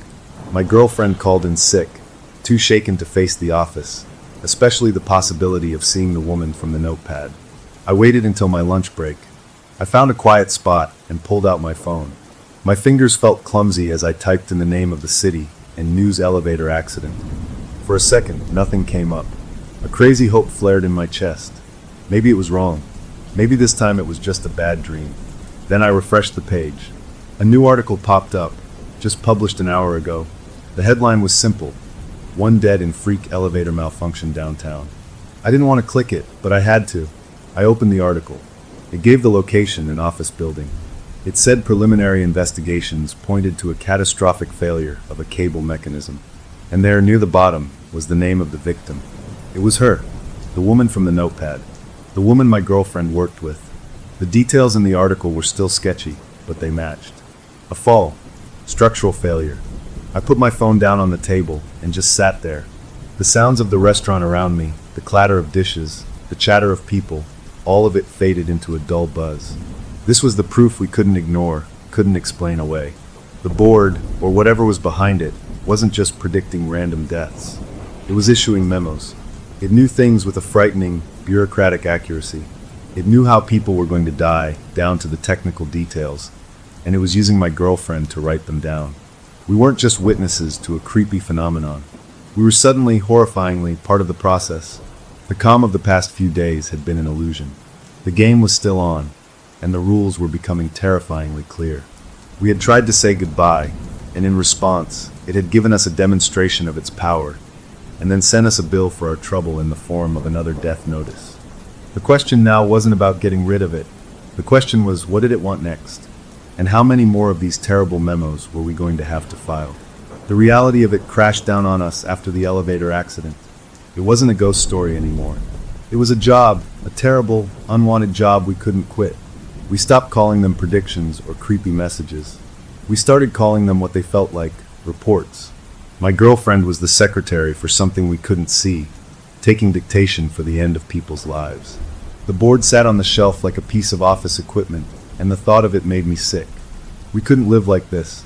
We decided, with a kind of desperate fury, that we had to destroy the source. If the goodbye ceremony had backfired, then maybe brute force was the answer. No more rituals, no more polite requests. Just annihilation. My friend agreed immediately when I called him. He said if it was a physical object anchoring this thing to our world, then getting rid of the object for good was the only logical step. My girlfriend was all for it, her fear hardening into a fierce determination. She just wanted it gone, in any way possible. So we planned a bonfire for that Saturday afternoon. It felt almost normal, like we were just having a backyard barbecue to burn some old junk. We bought hot dogs and marshmallows as a weird, defiant gesture. We were going to burn the evil board and then have a cookout, as if we could just go back to normal after. Saturday came, gray and cool.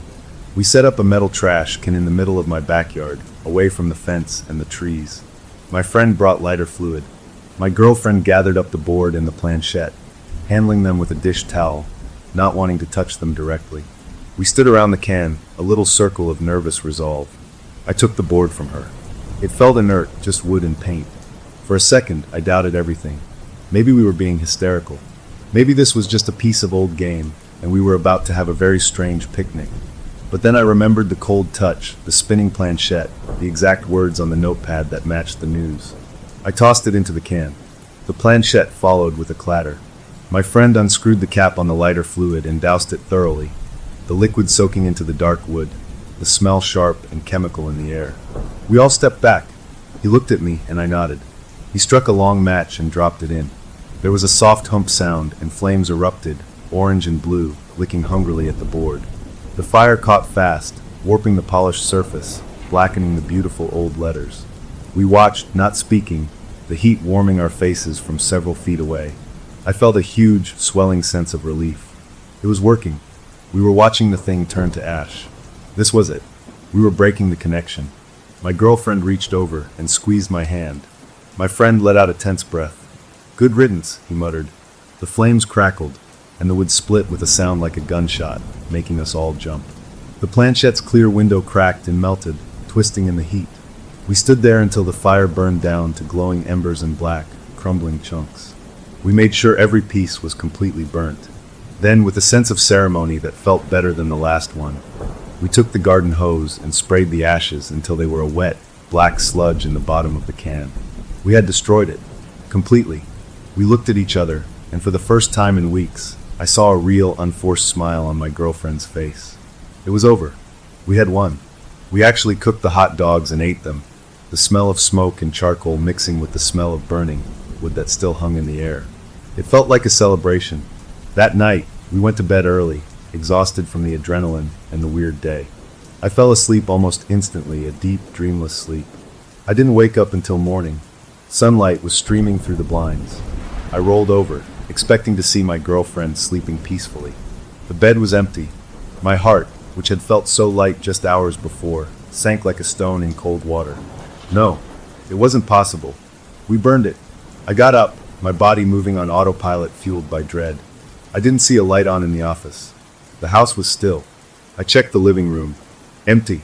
The kitchen. And there she was, at the kitchen table again, in the early morning gloom. Her head was down on her arms, asleep. In front of her was a notepad, and in her loose, sleeping hand was a pen. The pen wasn't moving. The report was already finished. I walked over, my legs feeling like they were made of wood. I didn't wake her. I just looked at the notepad. The heading said obituary. The name was the owner of the little bakery 3 blocks over, a friendly guy who always gave my girlfriend an extra cookie. The cause of death was written with that same awful technical precision. Fatal anaphylactic reaction triggered by a previously undiagnosed nut allergy, specifically to pistachio cross-contamination in a batch of almond biscotti. It was so detailed it was clinical. It didn't just say allergic reaction. It named the nut, the specific pastry, the mechanism of how it happened. I stood there, staring at the words, and the victory of the previous day evaporated. The board was gone, reduced to wet ash. But the connection wasn't in the board. It was in her.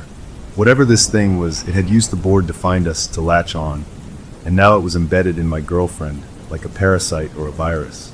Burning its favorite toy hadn't killed it. It had just made it move in deeper. I gently woke her. She came to slowly, disoriented, and then she saw the notepad. Her face crumpled. She didn't cry. She just looked utterly defeated, a look of complete hopelessness that was worse than any tears. "It's in me, isn't it?" she said, her voice flat. I didn't have an answer. We both knew it was true. We spent the next few days in a kind of numb haze. We tried to go back to pretending, but the pretense was thinner than ever. We were waiting for the other shoe to drop, for the news about the baker. 2 days after the sleep writing, my girlfriend was scrolling through her phone on the couch while I tried to read a book. She went very still. Then she turned the screen toward me. It was a local news alert. The baker had died at the hospital. The article was brief, but it mentioned he had collapsed after eating a pastry from his own shop and that he had a severe nut allergy. It didn't give the details of pistachio or biscotti, but the framework was there. Another match. Another report filed correctly.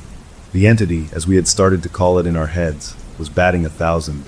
We were trapped. We couldn't destroy it. We couldn't stop it from sending its memos through her. We were stuck in a nightmare with no waking up. My friend came over after we told him, and he looked as lost as we felt. His idea of research had led us to burn the board, and that had accomplished nothing. We sat around my living room, a council of war with no weapons. "We have to get you help," I said to my girlfriend.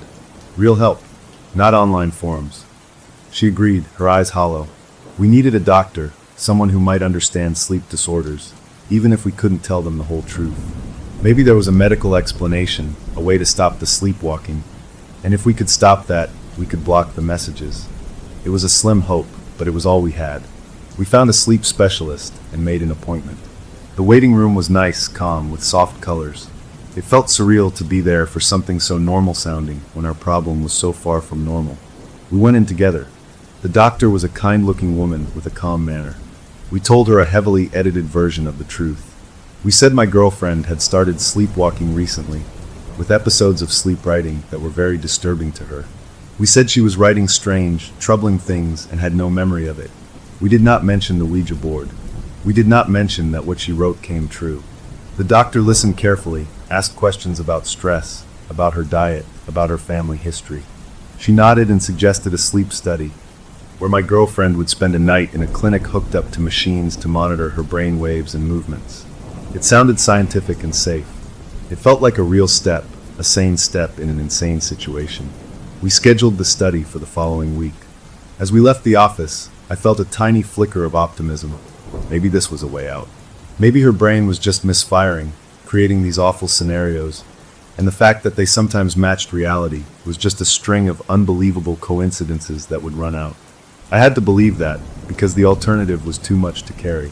That night, we tried to have a normal evening. We made dinner together, something we hadn't done in a while. We talked about anything but the board, the writing, the doctor.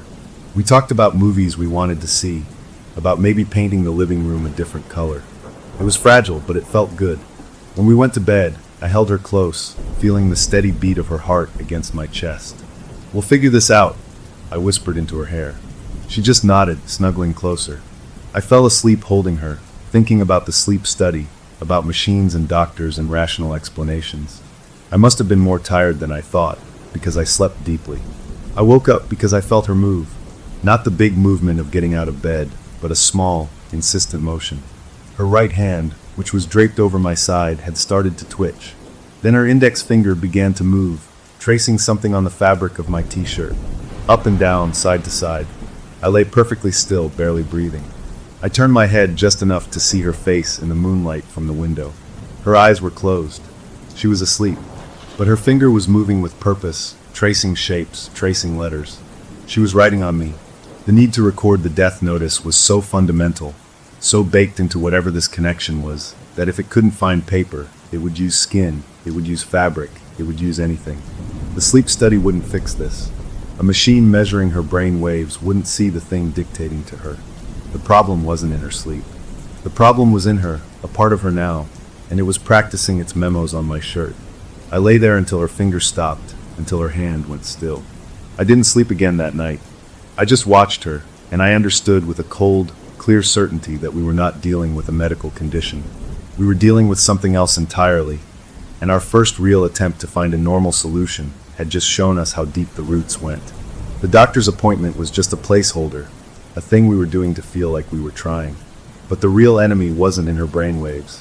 It was in the messages themselves, and it was proving it could adapt. We had tried fire, and it had laughed. We were trying science next, but a terrible part of me already knew it was going to laugh at that too. The question wasn't how to stop the sleepwalking anymore. The question was, what was the next move for something that could turn a person into a living, breathing filing cabinet for doom? The horror changed shape after the night, she wrote on my shirt. It wasn't just about being scared anymore. It was about the weight of knowing things. We were like cursed librarians, shelving little reports of doom for people who were still alive, still making breakfast and planning their weekends. The guilt was a constant, sour taste in my mouth.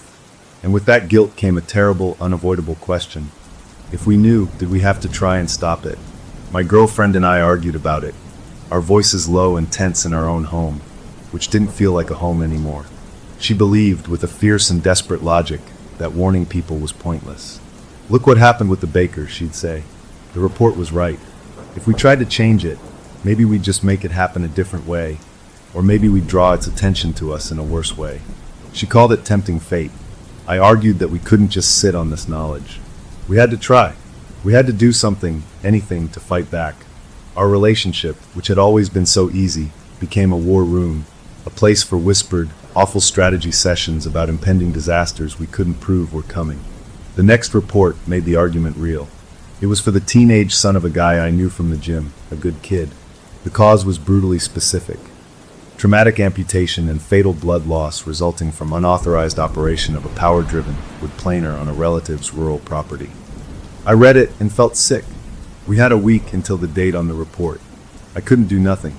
My girlfriend begged me not to get involved, her eyes full of a fear that was for me, for us, not for the kid.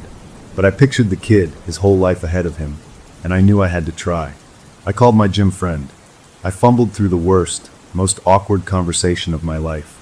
I told him I'd had a weird dream, a really vivid nightmare, about his son and some dangerous farm equipment at his uncle's place.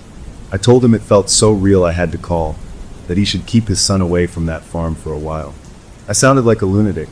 He was quiet for a long moment, then said, "Okay, thanks, I guess," in a voice that was clearly just humoring me. He hung up. I felt like a fool, but also a little relieved. I had tried. Maybe it would be enough. The date on the report came and went. I checked the news obsessively. Nothing. I called my friend, making up an excuse to ask how his son was doing. He said the kid was fine, was actually home sick with a bad cold, hadn't been anywhere near the farm. A wave of pure, dizzying relief washed over me.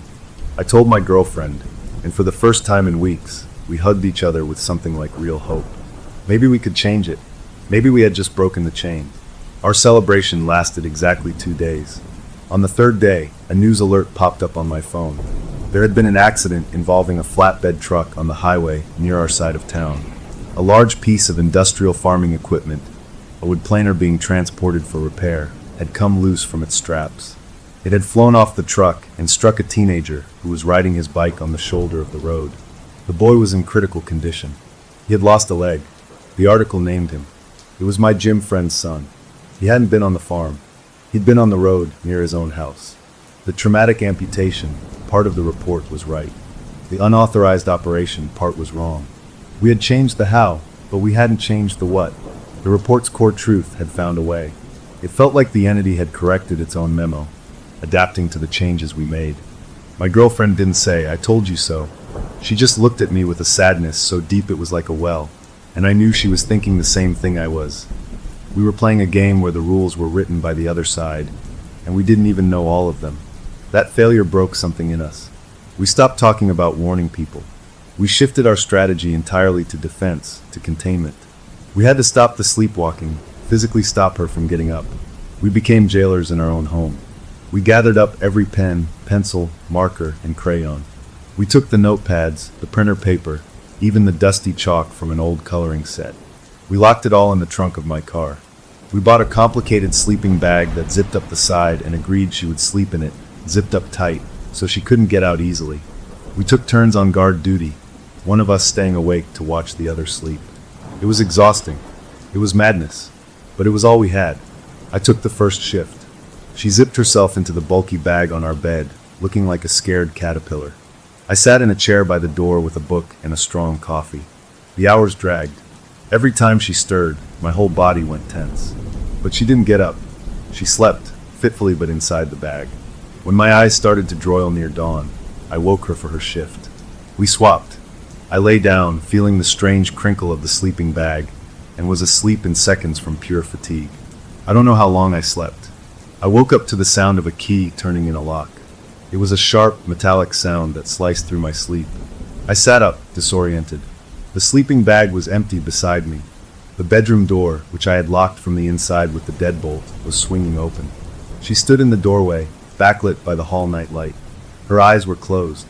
In her hand was the spare house key we kept hidden on top of the door frame in the hallway. She had known where it was. She had walked out, gotten it, and unlocked the door. The entity wasn't just using her body. It was using her memories, her knowledge of our own home, to get around our obstacles. It was learning. I got up and guided her, her movements slow and sleepy, back to bed. I took the key from her limp fingers. As I tucked her in, her eyes fluttered open for just a second. They weren't her eyes. They were blank, empty windows. Her lips moved, and a dry, papery whisper came out, a voice that was all wrong. "The filing deadline," it whispered, "is not flexible." Then her eyes closed, and she was just asleep again. I sat on the edge of the bed, shaking. It had spoken, not through the board, not through her writing. It had used her voice. Our containment was a joke. It could talk. We gave up on the sleeping bag after that. What was the point? We were so tired, a deep soul tiredness that made everything seem gray and slow.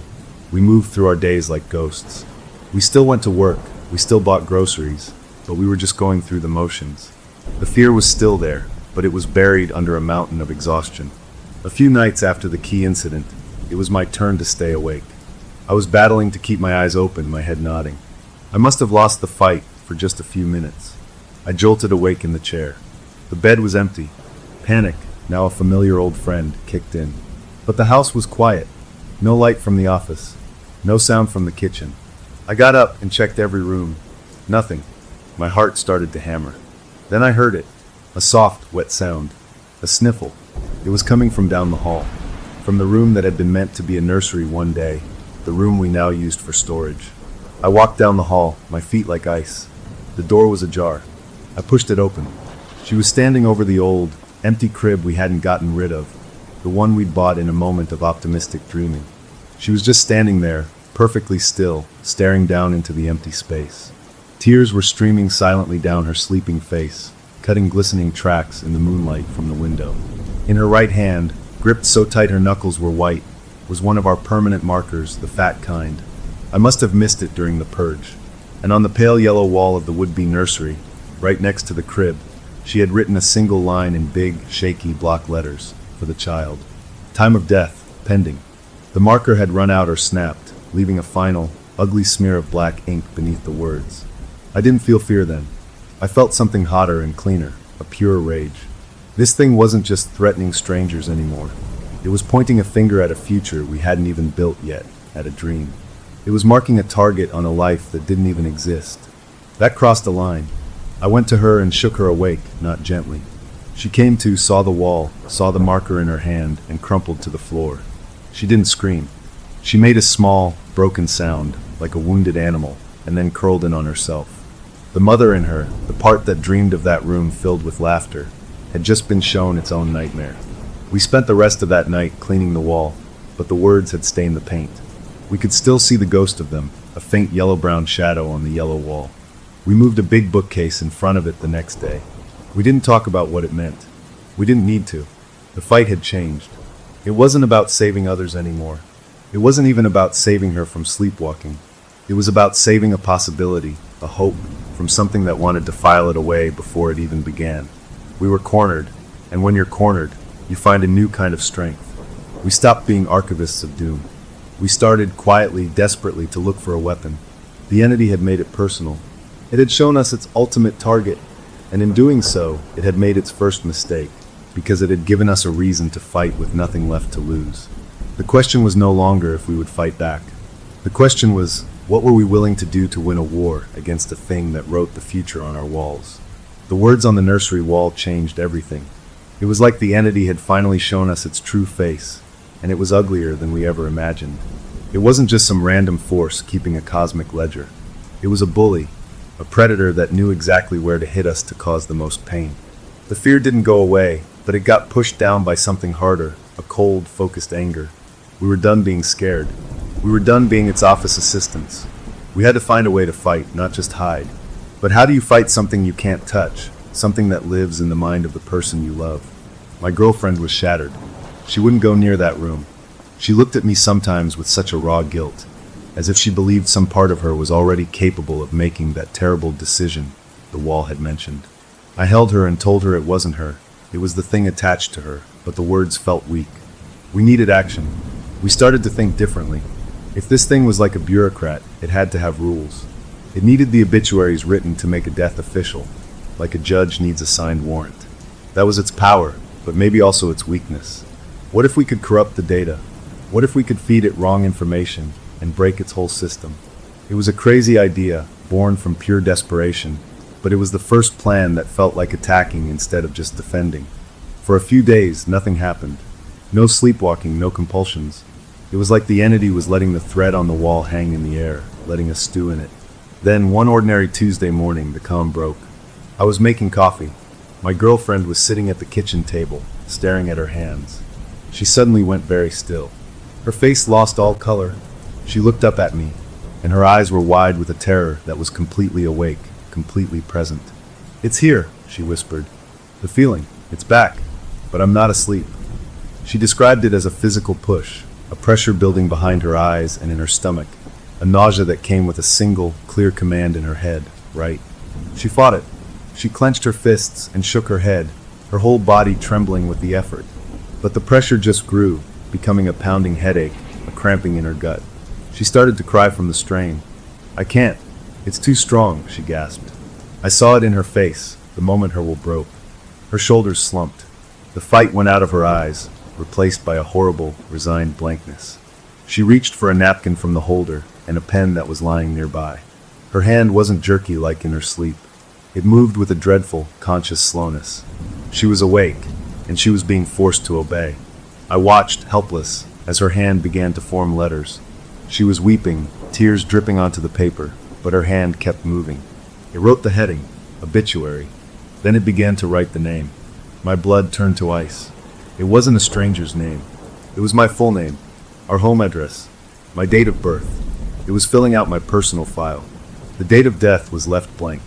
And in the cause of death section, her hand wrote, in that same awful, steady script, "Termination of services for persistent interference with archival process." I stared at the words. It was a pink slip, a firing notice. From death. My attempts to warn people, to lock her up, to fight back, they had made me a problem employee. And the entity was putting me on notice. The moment she dotted the last period, the terrible pressure left her. The pen dropped from her fingers. She looked at what she had written, and then at me, her face a mask of pure horror. "It's for you," she said, the words barely a breath. "Because you keep trying to stop it." In that moment, a strange calm settled over me. The monster had pointed its finger. At least now I knew where to stand. I took the napkin, folded it neatly, and put it in my wallet. This was my death notice. I carried it with me. It made the whole thing real in a new way. "Okay," I said, my voice surprisingly steady. "So it wants me gone. That means we're a threat. That means we're on the right track." My idea about corrupting the data came rushing back. This was our chance. The entity had just issued a threat, which meant it was engaged with us. Maybe we could engage back on our own terms. I explained it to her. It needs the forms filled out correctly, right? What if we give it a form that's nonsense? A form for someone who doesn't exist, who dies in an impossible way. Maybe it'll confuse its system. Maybe it'll break the chain. She was scared, but she was also out of options. The next time she felt the pull, the compulsion to write, we would be ready. We didn't have to wait long. That evening, as we were trying to eat dinner, she put her fork down. Her face went slack. "It's starting again," she said, her voice monotone. "It wants a report. It's giving me the details." I moved quickly. I sat beside her and put a fresh sheet of paper in front of her. I put a pen in her hand. "Don't write what it's telling you," I said, looking into her glassy eyes. "Write what I tell you to write." She gave a tiny, almost imperceptible nod. I started dictating. Name, John Doe. Date of death, yesterday. Cause of death, spontaneous combustion after being struck by ball lightning during a solar eclipse. It was the most ridiculous, impossible thing I could think of.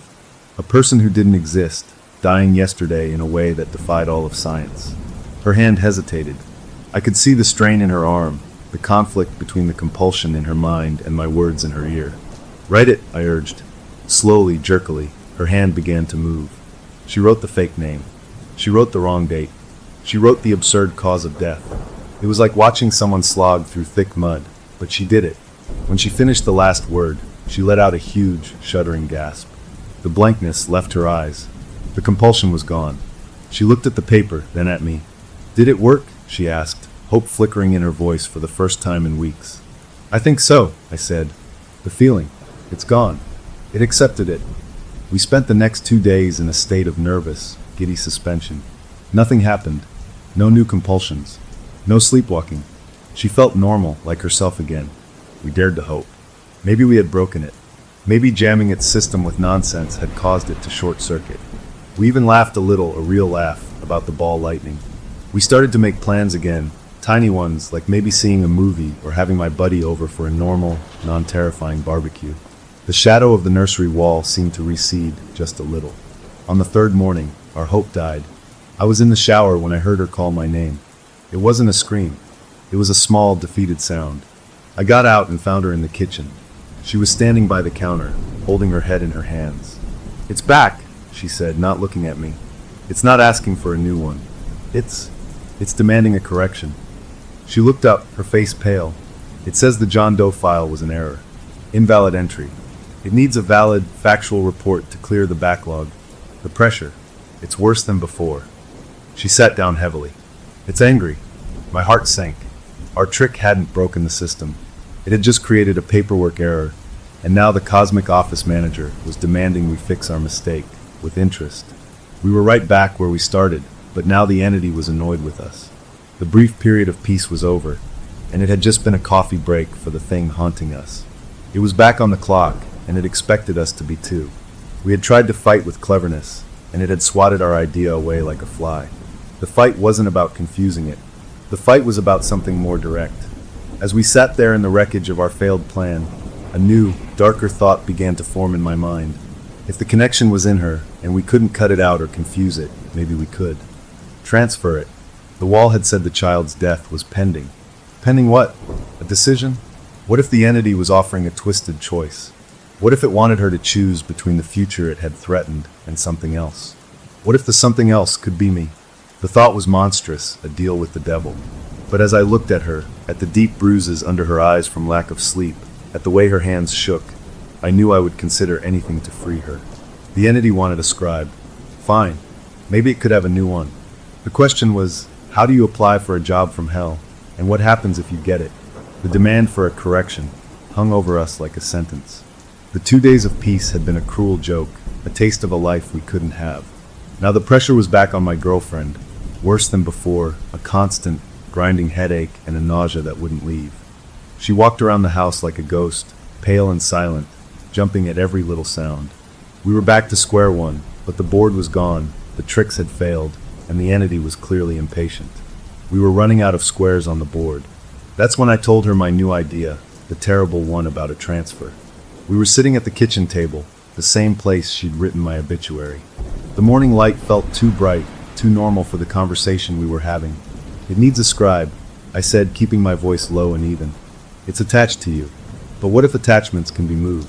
What if we can convince it to take me instead?" She stared at me like I'd suggested cutting off my own arm.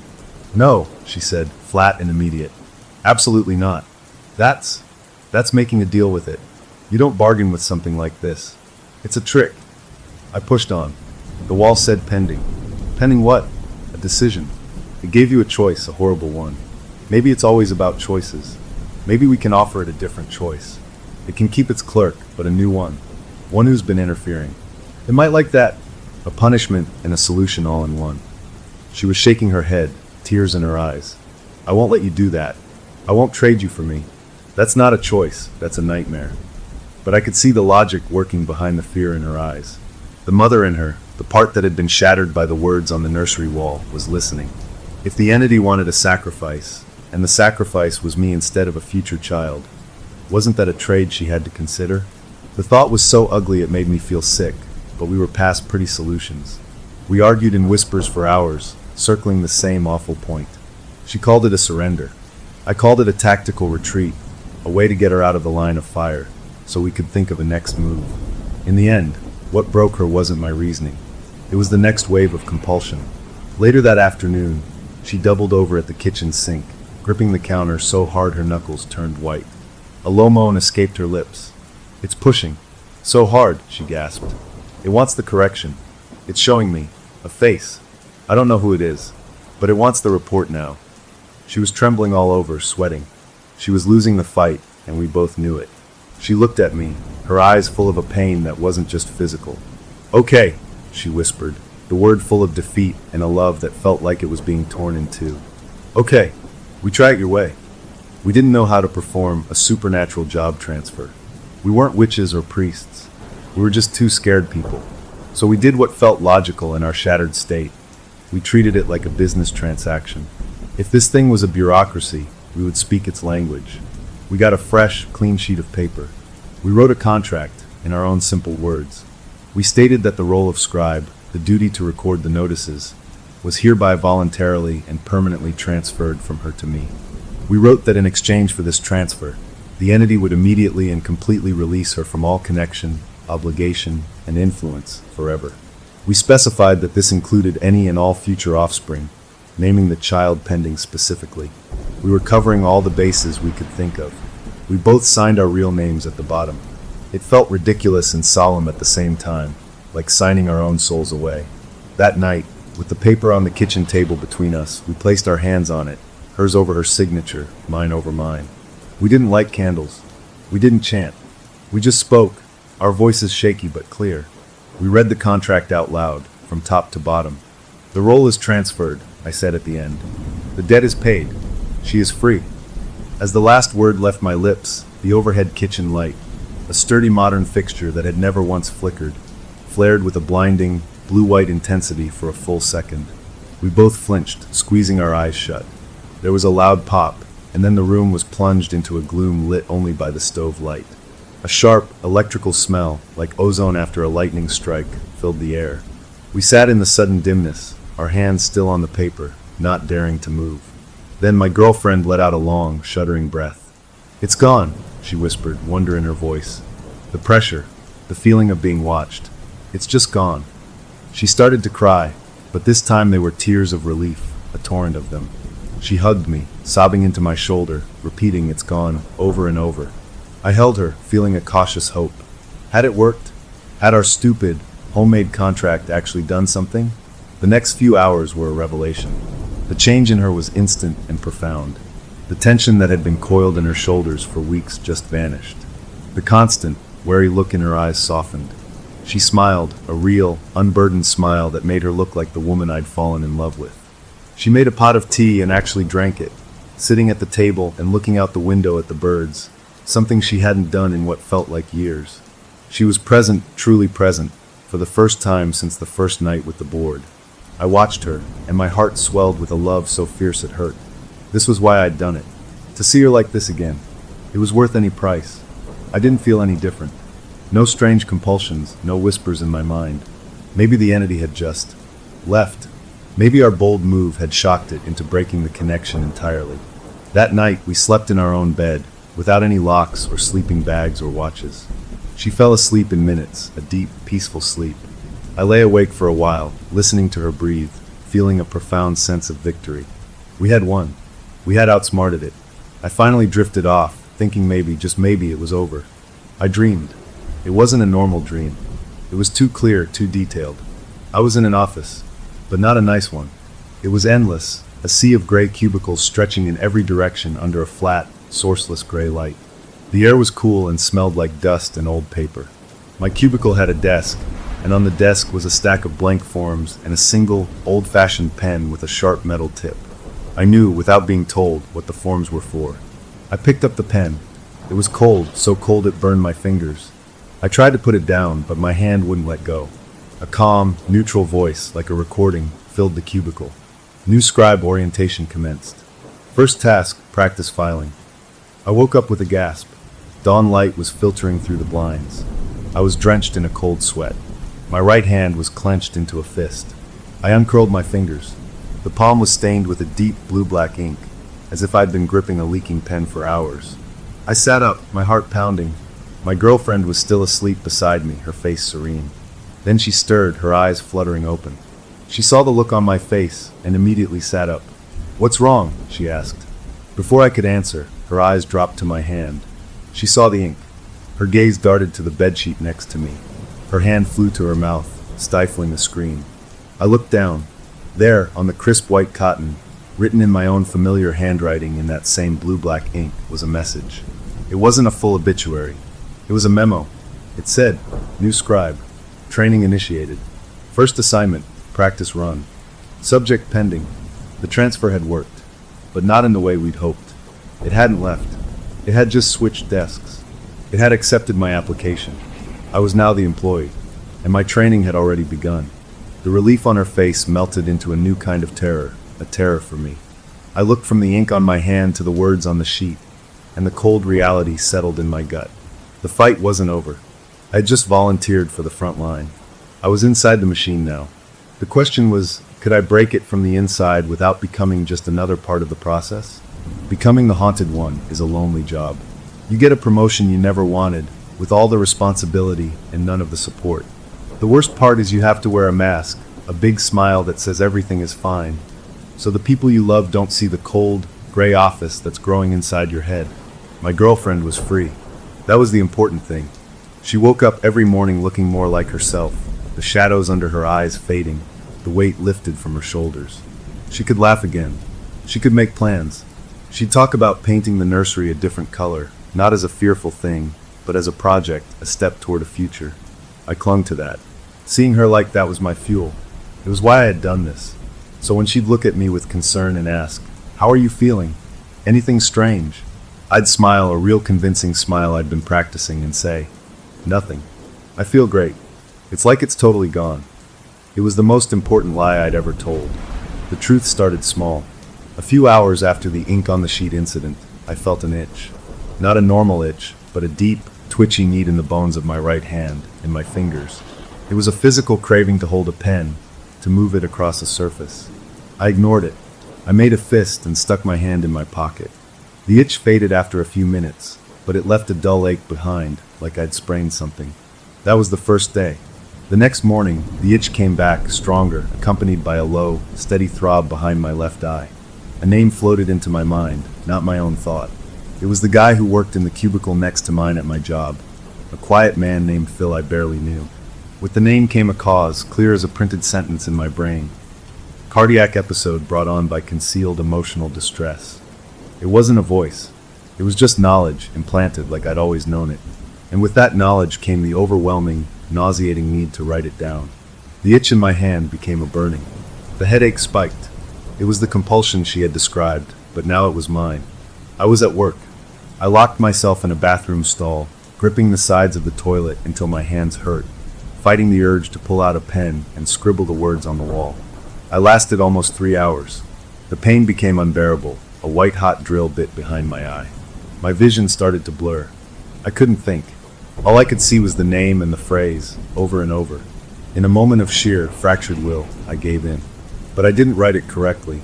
I fumbled a pen from my pocket, and on a tiny sticky note, I scrawled just the name and 2 words, heart trouble. The moment the pen left the paper, the pressure vanished. The headache disappeared like it had been switched off.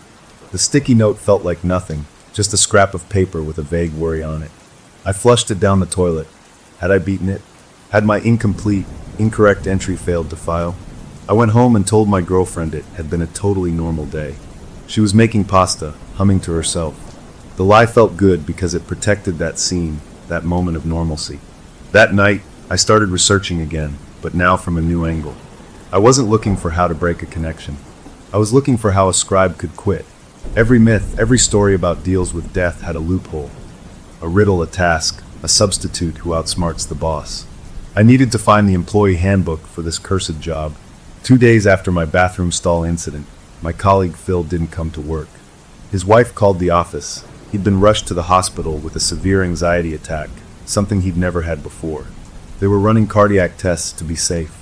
My heart trouble note had been wrong, but it had brushed against the truth. I hadn't finalized a death, but I had somehow nudged fate towards sickness. I wasn't just recording reality anymore. I was influencing it, bending it slightly with my mistakes. That was a terrifying power, and a terrifying clue. Maybe the system wasn't perfect. Maybe it could be hacked with errors. But the cost of those errors was still someone's suffering. The real test came a week later. The compulsion hit me like a truck while I was watching TV. It wasn't just a name and a cause. It was a full data packet, name, address, the exact time of day, and a cause so vividly specific it played like a movie in my head. A man slipping on a freshly washed kitchen floor, his head striking the corner of a marble countertop with a precise, sickening crack. The details were crystal clear. The pain that came with it was immense, an immediate, vice-like grip on my skull. I doubled over on the couch, a grunt of pain escaping me. My girlfriend jumped up. "What is it?" she asked, her voice tight with a fear she thought she'd left behind. Migraine, I gasped through clenched teeth. Bad one. I'm gonna lie down. I stumbled to the bedroom, locking the door behind me. The pain was blinding. I couldn't fight this one. I grabbed a pen and a notebook from the nightstand.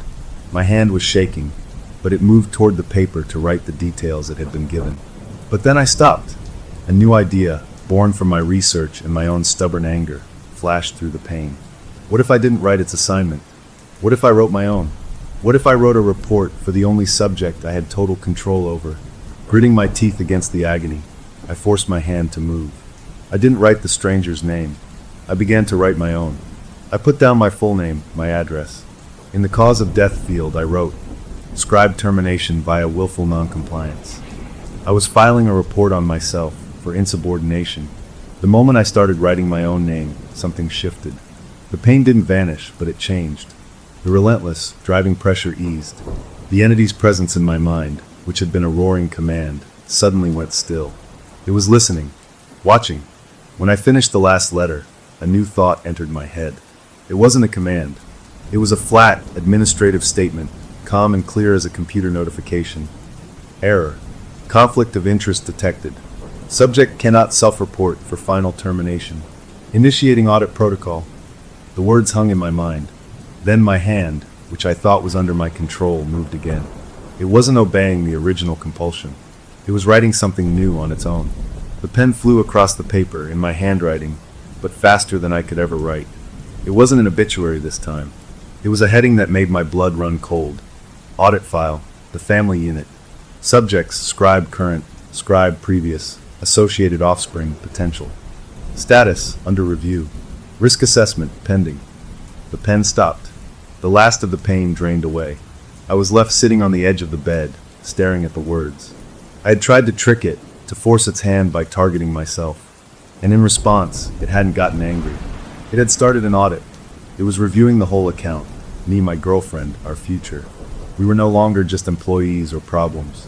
We were a case file, a risk to be assessed. The fight had just moved to a whole new level.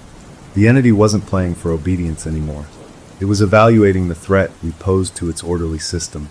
I tore the audit page from the notebook, folded it, and hid it with my own obituary napkin in my wallet. I unlocked the bedroom door. My girlfriend was right outside, her face etched with worry. "Are you okay?" she asked. I forced the smile back onto my face, the mask settling into place. "Yeah," I said, my voice a little rough. "Just a really bad headache. It's passing." She looked relieved, but a flicker of doubt remained in her eyes. She was starting to see the cracks in the mask. I had bought us a little time, maybe. The audit was a new kind of danger, but it was also a stall. It meant the entity was thinking, processing. It meant we weren't just being pushed around. We were forcing it to recalculate. The game was still on, but the stakes had been officially raised. We were all under review, and I had no idea what the criteria were for passing. All I knew was that we had to find a way to fail its test in the right way, to make it fire us for good. The audit changed everything. It was no longer about me resisting a single order. It was like the entity had pulled our entire life into a cold, bare interrogation room and was shining a bright light on it, examining every corner. The pressure to write specific reports stopped. Instead, I was left with a constant, low-level feeling of being watched from the inside, a prickly awareness that something was sifting through my thoughts, my memories, my fears. My girlfriend could feel it too, a residual unease she couldn't explain. She'd look at me sometimes and say, "It's not gone, is it?" And I'd try to reassure her, but the lie was getting harder to tell. My buddy, who we'd kept mostly in the dark since the transfer, started asking pointed questions. He said I looked tired, jumpy, like I was back where I started. The mask was slipping, and the people who loved me were starting to see the cracks. We were all in the audit file together, and the not knowing was its own kind of torture. What did it want? What was the criteria for failing an audit? Would it decide we were too much trouble and just delete the whole file? The thought of that, of some final, bureaucratic judgment against our very existence, kept me awake at night. For a week, nothing happened. No compulsions, no dreams of the gray office. Just that eerie, watchful feeling. Then on a Saturday morning, the audit moved to its next phase. My girlfriend and I were cleaning up after breakfast. She was washing dishes, her back to me. I was wiping down the table. A sudden, intense chill swept through the room. a wave of cold that had nothing to do with the air conditioning. The glass she was holding slipped from her fingers and shattered in the sink. At the same moment, a sharp, stabbing pain lanced through my right temple. An image, clear and bright as a photograph, flashed in my mind. My buddy, the one who'd been with me from the flea market onward. He was in his car at an intersection I recognized, the one near his apartment.